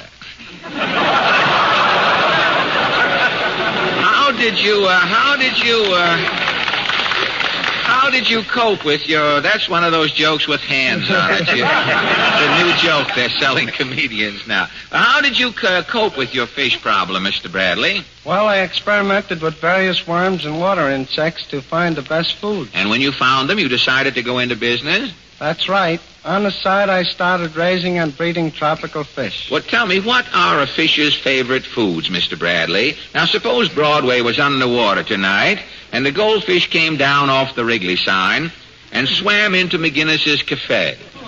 What would tempt him on the bill of fare? The goldfish would probably order Chironomus lavi or Tubifex rivelorum. Chironomus lavi? Or Tubifex rivelorum. Those sound like the names you'd expect to find on a Greek Pullman car. Well, what is this Chironomus lavi? Chironomus lavi is just a bloodworm. Oh, I see. Well, what about the Chironomus' straight man, that Kleenex Rivoli or whatever the other one was? The Tubifex is about the same size as the Chironomus, but thinner. Oh, without the paunch and jowls, huh? Well, tell me, Mr. Bradley, how do you manage to catch these worms? Now, do you lie down in Central Park and make a noise like a rotten apple? Or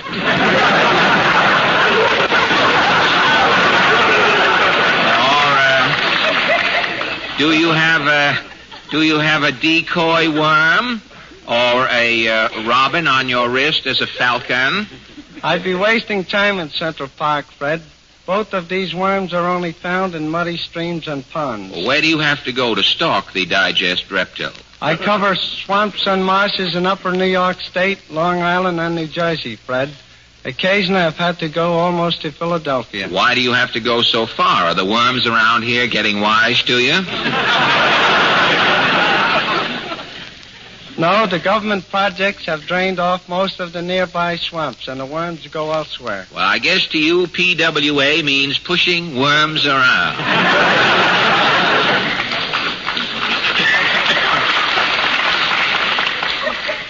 I'm not complaining, Fred, but in my business, mud is essential. Yes, it's the same in politics. Well, after you've found a place where you think worms are putting on the bog, how can you tell if they're really there?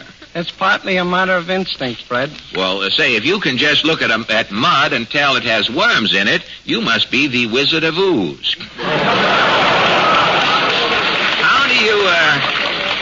How do you do it? Sometimes I tell by color. Mud that contains worms has a slight greenish tinge. When you've located a worm preserve, how do you get the little quagmire cobra to come up? Do you go psst in the wormhole, and then when the worm looks out to see who it is, do you tie a knot in him so he can't get back down the hole again?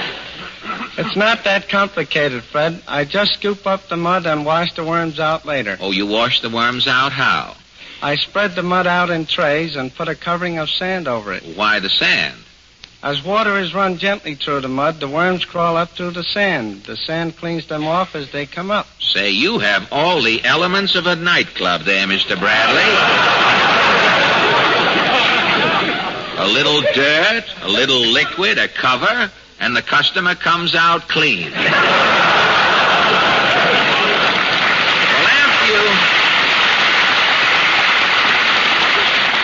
After you get your stock ready for the market, how do you dispose of them? I don't have any trouble selling my worms, Fred.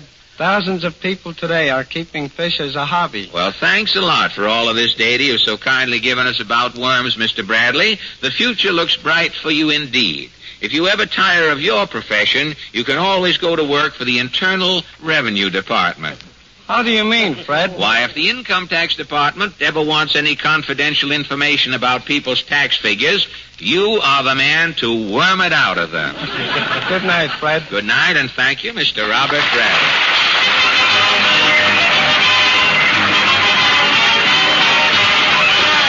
Thank you. And now Miss Wynn Murray arrives right on time to sing for us My Man. All right, Wynn.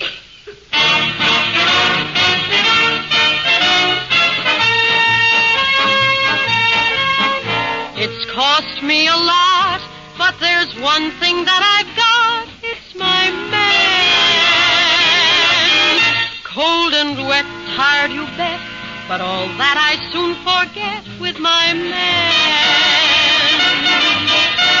He's not much for looks and no hero out. Thank you. Tonight, ladies and gentlemen, following the popular trend in spring entertainment, we have a slight questionnaire for you in two parts. Now, if you can answer no honestly and sincerely to the questions in the first part, you will be excused from participation in the second part. Now, question number one. Do you ever wake up in the morning feeling grouchy and sluggish? Question number two. Does your morning's work seem such an awful task that you fold up in the afternoon? Number three.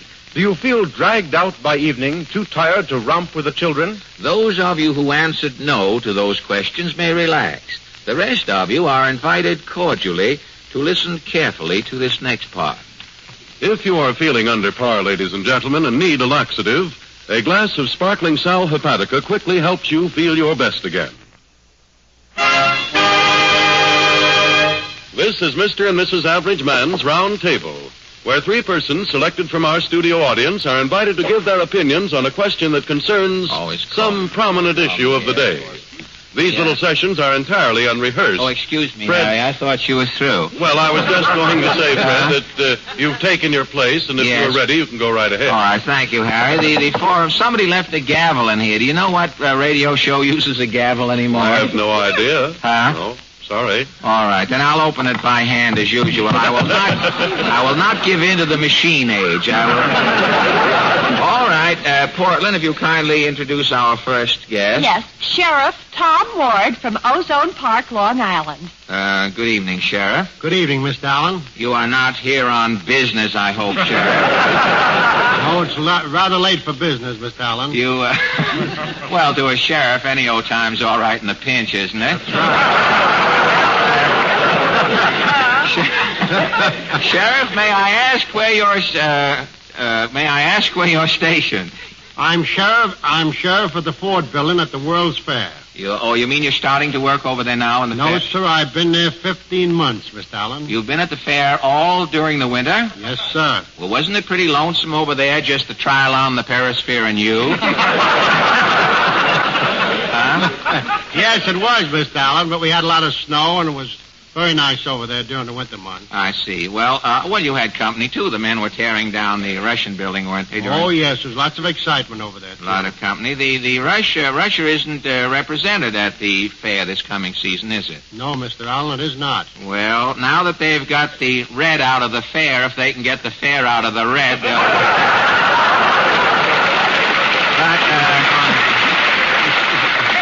me, how does the fair look, Mr. Ward, for the coming season? Well, Mr. Allen, it's going to be bigger and better than ever. I read in the paper that Mr. Ford is building a new amphitheater, in conjunction with the same exhibit he had last year. That's right. He's built a beautiful theater, and he's going to have a fine novel show over there, and the first show is going to be a horse opera.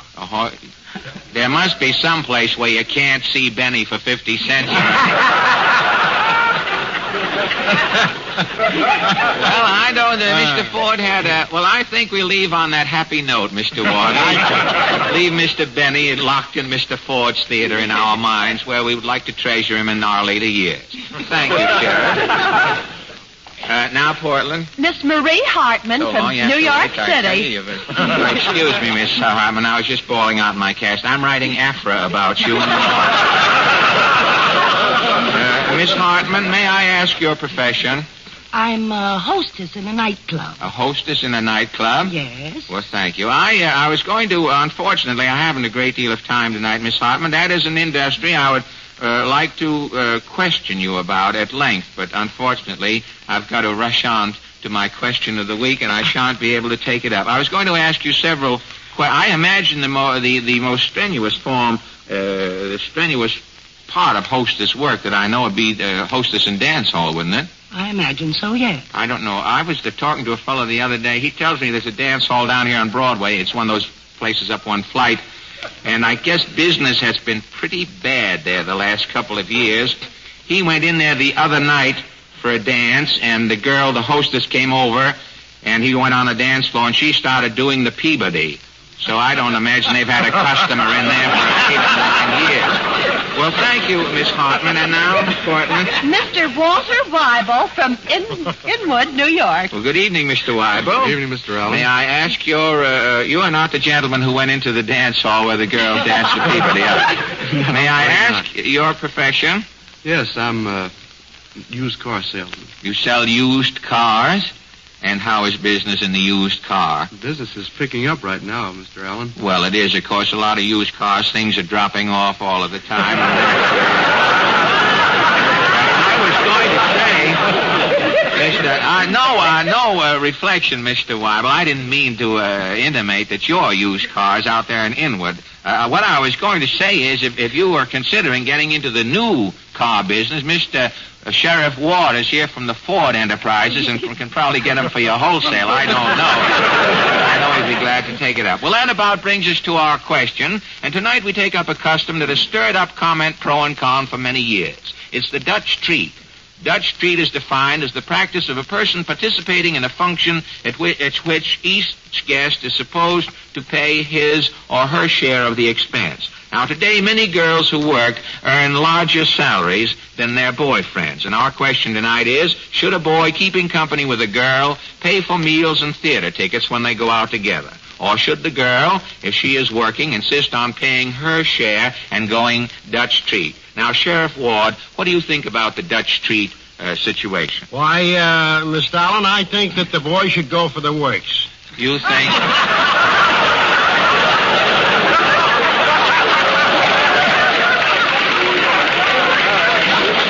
Well, that's tersely and well put, Sheriff Ward. That's the old bull of a slogan. If you can't go for the case, why don't you go for the works? Well, Miss Hartman, how do you feel about the Dutch treat? Well, I imagine the man should pay. You think that the man should pay? Yes, I do. Have you ever grabbed up a check? I mean, the spirit of Dutch treat running rampant at the moment. Have you ever been inclined to reach for the check in the company of a boyfriend? No, I can't say that I have. You haven't? No. Well, there's no time like the present to start. But all right, Miss Hartman, you and Sheriff Ward both think that the girl should be absolved from any part of the expense. And now, Mr. Weibel, how do you feel about it? Well, I'd like to third the motion, Mr. Allen, that the man should stand the expense. The man should stand. Well, I suppose then starting tonight on, we can discard that old slogan, the woman always pays. Well, our committee stands 3-0 for men coming through in the pinch as usual. Our little discussion tonight, I'm sure, has settled practically nothing, and I doubt if the Dutch treat will ever become popular among the girls of this generation. For when a girl goes out with a fellow today, she doesn't expect to take him for better or worse. She hopes to take him for everything. On this dulcet note of feminine duplicity, our meeting is adjourned, and thank you all very much for your kind support.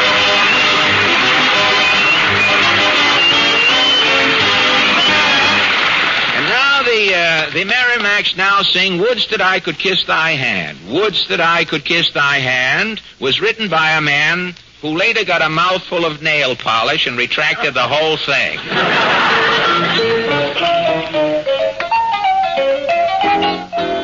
Would could I but kiss thy hand, oh babe, oh babe. Dost thou know I think thee grand, oh babe, oh babe. Alas, but how my heart is troubled. And now the mighty Allen Art Players. Tonight, I just want to give Crosby a little scare out there on the boom, boom, boom, boom, boom. Well, tonight, the mighty Allen Art Players present a burlesque of one of radio's most popular programs. It's called Information Tease. Oh, the guest is always right, except on a quiz program. Music, Arturo.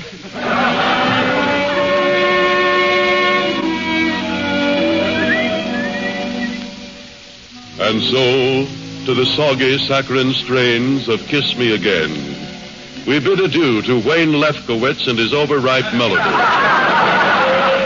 Until this same time next week, Wayne Lefkowitz hopes you'll remember his slogan and keep waiting for Lefky. Good night. This is station FOO, operating with a frequency that gets on your nerves. And now, we present Information Tease. Stop snoring, America. Time to stump the experts. As you know, ladies and gentlemen, Information Tease is entirely unrehearsed. You, the public, match wits with our board of experts. And if your question stumps them, you receive $10 plus a complete, unabridged set of Sears Roebuck catalog. Yes, folks, $10. And a handsome set of Sears Roebuck catalogs bound in burlap will be sent to you by our sponsors, the makers of Mother Murphy's Meatballs. Yes, folks, Mother Murphy's Meatballs. The only meatballs that contain helium.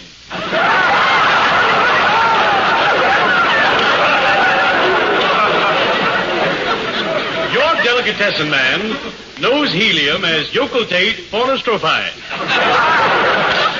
Is a Mother Murphy meatball just another meatball? A hamburger in pill form? No. Mother Murphy's meatballs contain Vitamin A for strength. Vitamin B for blood. Vitamin B flat for a laugh. And Mother Murphy's meatballs also contain a small quantity of liquid rubber. If you drop a Mother Murphy meatball on the floor, don't be embarrassed. It'll bounce right back on your plate. Have fun with your meatballs, folks. Play potsy with them. Dribble them up and down the table. Tie a meatball on your spaghetti and make a yo-yo.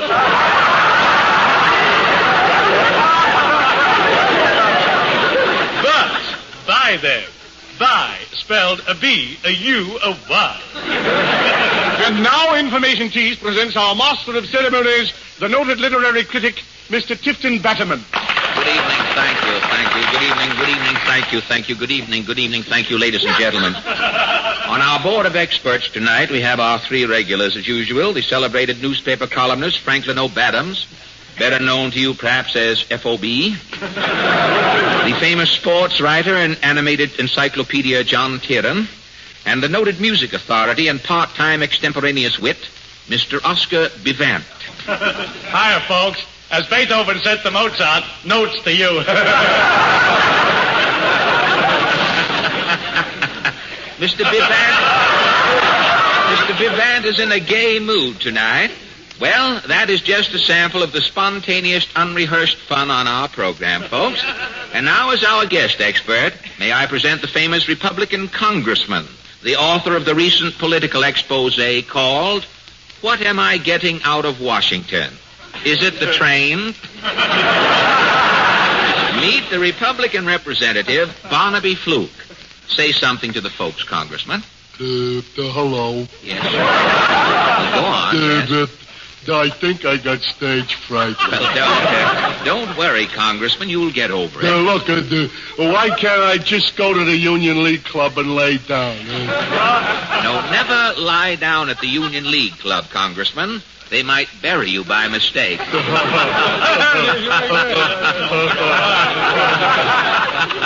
Well, enough spontaneous, unrehearsed fun for now. It's time for our questions. And our first question tonight comes from Mrs. Ima Wack of Rat Falls, Arkansas. Mrs. Wack says there are 3 colors in the American flag. She wants you to name 2 of the colors. All right, Mr. Badams. Blue. That is right. Blue is one of the colors in the American flag. Mr. Bivant. White. White is right. Red. Red is correct, Mr. Tieran. The 3 colors in the American flag are blue, white, and red. You are only asked to get 2. You got 3. Remarkable, gentlemen. Our next question comes from Harley Drab of Cheesecake, Ohio, RFD number 7. Mr. Drab wants you to complete the following quotation. I like coffee, I like tea, I like the girls, and the girls like... Well? That's a tough one. Well, now come. Oh, don't give up, gentlemen. Get your thinking caps on. Mr. Badams. You had your hand up, Mr. Badams? No, I'm just wetting my cowlick. Oh, sorry. You should milk your cowlick, Mr. Badams. Well, can anyone complete the rhyme? Will you read the quotation again? Gladly, Mr. Bivant. I like coffee. I like tea. I like the girls, and the girls like... Can you finish it, Congressman? I got stage fright. Oh, but... Now, for the last time, gentlemen. I like the girls, and the girls like... Gable? No, Mr. Bivant. Who is the greatest musical genius in America today? Me. That is correct, Mr. Bivant. The girls like me. Absolutely correct. Bravo, Oscar. Bravo. It is I who say it. Now this next question, Mr. Rockford Fumes of Bedspread, Iowa, sends in a puzzler. It seems here to be a question on fish. You are asked to... quiet, gentlemen, please. You are asked to identify the following fish by the sounds they make underwater. Now, Mr. Fumes wants us to get 3 out of 3. Here is the first sound. Mr. Badams? That's the Piscatorus blue platypus or male halibut calling its mate. Correct. And now the second sound. That's the mate answering. And what is she saying, Mr. Badams? Cut out the bubble talk, big boy. I got stage fright. Nobody asked you, Congressman. This is no place to start a digest filibuster here. Now sit down. Now, Mr. Badams, the third and last sound in your fish trilogy. All right, Mr. Badams. I can't seem to place that sound. What is it? It's a fellow in Liggett's finishing a chocolate soda. Wait a minute. You said a fish. The man's name is Trout. Oh. Here, I've been robbed. Rockford Fumes, the man who sent in this question, happens to be my brother-in-law, Mr. Badams. Oh. And so, $10 and a complete set of Sears Roebuck. Go to Mr. Rockford Fumes of Bedspread, Iowa. And now our next... Take your hand out of that cash register, Congressman. Sorrow, I thought I was still in Washington. Well, the congressman's spontaneous, unrehearsed fun seems to have brought us to the halfway mark. And our experts have cost Mother Murphy's meatballs the trifling sum of $10. And now a word from our announcer, Milton Dross. Have you tried a Mother Murphy's meatball lately? Remember, Mother Murphy's meatballs come in 3 delicious flavors. With a few onions, with plenty of onions, and few past the lifesaver. Mr. Milton Dross has consumed exactly 8 9/10 seconds. I beg your pardon, Tifton. It was 9 8/10 seconds. Oh, I'm sorry. My watch must be fast. Yes, well, my watch is never I know, wrong. but my watch, unfortunately, my brother loaned me his watch tonight. He was going to sing at an Elks Club. He was going to sing I didn't know what time it was and didn't want to have the watch on him and be deceitful while he was singing. So he loaned me the watch apparently at short. But getting back to information, tease, Mr. Denby Sting of Nil, Nebraska, wants you gentlemen to complete the following musical phrase at the piano. Now listen carefully, gentlemen. Can you finish this hunting call, Congressman Fluke? You are without a doubt the dumbest guest expert we have ever had on information tease. I got stage fright. Never mind. Who can complete this hunting call? Let's have it again. I can complete that phrase. Wait till I get to the piano. Mr. Bivant is going to the piano. He's making a concession. The piano generally comes to him. Ready, Mr. Bivant? Ready. Here it is.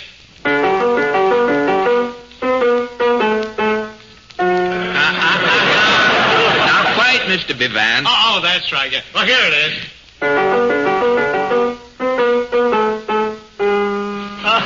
It's getting warm, Mr. Bivant. I've got it.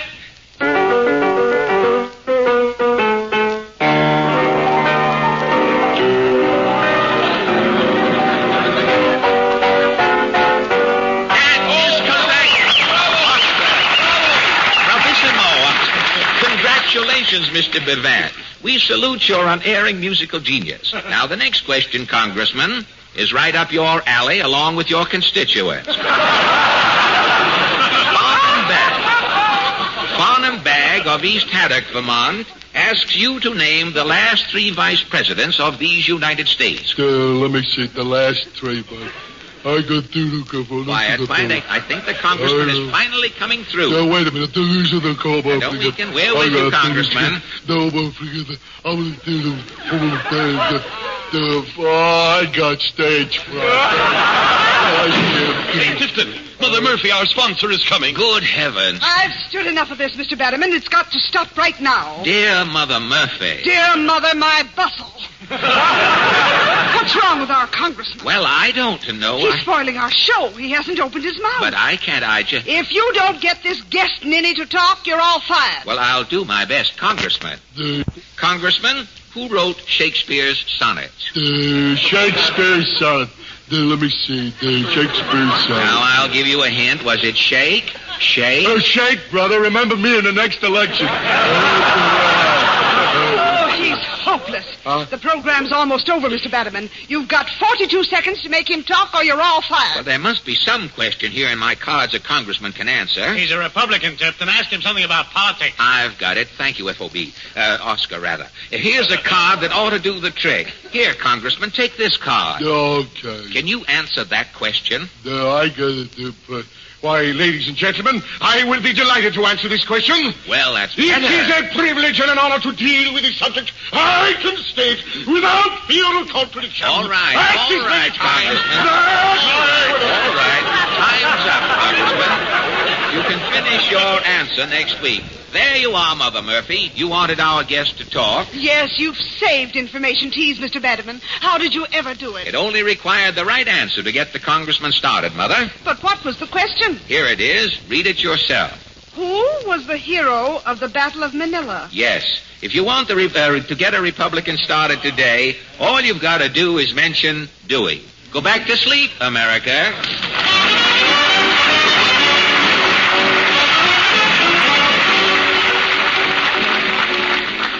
Others may concern themselves with the book of the month, the play of the year, or the battle of the century, but it remains for your disobedient servant to cover the thought for the week. Did it ever occur to you that when a young man meets a young lady for the first time, he almost invariably says to her, I'm awfully glad to meet you. And then she smiles, and sometimes he says to himself, Oh, she was so pretty until she smiled. And that's why we say to you, ladies and gentlemen, don't let a dull, dingy smile spoil your attractiveness.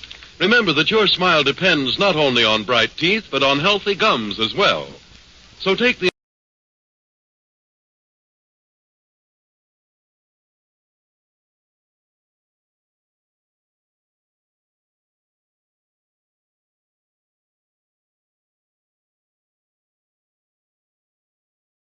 Buy wisely. Buy for flavor. Buy Del Monte. Del Monte, the brand you trust for flavor in so many good foods. HOJO Radio, we're your old-time radio headquarters. Stay tuned. From Hollywood, the George Burns and Gracie Allen Show for Hormel and Spam.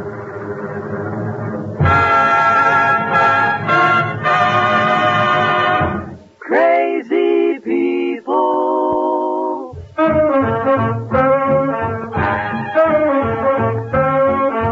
Spam, rebop, boom, spam. George Burns and Gracie Allen are the show when it's orchestra for singing glee. We're the Smoothies Three.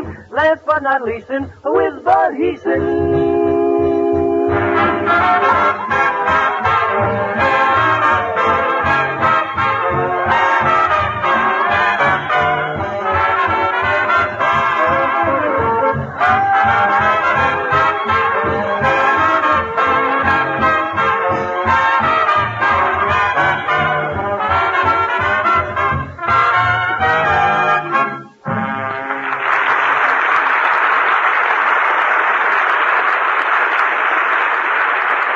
Burns and Allen Night at your house brings another gay show and a suggestion for a grand lunch. Serve Spamwiches. Just open a can of Spam, cut slices of this tender, delicious meat, and put between slices of bread. Use your own imagination, too, because Spam is taste-tempting meat that goes perfectly with plain ketchup, cream cheese, chopped olive, or any favorite fixing. Spamwiches always make a hit. In Boston tomorrow, the American Legion Convention Parade will last all day. The Legion marching units will be served Spamwiches with the compliments of Hormel. Lucky Legionnaires. So have a grand time in Boston, buddies, and enjoy those Spamwiches. Satisfying food that tastes well and sticks to the ribs. To those in the rest of the nation, we suggest you try Spamwiches for lunch tomorrow. Just remember to ask your food dealer for Spam, a Hormel product.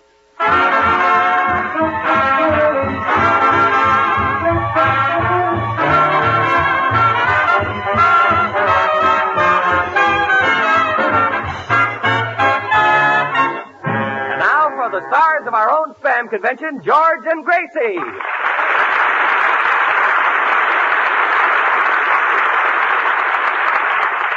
Thank you very much. Hello, Gracie. Hello, Bud. That certainly was a pretty girl you were with last night. Oh, Gracie, last night I was with you. I know. Well, that's a nice complimentary little opening. Bud, why didn't you take me to Ciro's? It's such a nice place. It only costs $10. Well, Gracie, you know how I am about going to a place that's full of picture stars and big personalities. You mean you're a little shy? Yeah, about $10. Listen, I've got some swell news for everybody. Oh, what is it, Poopsie? Gracie, I'm no longer Poopsie. No? From now on, I'm Snoopsie. Oh. I've just been asked to write a guest column for Ed Sullivan. Who's that? The newspaper columnist. I never heard of him. He's read all over. Oh, an Indian. When I say he's read all over, I mean he's syndicated. Oh, I was syndicated once. You were? On my left arm. Want to see the scar? No. You mean vaccinated. Oh. When a columnist is syndicated, it means they run all over the country. Oh, you mean like Eleanor Roosevelt? Yeah, that's what I mean. Anyway, I'm writing this column, and if you hear of any gossip, let me know. You can get lots to be very... Well, listen to this. You got something? Well, let's hear it. Did you hear about Gene Autry? Gene Autry? Mm-hmm. No. What about him? His horse is going around Hollywood wearing dark glasses. His horse is wearing dark glasses? Yeah, he doesn't want to be recognized. He's ashamed. Ashamed of what? Well, it's supposed to be one of Crosby's horses.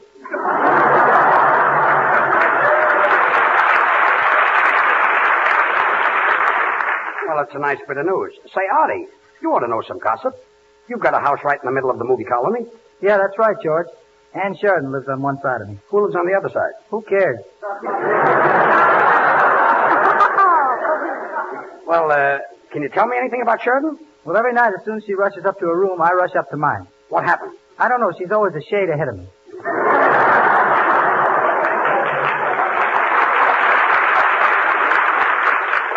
Well, thanks, Artie. So far, I've got nothing for my column. George, Yes? come here. Oh, you've got something. Now, I don't want Artie Shaw to hear this, but Step away. this is really scandal. Mm-hmm. He was at a party the other night, and he got a certain girl out in the garden by telling her he'd teach her how to play the clarinet. Yeah. And that she gets sore. Why? He taught her how to play the clarinet. Who was the girl? Well, I don't want to mention any names, but would you like to hear me play Dinah?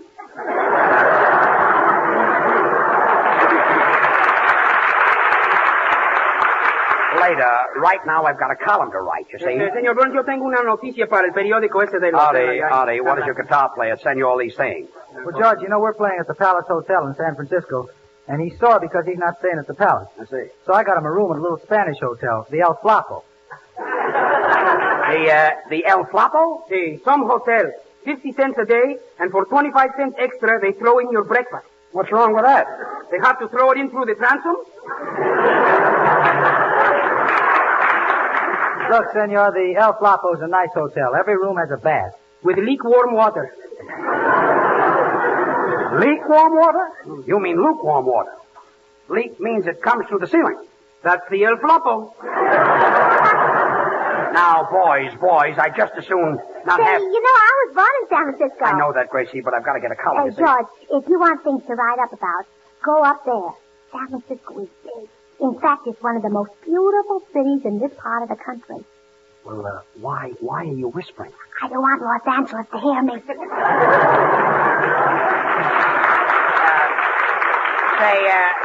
Say, Salman. Yes, Mr. Burns. Well, maybe you know of a little scandal. You've been working in the studio for years. Yes, and what a job. 4 years in Harvard, and this is what I do for a living. Look, disappointed Einstein. Have you got anything for my column? Well, here's a little item that might prove of interest. It concerns marine life, the creative and amatory instincts of the species Crustacea mollusca. To you, oysters. Well, thanks. But, Soundman, there's nothing interesting in the life of an oyster. Mr. Burns, you'd be surprised what goes on under those shells.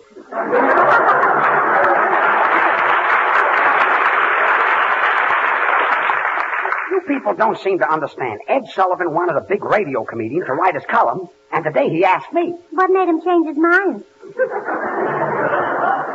Look, I've got to get this column finished.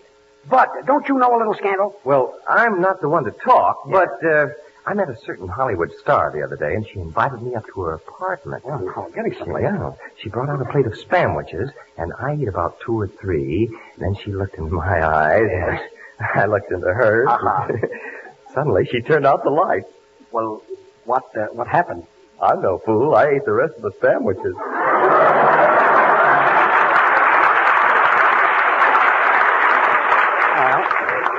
Who was this beautiful girl? Want to hear me play Dinah? Oh. It was you, Gracie, don't you know something about Hollywood that would interest millions of readers all over the country? Oh, no. Nothing outside of that accident. Accident? What accident? Well, last Saturday night, Jimmy Durante was driving to the movies when suddenly his head started rolling from side to side. His head started rolling from side to side? Yeah. What happened? Well, they rushed him to a doctor. Well, what did the doctor do? Well, he just took his nose out of the windshield wiper and then he went on to the movies.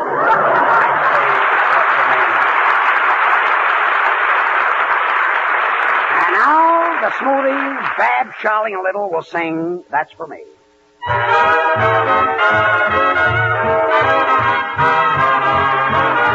The light-hearted, gay kind of tongue you display, that's for me. The wonderful, sly little trick with your eye, That's for me. What a feather in my hat if I could gratify your wish. Do you like the movies, or what is your favorite dish? The tilt of your chin when you chuckle a grin. That's for me. You might as well know that wherever you go, there I'll be. Just make sure you keep your heart alone and fancy free. No one else can have it. That's for me. Listen, Babs, we want to tell you something. Well, let me tell her, huh, Charlie? Little, what you say means nothing. Now, if we can get together and work this thing out. I wish you would so I'd know what you're talking about. You've got pretty blonde hair and big brown eyes. Ooh, that's for me. A funny little nose that's just the right size. Ooh, that's for me. Kissable lips and a cute little grin. I've been told I'm not fat. Well, you're not too thin. Oh, gracious, you boys will have my head in a whirl. Oh, Babs, we were rehearsing for some other girl. Who? Gracie Allen. You mean that's not for me? You're aloof from the rest. We love you the best. That's for me. That's for me. The tilt of your chin when you chuckle a grin. That's for me. That's for me. You might as well know that wherever you go, there I'll be. Just make sure you keep your heart alone and fancy free. No one else can have it, cannot live without it. That's for me.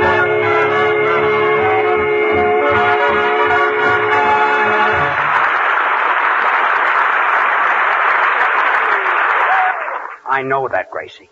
But I can't use a news item like that. What if he did elope with a girl on the second floor? Well, he was supposed to elope with a girl on the 4th floor, but the ladder didn't reach.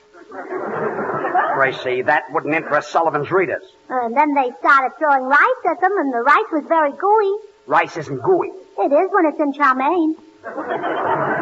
Well, that's certainly using your noodle. Oh.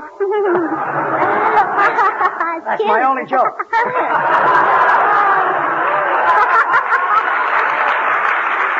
I better buy hats and stuff. I'd be a scream. Oh, sure. George, here's a news flash. Why don't you tell about George Jessel getting married? That's old stuff. Well, he is, but she isn't.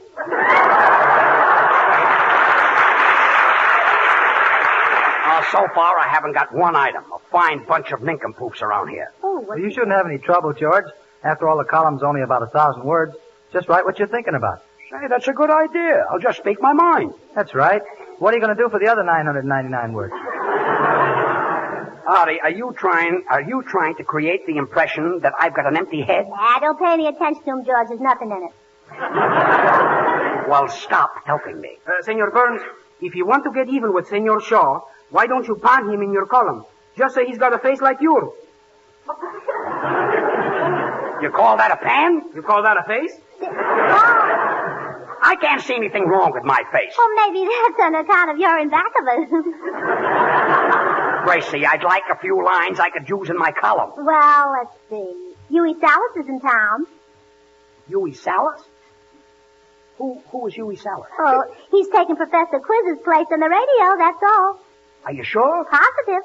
Huey Salas is taking Professor Quiz's place, huh? Well, I'd better go out and wire this to Sullivan. Soundman, will you open the door? Please, Mr. Burns, would you mind opening it yourself? I'm watching one of my pet oysters. Well, is it a male oyster or a female oyster? Mr. Burns, that would only interest another oyster.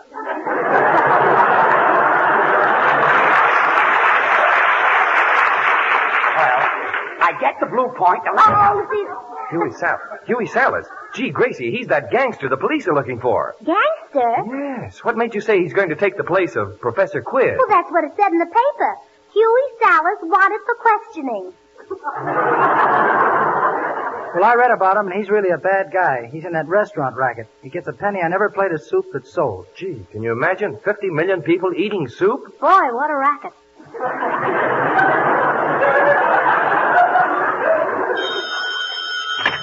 Hello? George Burns there. No, he's outside covering Huey Salas. When I get there, they'll be covering George Burns. This is Huey Salas. Oh, Gracie, that Salas is really a bad man. He's a gangster. He'll put the finger on George. Oh, yeah, that would be terrible. Yeah. George is so ticklish. I got that Jewish Salas item in the column. Sullivan says it's great. I can't wait to read it in the paper tomorrow. Oh, we're not going to dig you up just for that. You don't have to dig up anything from me. I've got my own news. Well, don't worry, George. No matter what happens, we'll all be behind you. Well, thanks. Walking slowly. What's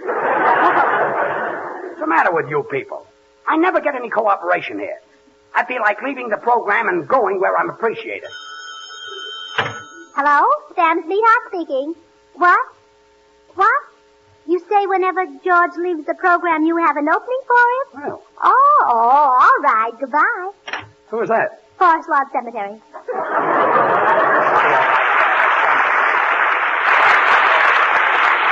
And now Artie Shaw will play My Romance.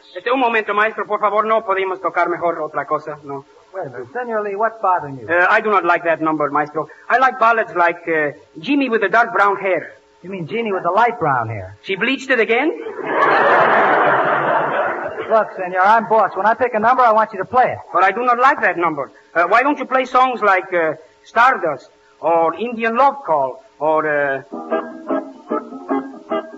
Mama yo quiero, Mama yo quiero, Mama yo quiero chupar una chupeta, una chupeta. Una chupeta que le vamos al niño a dar. Mamá, mamá, mamá, yo quiero. Mamá, yo quiero. Mamá, yo quiero chupar. Una chupeta, una chupeta. Una chupeta que le vamos al niño a dar. Mamá, mamá, mamá, mamá. Me quiere abrazar. Mamá, me quiere ya besar. Ya no puedo más resistir. Si no vienes, no aseguro que me pasa, mamá. Se quiere ya casar. Ya me pregunto. Está sentada a mi lado. Ya me tiene abrazado. Ya me besó.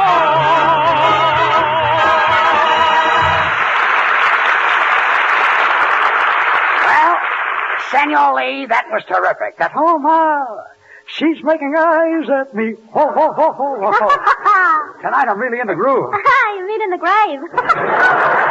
Now, quiet. Gracie, will you answer that phone?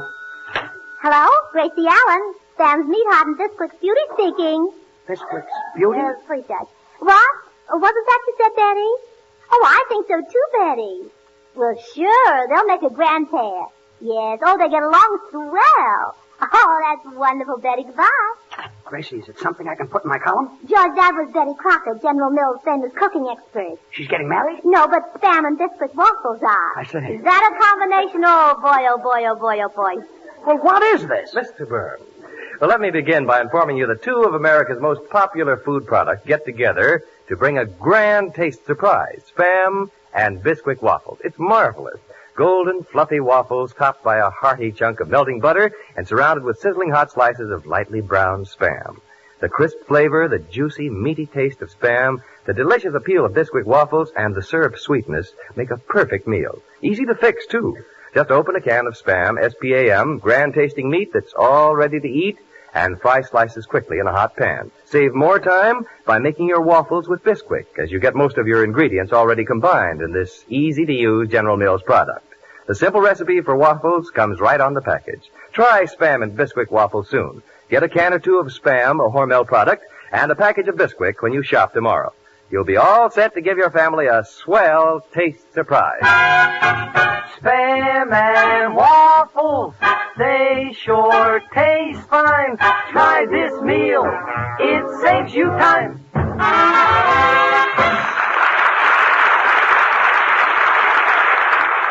Look, Gracie, the paper is going to press soon.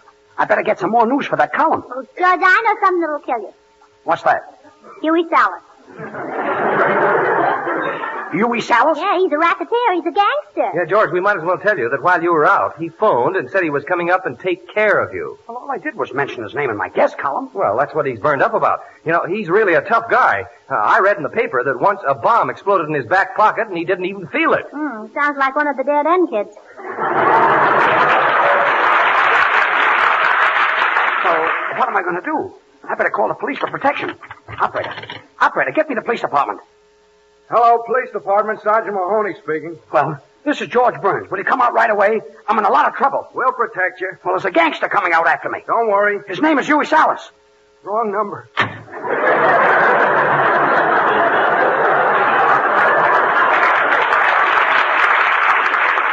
how do you like that? Even the police are afraid of him. Artie, play a number. Gee, what am I going to... George. Hey, Snoopsy, come out from under the piano. He's not here yet. Oh, just tying my shoe, nothing. Afraid. Well, your troubles are over, George. I got this sawed-off shotgun for you from my brother. Now, let me try it. Fine sawed-off shotgun. Doesn't work. Oh, well, how do you like that? He sawed off the wrong end. Now, look, you got me into this mess. Oh, boy, that must be Huey Salas. What'll I do? Just hide in my wardrobe closet. Wardrobe closet? Yes, just push those dresses back. Okay. Come in. I'm Huey Salas. Where's George Burns? Oh, he's not here. I know he's here, and if any one of you make a move, you're dead. Oh, we're dead. How can we move? That's the silliest thing that I'm hearing. Shut up. Say, he's pretty. You better not touch Mr. Burns or the police will get hold of you. The police? Ha! Every time they put me in jail, I break out. Well, maybe you're eating too many strawberries. Where is George Burns? I'm going to rub him out. You're going to do what, senor? Rub. How you be? Oh, I'm fine. How you be?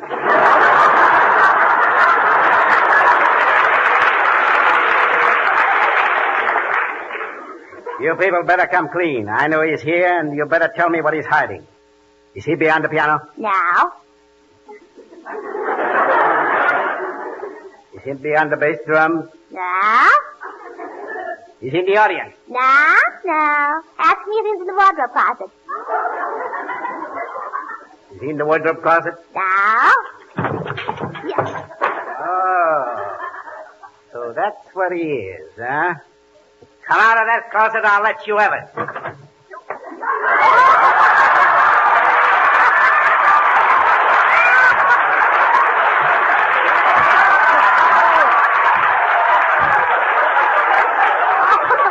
Artie, how do you like that? George is dressed up in Gracie's clothes. Well, hello, everybody. Hello, Gracie, darling. Haven't you got a big smile for your Aunt Clara? Why, Aunt Clara, I didn't recognize you without a shave. Meet a friend of mine. This is Huey Salas. How do, Miss Salas? And Clara, huh? Those look like trousers sticking out from under the dress. Oh, that's Aunt Clara. She wears the pants in her family. And Clara, you wouldn't happen to know what George Burns is. George Burns? Whatever happened to that lovely boy? He's getting lovelier and lovelier.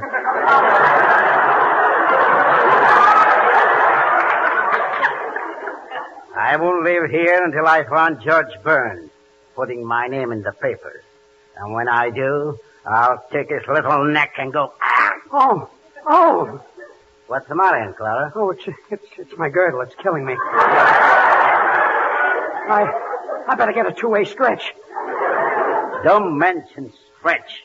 I just got through doing one. Oh, I just adore bad men. You great big bad man, you. Is he kidding? You know, Clara, I've seen a lot of malls in my time. You're not a bad-looking dish. Oh, Huey. Come here, babe. No.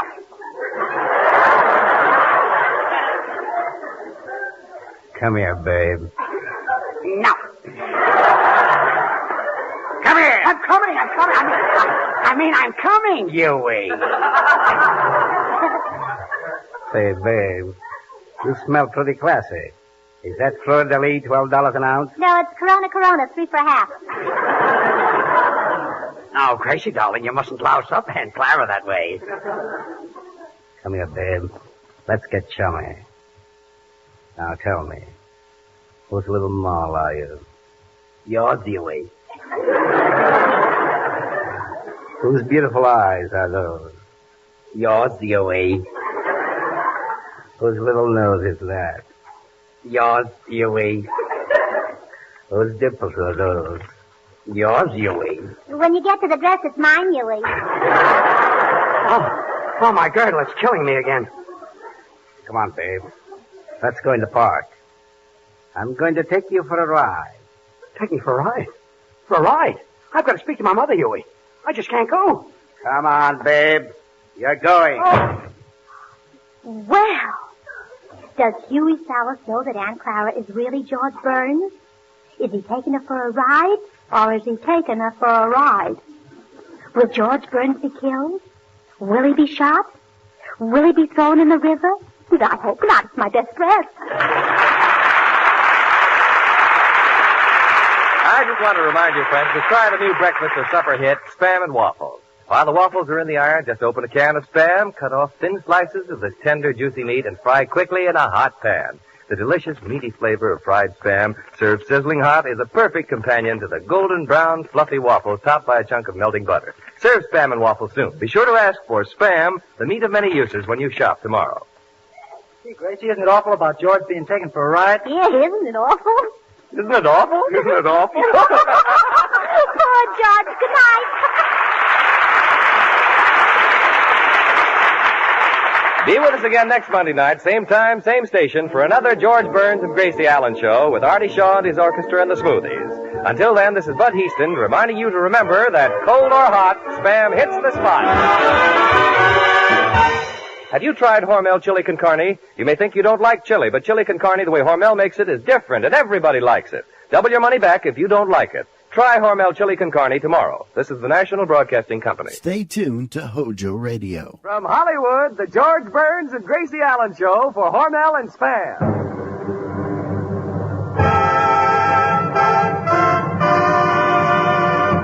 Crazy people.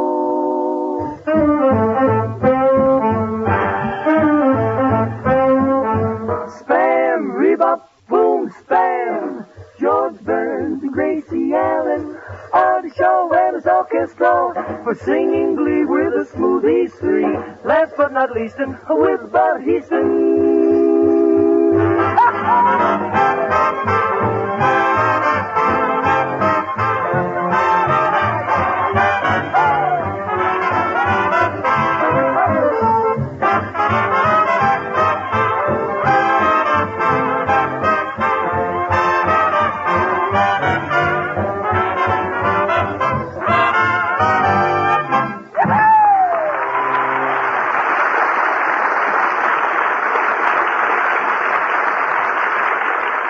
Yes, sir. More fun again with Burns and Allen and more hints about perking up fall meals with Spam, the meat of many uses.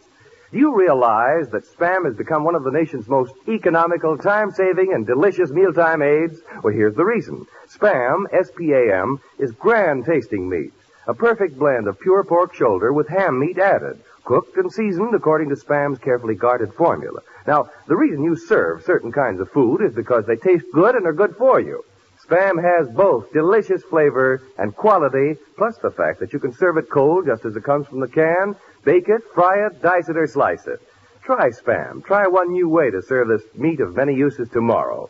Just ask your food dealer for Spam, use the simple, easy recipes on the label of the Spam can, and you're all set to give your family good food for breakfast, lunch, or dinner.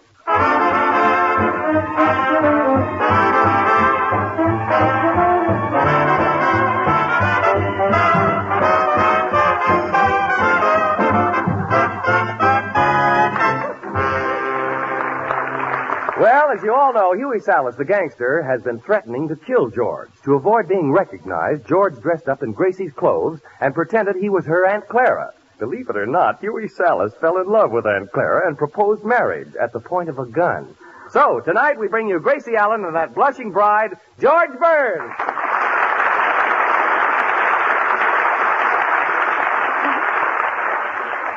Hello. Oh, Gracie, where's the bride? Outside getting a shave. Boy, this is going to be a great marriage. I can just see the blushing bride lighting the husband's pipe with her cigar. Oh, boy. Isn't this a scream? What a marriage. Yeah. Whoever gets up first will be wearing the pants from that family.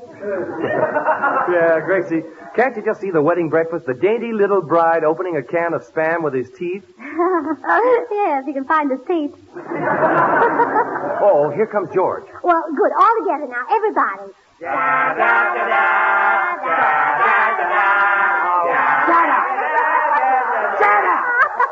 Well, George, are you wearing something old, something new, something borrowed, something blue? Now, wait a minute.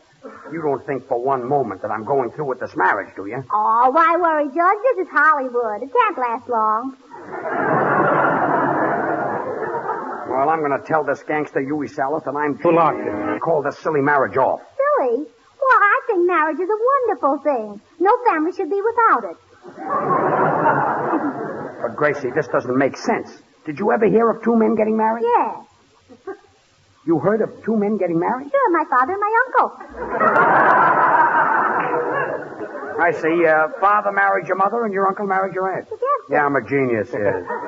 Say, George, calling off this wedding is certainly going to disappoint your gangster bridegroom. Gee, I can see him now with top hat, white tie, and machine gun.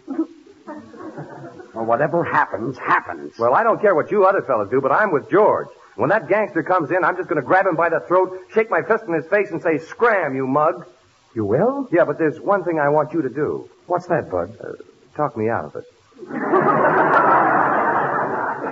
Well, I don't need any help from all you fellas. You mean you're going to tell him that you're not Aunt Clara and then just stand there? Yes. I'll tell him I'm George Burns, and then I'll make a bolt for the door. Oh, you don't have to, George. The door already has a bolt. Gracie, how can you be that silly for so many hours each day? I get up early.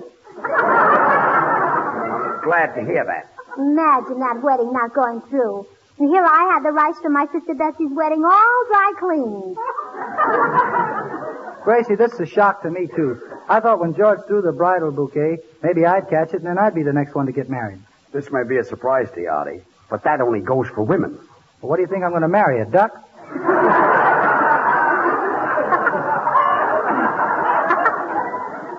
Well, that's a very funny quack. Oh, George, that's worse. How I could think of witty things at a time like this.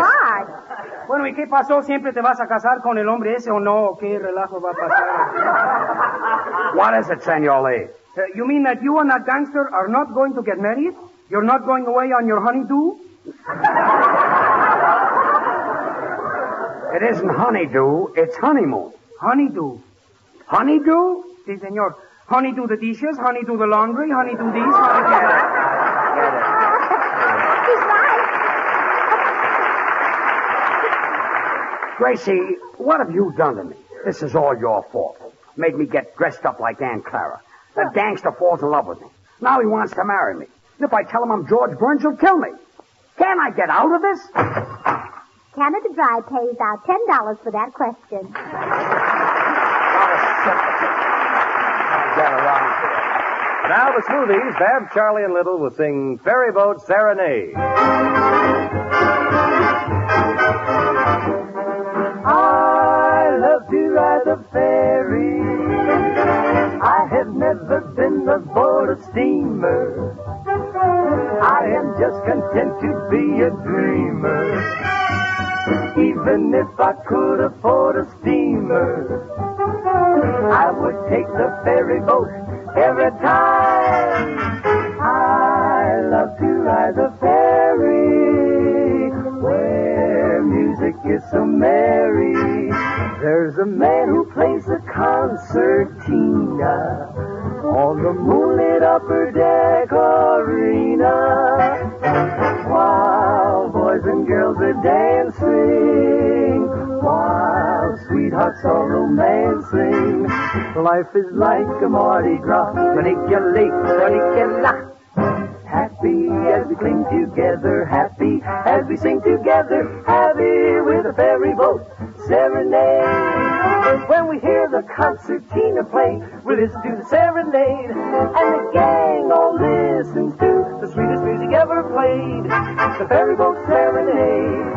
We all sway right with them, we all sway in rhythm, sweet dreams we're dreaming, and our eyes are gleaming. I love to ride the ferry.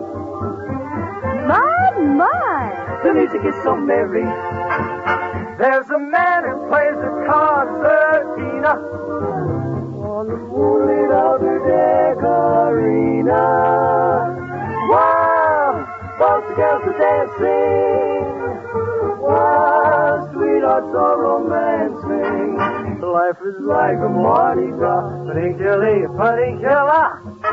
Happy as we sing together, happy as we sing together, happy. Happy are we, I'll say we're happy. Happy are we, I'll say we are. Listen to the boat. Listen to the boat. As it Drives along, keeps the rhythm of serenade.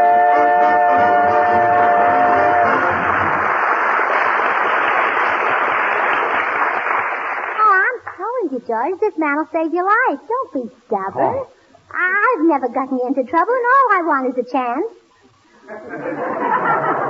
Gracie, I've had enough. It's better this way. Let Salis come. I'm not afraid to die. I'm ready. Who knows what lies beyond those green hills? Those fleecy clouds and that blue sky. I know. Glendale. Well, I guess it's no use. Nobody can save me. Well, Togo can. Of course, if you're not interested, but...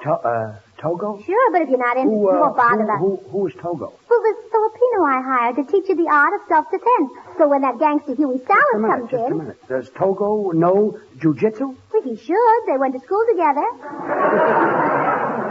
No, Gracie. Jujitsu is a form of wrestling. You know, they knock you down, and then you pick yourself up, and they knock you down again. Oh, you mean like Galladay? Yes, like Galladay. Say, that's not a bad idea. Where is this Togo? Right here. Oh, so happy to meeting you, Oliver, sir. This Oriental skinny Ennis is going to protect me? Sure. George, shake hands with Togo. Okay. Pick yourself up, George. What was that? Oh, that was lesson number 1, you know. He's pretty good, isn't he, George? He can do that all day. Well, he might be able to do it all day, but he can't do it to me.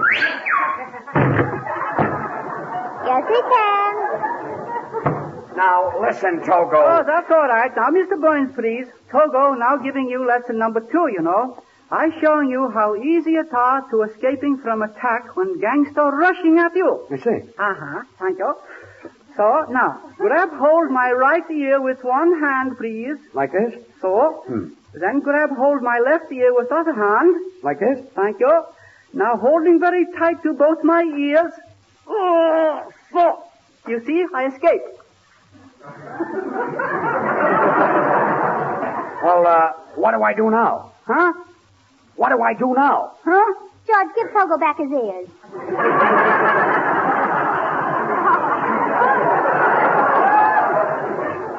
Oh, pardon me.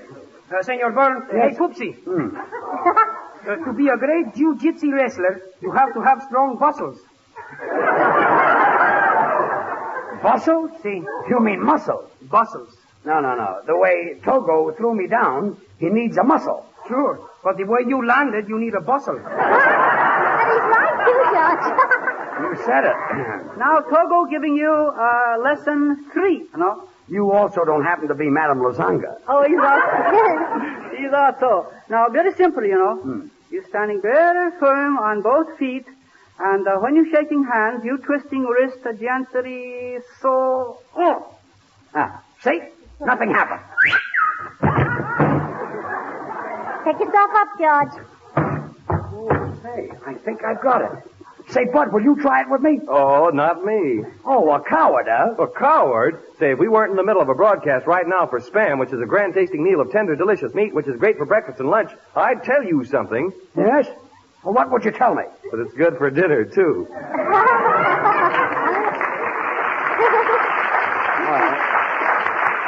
this is fine. I finally got a trick to throw this gangster down when he comes in, and nobody's here to try it with me. Well, why don't you try it on Artie Shaw? Benny Goodman says he's a terrible wrestler. Really? Yeah. What did Benny Goodman say? Well, he said that every time Artie Shaw tackles Old Man River, he goes flat in his clarinet. I know what I'll do. I'll try it on the sound man. Say, Togo. Yes, Mom? Now, all I do is just shake hands and then do that little twist, huh? Yes, oh yes. Good. Hey, sound man. Hey, 4 years in Harvard. Come here. Yes, Mr. Burns. You always try scientific experiments, so I'd like to try a little scientific experiment with you. Gladly, Mr. Burns. Now, give me your hand. There you are. See?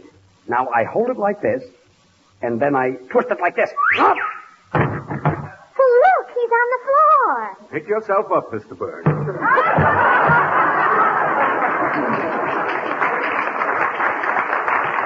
Gracie, didn't I have enough trouble with that gangster without you bringing in Togo? Senor Burns, I will tear that Togo to pieces. Oh, so I will tear you to pieces, Oh, please. so I will tear you to pieces. Boys. Pick yourself up, George.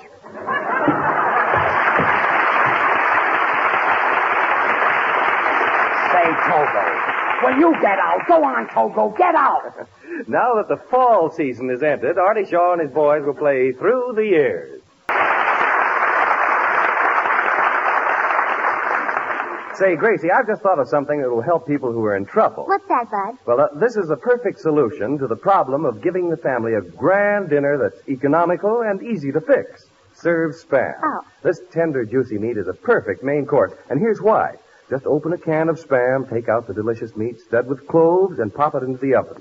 Baste with a little pineapple juice, and in just a jiffy, you'll take to the table a taste-tempting surprise that will satisfy your family completely. Wait until your family gets a whiff of baked Spam. And watch the faces light up when they take the first bite of the tender, juicy, lip-smacking goodness and the meaty flavor of baked Spam. It certainly makes a hit with husky appetites these cool fall days. So, serve baked Spam tomorrow. Get a can or two when you shop.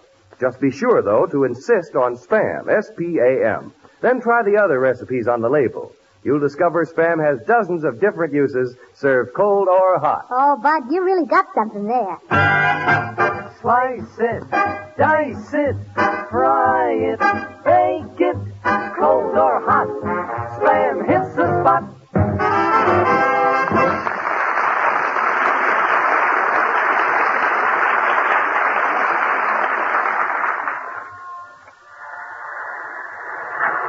Extra, George Burns taken for a ride. Read all about it.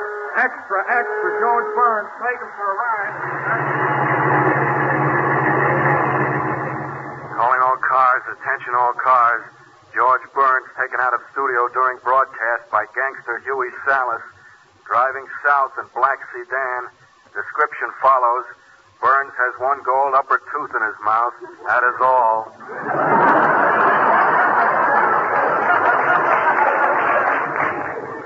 Well, that's me, all right. Shut that radio off. Yes, Mr. Salas. And one move out of you, Burns, and I'll let you have it right in the head.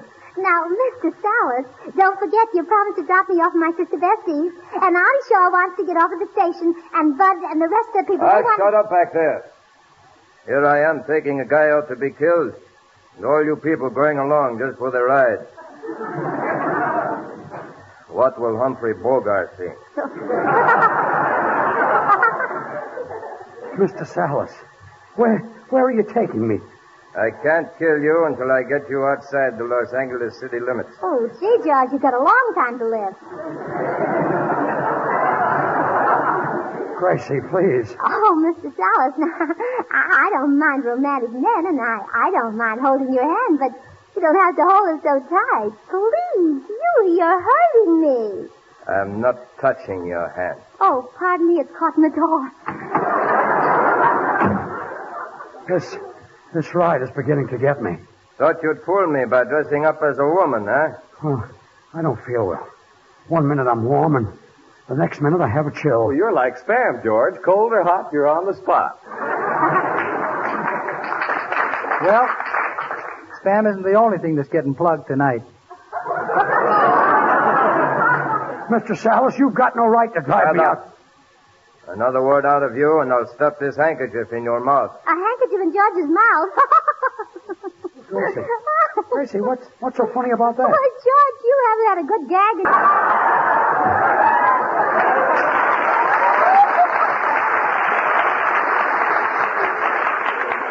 Well, goodbye. A few more minutes, Burns, and I'm going to take this gun and let you have it. Oh, gosh, if you give George the gun, what'll you use? Gracie, I'm afraid he doesn't mean that. Well, stop the car. Here's where Gracie and I get out. I'm having dinner at her sister Bessie's house. Goodbye, George. I'll never see you again. Oh, Bessie's cooking isn't that bad. Well, Gracie, this is it. Oh, George, Yes. this is awful. I can't stand it. I know. Terrible. I just can't tear myself away from here. You feel that bad because I'm going, huh? No, my hand's caught in the door again.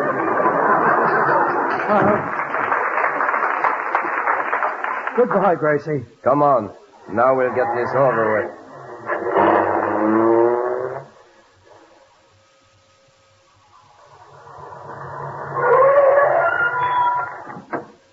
This is it. Get out. Say, Salas, that was great. You did a swell job. Really, Mr. Burns? That's the first time I was ever on the radio. Well, it's worth $75 to find out what my friends really think of me. Oh, boy, it's going to be awful quiet for me in the May Company basement selling perfume again.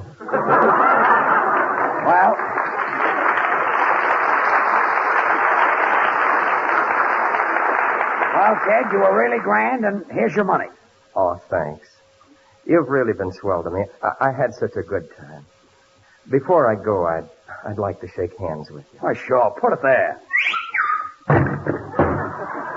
Pick yourself up, Mr. Burns. I thought so.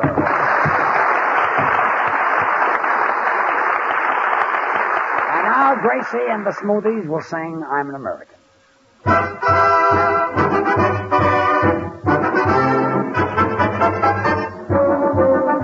We are Yankee Doodle boys, Yankee Doodle dandies. We can shout and be proud that we can say what we want out loud. We can sing and be gay. And I can tell a funny story every day. We are thankful we live here. So let's all stand right up and cheer. I am an American. I am an American. I am an American. On the street is a home, in the crowd or alone. Shout wherever you may be.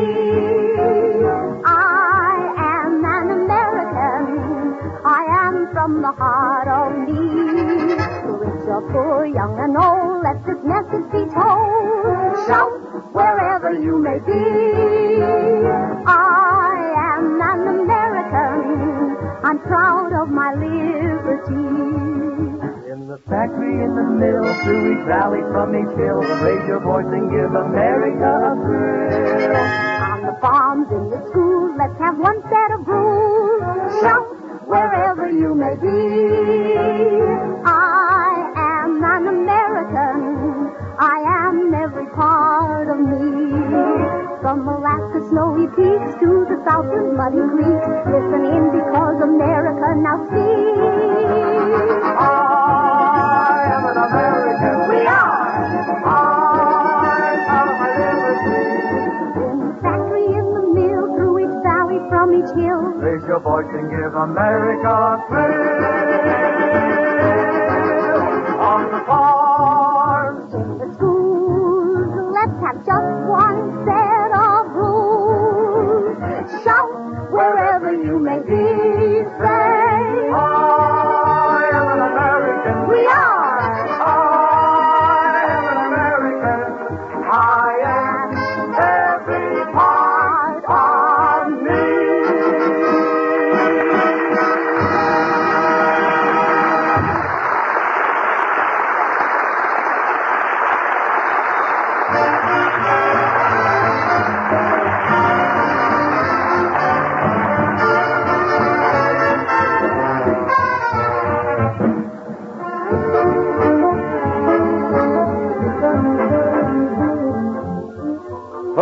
For dinner tomorrow night, serve baked Spam. It's so easy to fix and so good to eat. Just open a can of Spam and bake according to the simple directions on the label. Takes but a jiffy and brings to your table an economical main course that satisfies hearty appetites. That's because Spam, S-P-A-M, is tender, taste-tempting meat with a delicious flavor. So plan to serve a Spam bake for dinner. Just remember to ask your food dealer for Spam, a Hormel product, when you shop tomorrow. Thanks, Bud. Well, Gracie, say goodnight. Good night. Well, I was taken for a ride and you didn't even feel bad, huh? Oh, I knew he wasn't a gangster. How did you know? I listened to the broadcast. Oh, good night, all.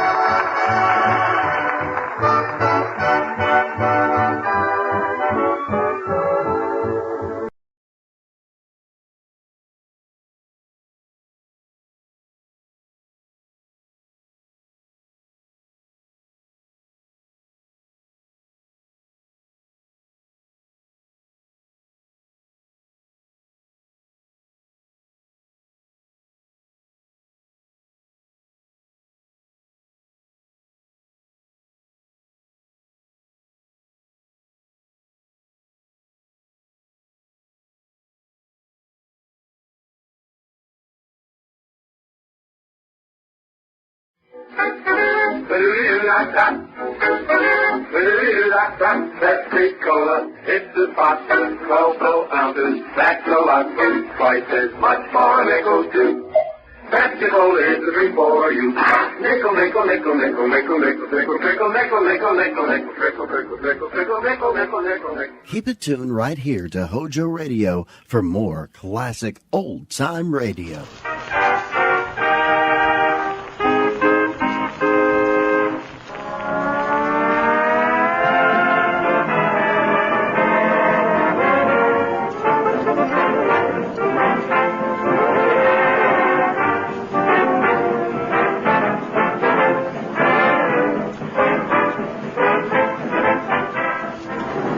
Makers of Johnson's Wax bring you more musical moments of unmitigated merriment with Rico Marcelli's orchestra, Ronald Mansfield, Charlie Wilson, the Johnson Merrymen, and Marion and Jim as those gay and garrulous gadders, those gasoline gondoliers, Fibber McGee and Molly.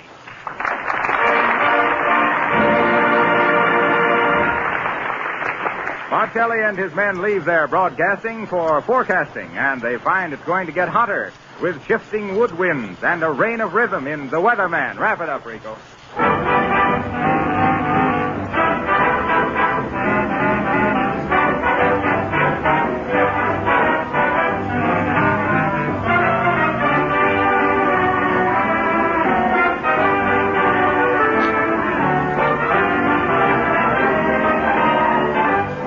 In the midst of this sparkling music, let me remind you that now is the time to wax your car. Your family, your friends will be proud to ride with you when your car sparkles and gleams with a Johnson Wax polish.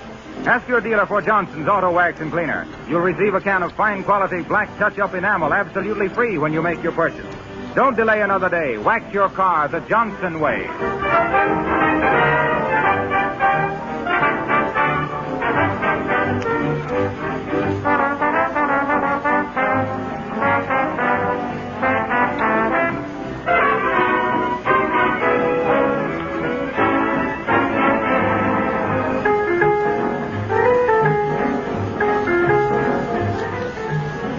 Where the man once the skies were blue. Now each day's cold and gray. Won't you push the clouds away? I can't endure the temperature. Where the man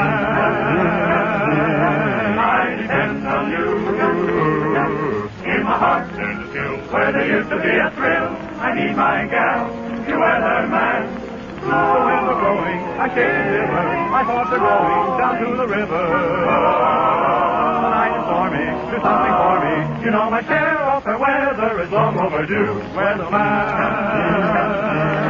see what you can do. Take the time, make the time. Find my gal and make her mine. Or change your plans. You know you can. You weatherman.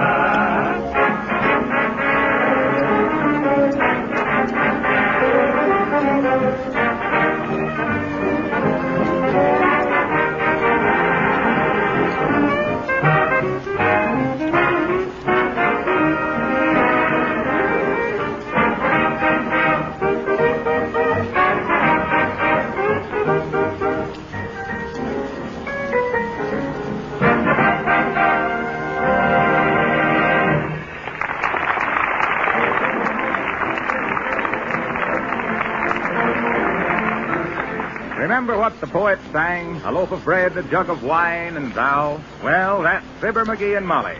2 loafers, bread, a chug of the motor, and thousands of miles behind them. They come inside of a new real estate development. Look, McGee, it's a carnival. Let's stop. Oh, shucks, Molly. We ain't got time to go messing around those rat carnivals. Besides, it ain't a carnival. Well, then what is it? Look at the people and the flags and all. I don't know. What's the flag say on them? Well, slow down so I can read them, ignorant. Okay. What's the sign say, Molly? I can't read them and drive, too. Oh, must be a new subdivision, McGee. It says Wistful Vista Home Site. $1 down. Buy a lot for a little. Lot of what? Build a home for the land's sake. Fooey from me to them. The realest real estate you ever bought. Oh, shucks, we don't want to stop and listen to a lot of high-pressure salesmanship. Look, McGee, that sign. Where? Barbecue sandwiches and coffee free. Gotta get them brakes thick. You needn't have stopped so sudden. You near broke me neck. I know. I just happened to think. Every American citizen ought to be interested in the home building, Molly. It's the backbone of our civil... Go on with you, McGee. It's your wishbone you're talking about. You're wishing for a free sandwich. Oh, shucks, Molly. Hello. Is one hello too many, mister? There's only 2 of us. So I see. Yes, so I see. 2 is the very type of citizen we want to see settle down on a little nest on this beautiful development, folks. Here's where you'll get a lot for a little. A home for half and contentment on every dotted line. Yes, sir, folks. What is this place now? This place, madam? Why, this is none other than that beautiful landscape, Hagelmeyer's Wistful Vista subdivision. Wired for light, piped for gas, paved for pavement, ditched for sewers, and for only the small sum of... where do you get them free sandwiches, brother? And coffee. Right over there, sir, at the barbecue pit. But before you avail yourself of Hagelmeyer's Wistful Vista hospitality, let me give you a short summary of our proposition here. We have probably the finest, the most economical... Come on, Molly, get out. I don't know why we can't get a mouthful and an earful at the same time. Where'd you say this here free barbecue pit was, brother? Well, I must inform you that word free is conditional. And what do you mean conditional? Free is free. Oh, yes, indeed. Free without the slightest reservations to those who hold tickets for the grand drawing. Grand what? What you mean, tickets for the grand drawing? Do you mean to say that you'll come within 10,000 miles of Hagelmeyer's Wistful Vista without learning from every man, woman, and child the sensational details of our sales stimulant? Oh, sure. Why, sir and madam, here is opportunity itself knocking, nay, thundering at your door. That's all I want is opportunity to sink my teeth into a barbecue. For the paltry sum of only $2, sir. You buy a ticket which may bring you shelter in your declining days, a haven from the storms of the future, the dream of every solid citizen of this great commonwealth. Oh, you mean you're selling chances onto a house? A house? A house? Did you say a house, madam? Certainly I said This is the house. A house of your dreams, madam. A cove of contentment. The realization of a lifetime's yearning. The answer to a woman's prayer. Look there. Where? Where? There. Oh. Direct your gaze at that vine-covered cottage. That marvelous modern example of the architect's art. The home of your heart's desire. Right over there. Oh, the house. Oh. Well, it is real pretty, isn't it, McGee? Oh, it's okay. Now, where did you say this here barbecue? Oh, McGee. You gotta have a ticket, the man says. It's only $2, and you have a chance to win that house a lot, too. Am I right, mister? The miserable truth. For the miserable sum of $2. What in Tunket's so miserable about $2, brother? That'll buy 20 sandwiches. And let me tell you, brother, a hamburger in the hand is worth a house in the hat any day. Come on, Molly, we better get back to our... Wait now, McGee, wait. Buy me a ticket. Buy you a... What was that, Molly? You heard me, McGee. Buy me a ticket. Well, for the...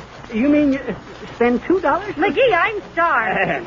Say, brother, how many sandwiches are you entitled to when you got a ticket? Oh, there's no limit, sir. It's merely a gesture of hospitality on the part of the Hagelmeyer Wistful Vista Development Company. We feel that a well-fed customer is a better prospect. You mean you can eat as much as you want? Yes. Give me a ticket. There you are, sir.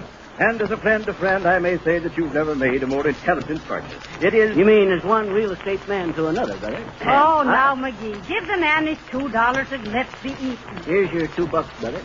As I was saying, I used to dabble mite in real estate myself. Tropical real estate. Oh, really? No, O'Reilly. O'Reilly and McGee. O'Reilly and McGee, the parts payment promoters of Panama. Used to sell banana plantations mostly. Some pineapple farms and rubber timber, but mostly bananas. Still, you should ought to seen the work we done on the pineapple plantations. But if you'll excuse me, You sir, ain't prying into my business a bit, brother. Always glad to share my experience with another real estate man. As I was saying, you should have seen the O'Reilly and McGee part payment promotion of pineapple plantation. Oh, now, McGee, the man Wants to hear about how I done her. I know. You see, brother, I was probably the leading banana land promoter in Panama at the time. Banana oil, McGee. Banana oil. No, banana land. I had me the biggest plantation of bananas onto the island of Pago Pago. Is that so? Why, even the hurricane of 1908 never fazed me. Well, Even though the lightning bust every banana tree I owned right down the middle of the trunk. lightning struck every banana tree? Right down the middle. But it never discouraged me none. I just took one look at them trees, ordered a herd of Jersey cows shipped in, and set up an ice cream plant. What for? Banana splits for the export trade. Come on, Molly.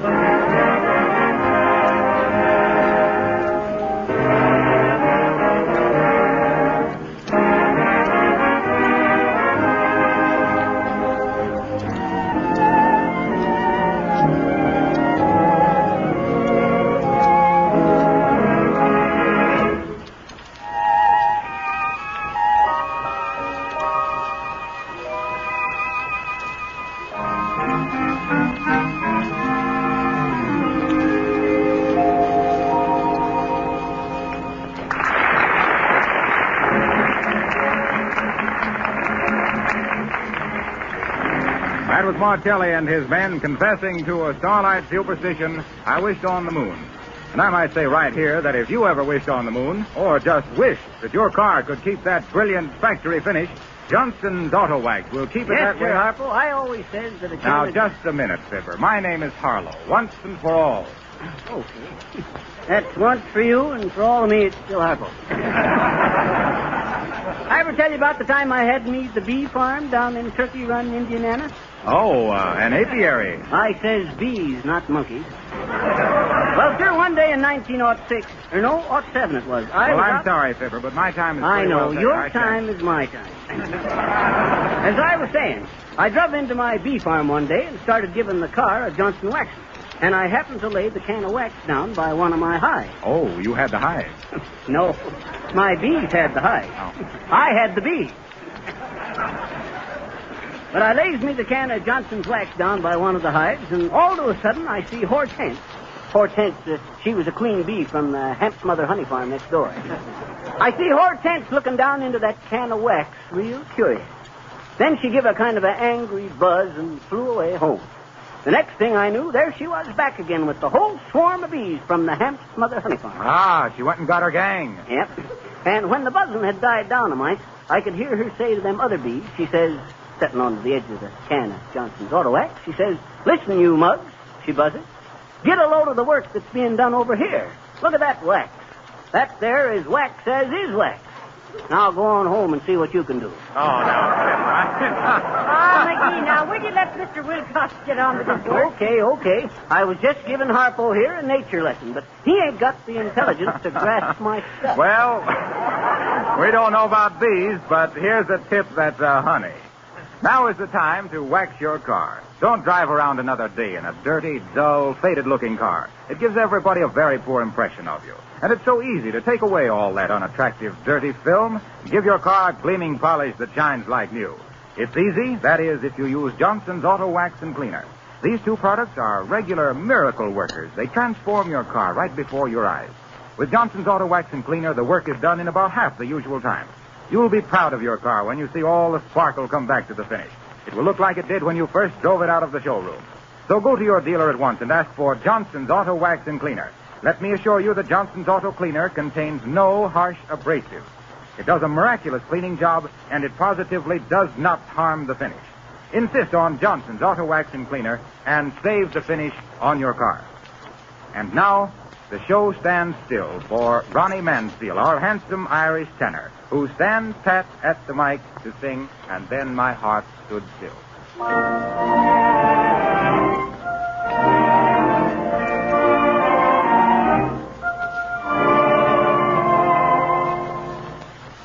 I took one look at you, that's all I meant to do, and then my heart stood still. My feet could step and walk, my lips could move and talk, and yet my heart stood still. Though not a single word was spoken, I could tell you knew that unfelt clasp of hands told me so well you knew. I never lived at all until the thrill of that moment when my heart stood still.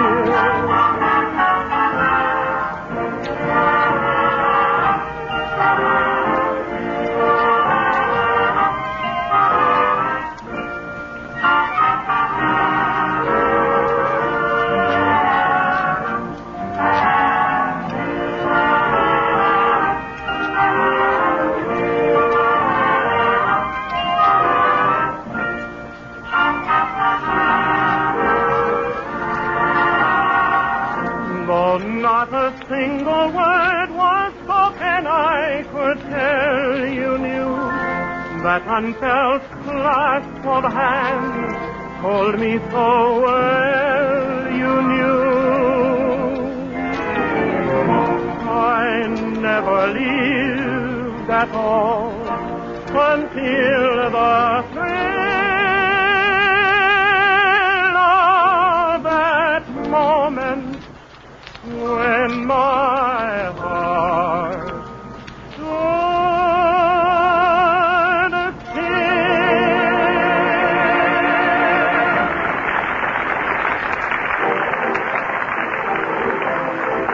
Now, back to the Wistful Vista Real Estate Development, amid the banners and bunting, barbecues and bologna, where Fibber and Molly are getting their $2 worth of sandwiches and coffee at the expense of Mr. Hagelmeyer. Well, McGee, if you're able to walk, let's be going. Oh, shucks, Molly, you might let a fella finish his sandwich. His sandwich? Yep. Go on with you, McGee.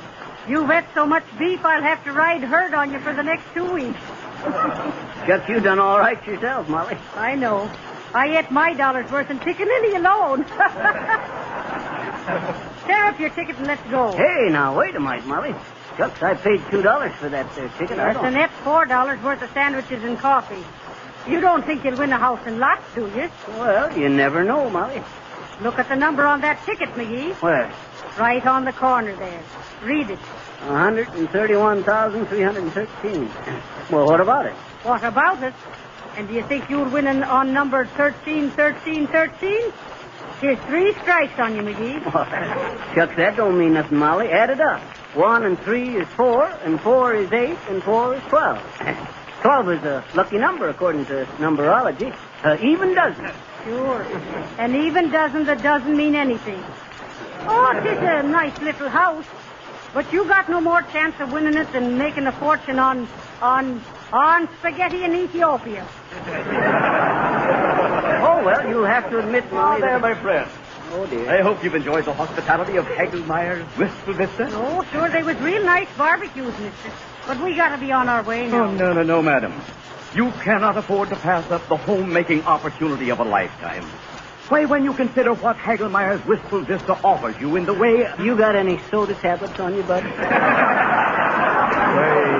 no, sir, I'm afraid not. Oh, you will? This is barbecued beef stampeding, mister. Come on, McGee. Okay, glad to have met you, brother. Oh, but wait. You haven't heard the real true story. The romance behind the founding of Hagelmeyer's Wistful Vista. We are building a community, sir. We are interested in laying the very cornerstones of civic development. We want to see homes and more homes with healthy, happy citizens. Little kiddies going to school. Smoke from 100 contented chimneys, even at a sacrifice. Sacrifice? Ah, yes. What is a monetary loss? Well, when you can sell 131,313 tickets for $2 apiece, making $262,626 for a house that couldn't have cost more than $4,000 to put up? Answer me that, Mr. Sacrifice.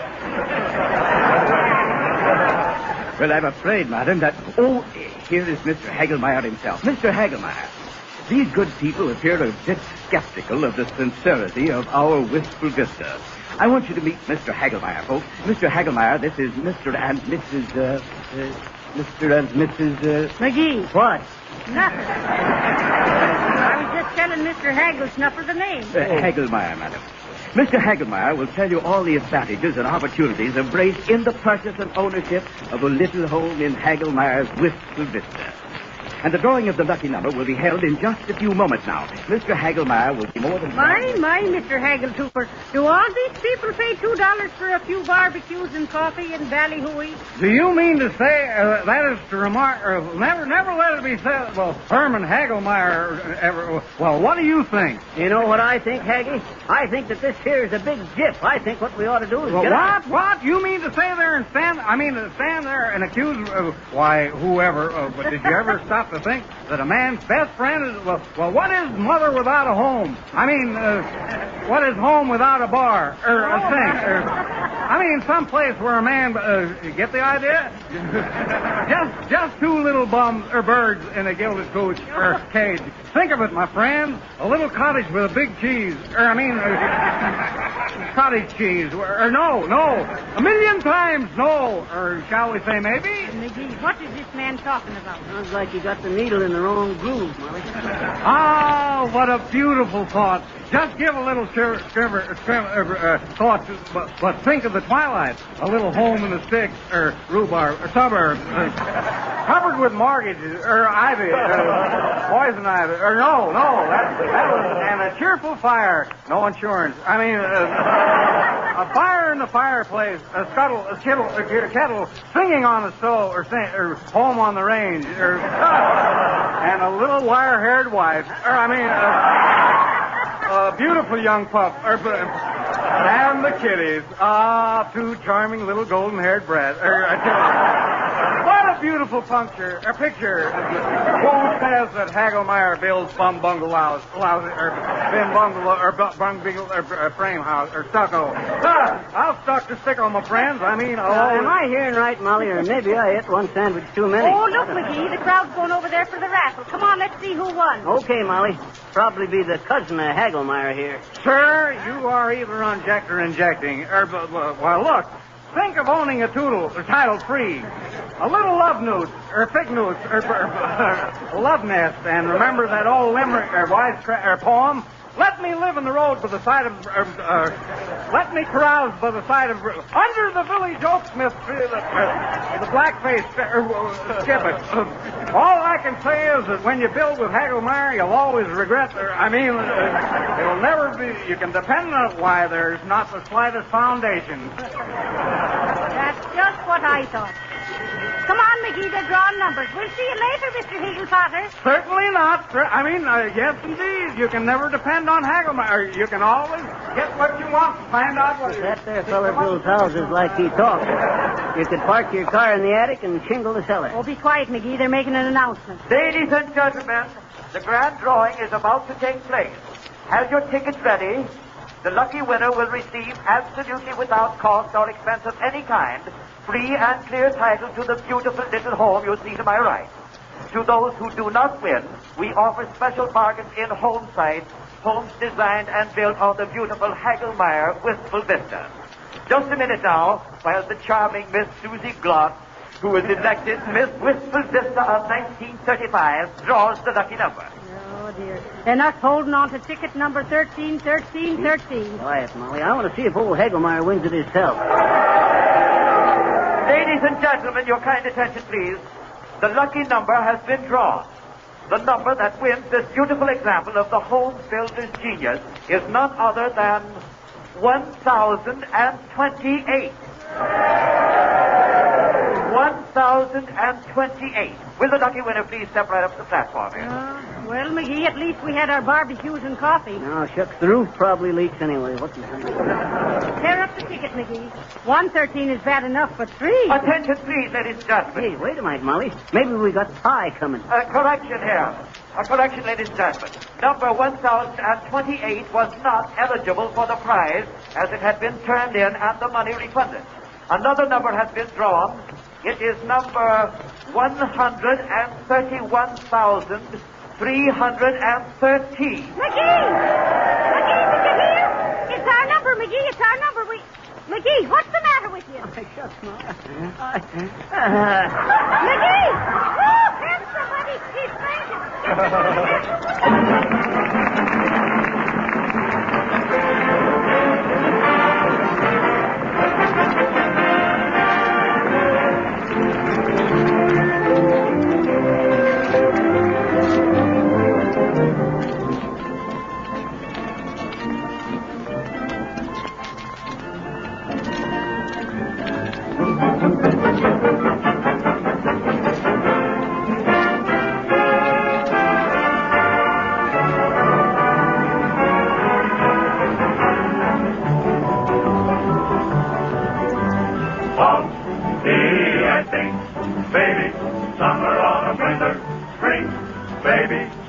silver lining, you're my sky of blue.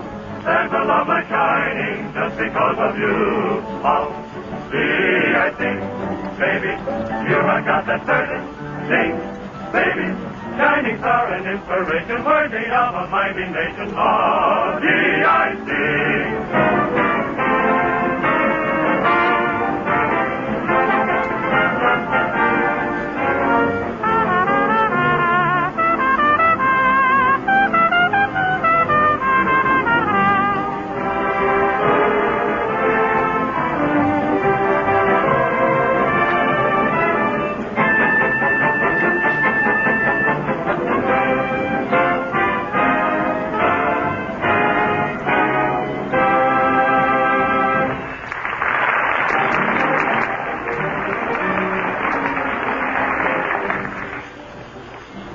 A few moments ago, I told you how easy it is to make your car sparkle like new again with Johnson's Auto Cleaner. Now it's very important to protect that gleaming finish so it will stay shining. And it's very important that you use Johnson's Auto Wax in order to give your car the surest protection against sun, rain, and road film. With a gleaming coat of Johnson's Wax on your car, whether new or old, it will resist dust and dirt. Car washings will be cut down after your car is Johnson Wax. The polish wears like iron, keeps your car in such beautiful condition that you will get much more money for it at the time of resale. So go to your dealer right away. Order Johnson's Auto Wax and Cleaner at the special price of 98 cents for the tube. Your dealer will give you a can of fine quality black touch-up enamel free with your purchase. If you prefer, your garage or service station will wax your car for you. But don't delay another day. Wax your car the Johnson way.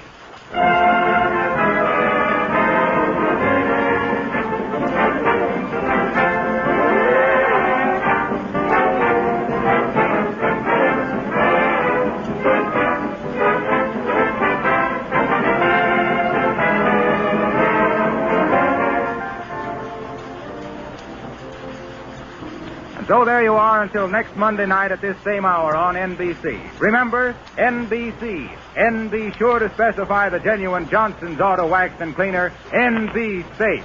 Oh, and NB. This is Harlow Wilcox speaking. Good night.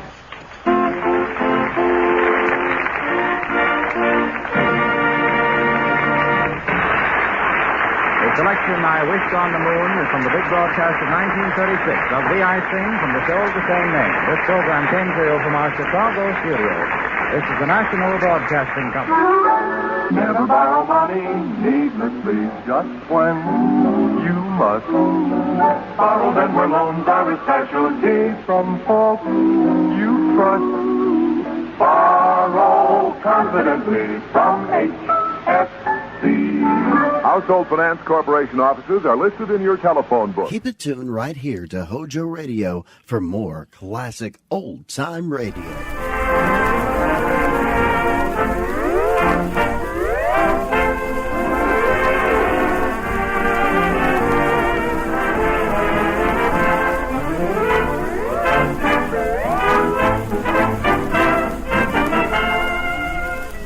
The makers of Johnson's Wax present the 23rd chapter in this history of harmonious hilarity with Rico Marcelli's orchestra, Lynn Martin, LeVere and Winston, the Johnson Merrymen, and Marion and Jim as those domestic deliverers of devastating diversion, Fibber, McGee, and Molly.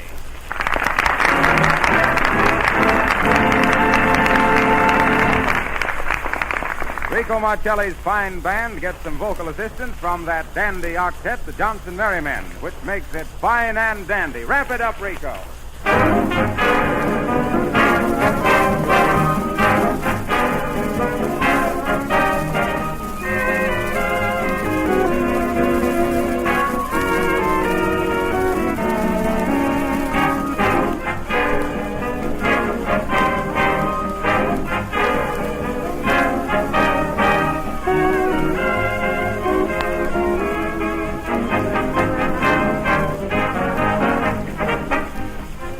While Marcelli's music sets your feet tapping, please remember to look down at your floors and make a mental note. Johnson's Glow Coat will give a marvelous polish to your floors and linoleum, keep the surface shining for weeks at a time, and save you all the work of rubbing or buffing. It's the finest no-rub floor polish that can possibly be made. Johnson's Glow Coat.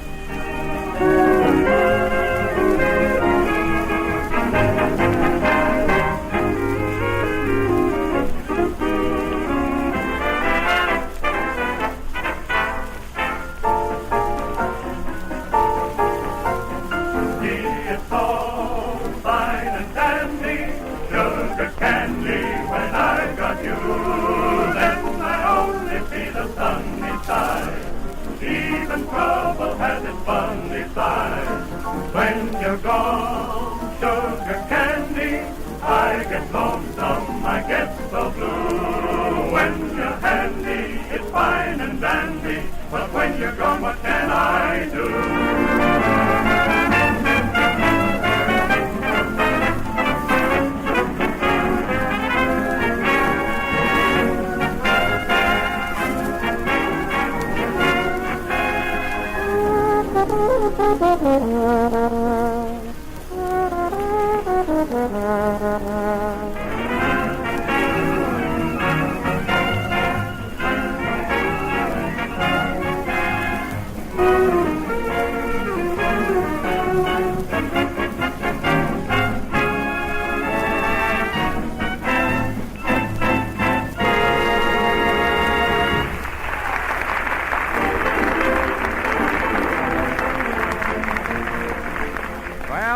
considering that this makes 23 times we've joined the Merry McGees, we'll just skidoo down to 79 Wisco Vista and see how they're getting along.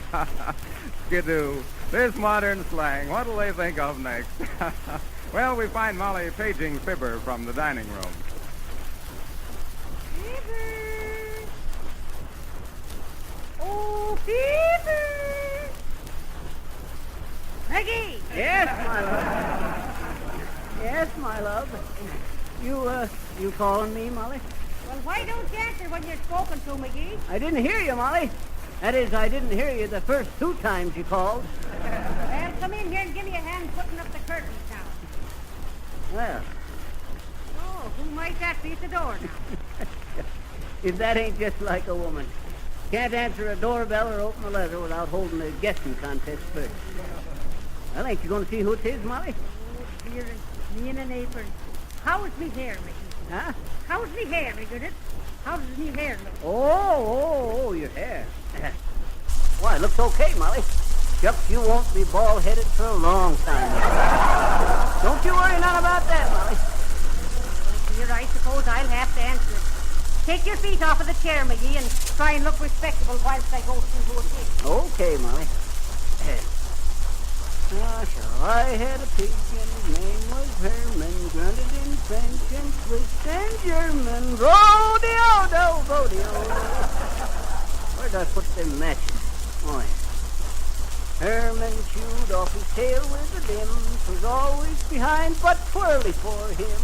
Rodeo, that rat's a dead. Gotta get this pipe fixed. Come right in this way, Mr. Bartleford. Fibber, this is Mr. Bartleford. Me husband, Mr. Bartleford. How are you, Mr. McGee? I'm tired, brother. How's yourself? Splendid, thank you. You working your way through college? On account of if you are, I might as well tell you, I won't have time to read no magazines till I catch up on the Sunday paper. You see? Huh? Mr. Bartleford is from the Chamber of Commerce. Sit down and make yourself comfortable, Mr. Bartleford. Thanks. You betcha. Sit down and build yourself a lap, sporty. What can I do for you? Well, Mr. McGee, I'm a committee of one representing the Chamber of Commerce to welcome you and Mrs. McGee to our little community. Oh. I'm authorized to extend a hand of fellowship and give you the keys to the city. What's the matter? They lock it up every night? Oh, no. That was just a metaphorical expression. Now, we want you to feel at home in our shops and public buildings, our churches and our schools. Oh. Well, personally, I might say that as proprietor of the Bortleford Bon Ton Bootery, I'll be very glad to see that you're taken care of in the matter of footwear. Oh. Now, we're having a special sale this week on shoe trees, socks, insoles. Just a mite there, Borty. You a shoe man, you say? Why, yes. The Bortleford Bon Ton Bootery, you know, on Main Street right next to the... Well, tap me with a tombstone, brother, if that there ain't funny. Well, what's so funny about that, McGee? Yes, I fail to see the... No, you don't get the idea, eh, brother? Well, sir, it just struck me all to a heap that we should ought to be welcomed to this town by a brother shoeman. Brother shoeman? Oh, now, McGee, are you... Am I going to tell Borty here how I used to be the biggest shoeman in Santa Bologna? You betcha I am. Have a cigar, Borty? Thanks, I have one. Oh, you got 2? Come to think of it, I'll smoke my pipe. Yes, sir, Borty, I'll never forget the time Oscar Doster of the Denver Dosters comes up to me and says, "Cut away," he says. I was known as Cutaway in them days. Cutaway McGee, the card-cutting killer of Colorado. Oh, McGee. Yes, sir. I was running a poker game at the time and always wore a cutaway coat. Well, sir, Oscar Doster says to me, "Cutaway," he says, "how about me and you going into partnership on the business proposition?" "Name her," I snapped, drawing my 6-shooter like lightning and knocking the left ear off in a cowhand that was taking aces out of his sleeve. "What's the proposition?" I said. "Well, sir," says Oscar, "I got me 42 acres of flux trees down into Santa Bologna, and I want you to go into partners with me." Pardon me, did you say flux trees? Yep, flux trees.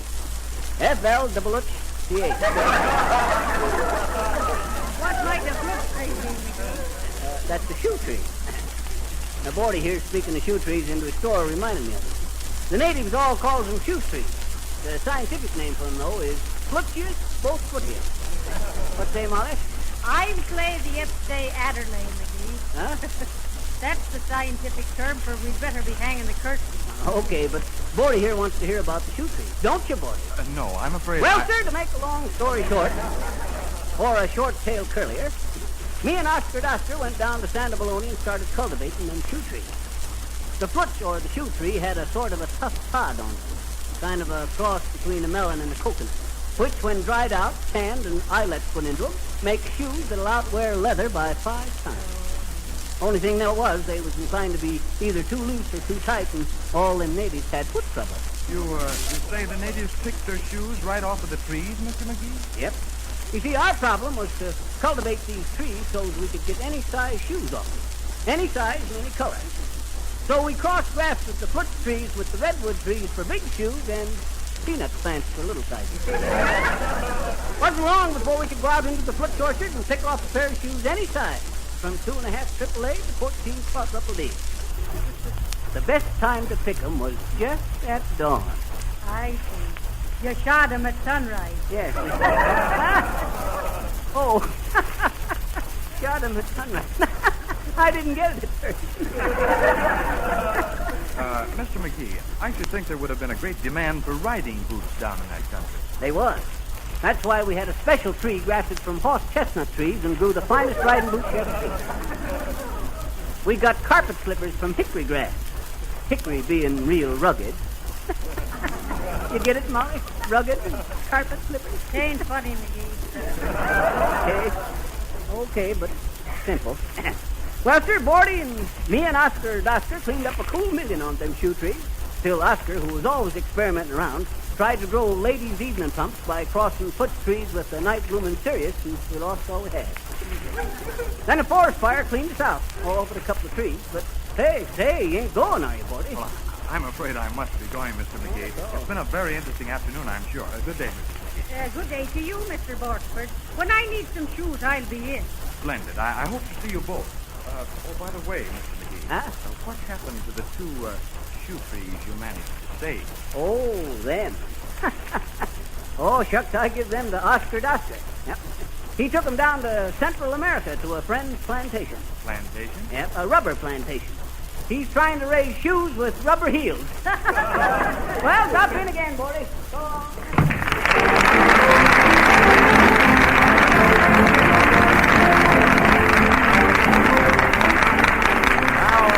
Marcelli's pair of Perfecto, Grando, Piano Persuaders, Levere and Winston put their hands and hearts into Body and Soul.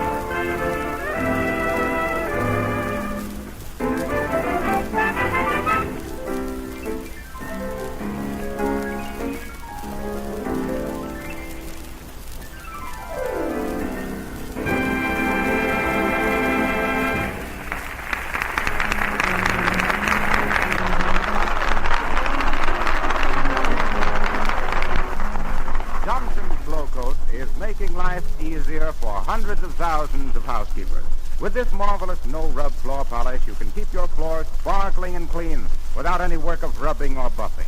You merely spread a little Glow Coat lightly over your linoleum or wood floor using a soft cloth or the special Glow Coat applier. You don't have to bear down or rub it in. In 20 minutes, the floor will be gleaming like new, ready to walk on. Glow Coat shines as it dries without help from you. Scientists in the famous Johnson's Wax Laboratories spent many years in developing this perfect no-rub floor polish. You're entitled to the best, so be sure to insist on Johnson's Glow Coat in the attractive yellow can with the red lettering GLO-COA2.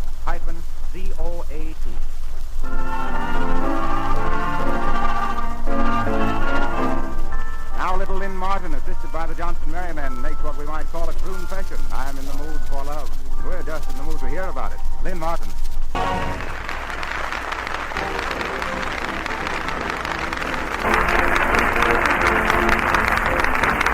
Now then, from harmony to homework, we'll take you back along the hot airwaves to number 79 Wistful Vista, where Molly's suggestion about putting up the curtains is bearing fruit. Did we say fruit? Yes, indeed. Take a look at Fibber holding a bunch of grapes. Dad, drat it, Molly. How do you know which ones goes where and what? Well, lay 'em down, McGee. You want to get 'em all wrinkled up? Look now, this one is for this window, and that one is for that window, and this one... Hey, wait a minute. You get me all mixed up, so I can't... Well, what are you doing now? Marking them with a pencil so they'll know which is which. Stop it, McGee, for heaven's sake. For 2 weeks I sew and wash and iron the curtains, and then you want to mark them up with a pencil. Well, shucks, you mark screens for the right window, don't you? Why not mark curtains for the... I'll get it, Molly. You stay right where you are, McGee. You put the curtains on the rod. I'll go answer the phone. Okay. If it's that there considerable Watson boy, tell him to come right over so he can help. Hello, 79 Wistful Vista, Mrs. McGee speaking. Oh, yes. Oh, well, now, that's real nice of you. Thank you. Yes, we will. Goodbye. Who was it, Molly? It was the meat market inviting us in to see the show. Oh, shucks. I saw it Saturday. It cost me 82 cents. Well, what of it? It's real nice of him to call and ask for our trade. That shoe man now with his... McGee, what are you doing? Drat it, what you think I'm doing? I'm putting the curtains onto the rod. Well, take them off again and put them on the right rod. The narrow curtains go on the short rod. The wide curtains go on the long rod. Oh, shucks, what in tongues is the difference? And don't drag them on the floor, Riggerness. Okay, but I can't keep holding them up over my head like this all the time. And you won't let me fold them or lay them down no place. Here. Here's one all ready to hang up. Bring the step ladder. Oh, I'll just stand on the chair, Molly. I can reach. And scratch the chairs all up. You'll do nothing at the time, McGee. Bring the ladder. Well, Dad, drat it, why? Bring the ladder, McGee. Let's say I get the ladder, Molly. Well, it's about time you use your head. Use my head? You don't use your head on the step ladder, Molly. You use your feet. Don't you get it, Molly? I said... Ah, it ain't funny, McGee. Okay. Bring the ladder here. Well, you're no primo Sonora. Climb up and I'll hold it for you. Okay. You'll find my insurance policy into the left-hand drawer of the table there. Be quiet, McGee. Can you reach? Yep. Hand her up.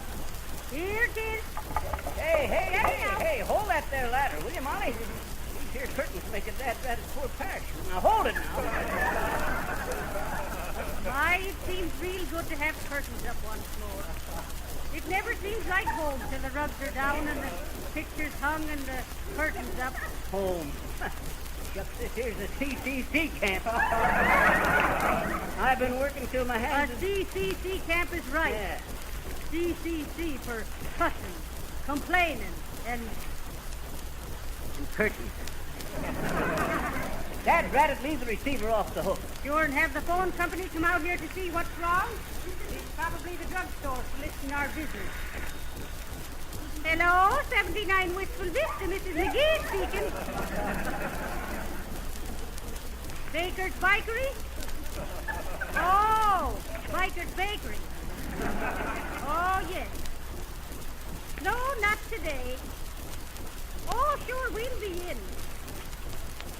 Oh, thank you. Goodbye. That was the bakery, McGee. Oh, it was. My, they must want our trade. They're sending over some baked goods, complimentary. Now, what do you say to that? I say, looky, here comes Cookie. Hold that ladder, Molly. I got it all right, McGee. I got it. I can make me a better ladder than this here one with a handful of matches and a piece of chewing gum. Now, hand me the curtain, Molly. I'll try and get it. You stay up there and stand still now, McGee, whilst I answer the phone. Hey, let me get down first, Molly. Don't let go of me. Hey, hold on. Nah, you'll be all right now, McGee. Just stand steady. Hello, 79 Wistful Vista, Mrs. McGee speaking.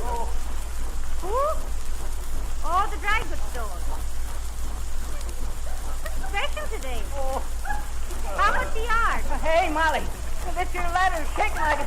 Hey, Molly, I'm falling. Hush up back there. You're always clowning the minute me back is turned. Hello? Hello, dry goods store.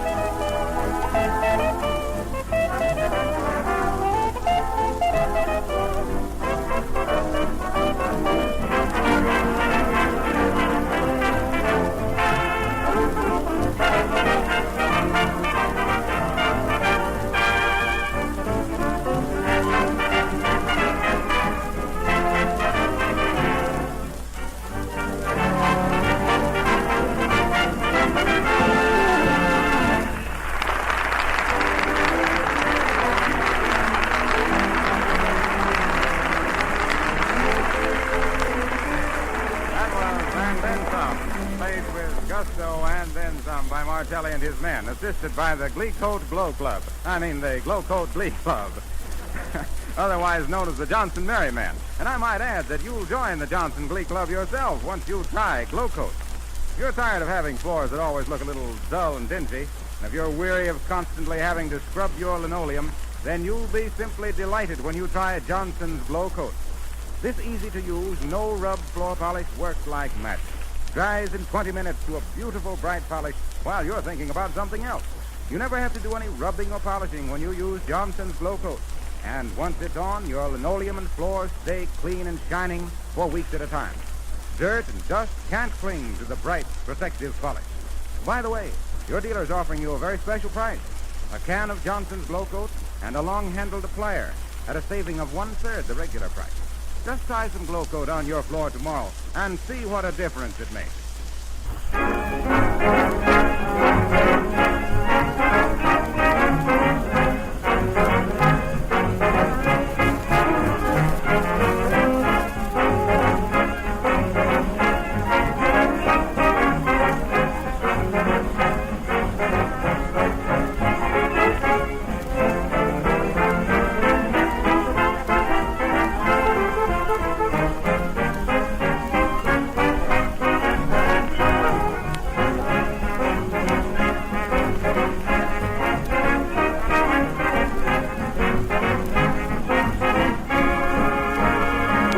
there's life. There's fun at a concert or a show, in your own backyard, wherever you go. But life is even for folks to know where there's life. There's Budweiser.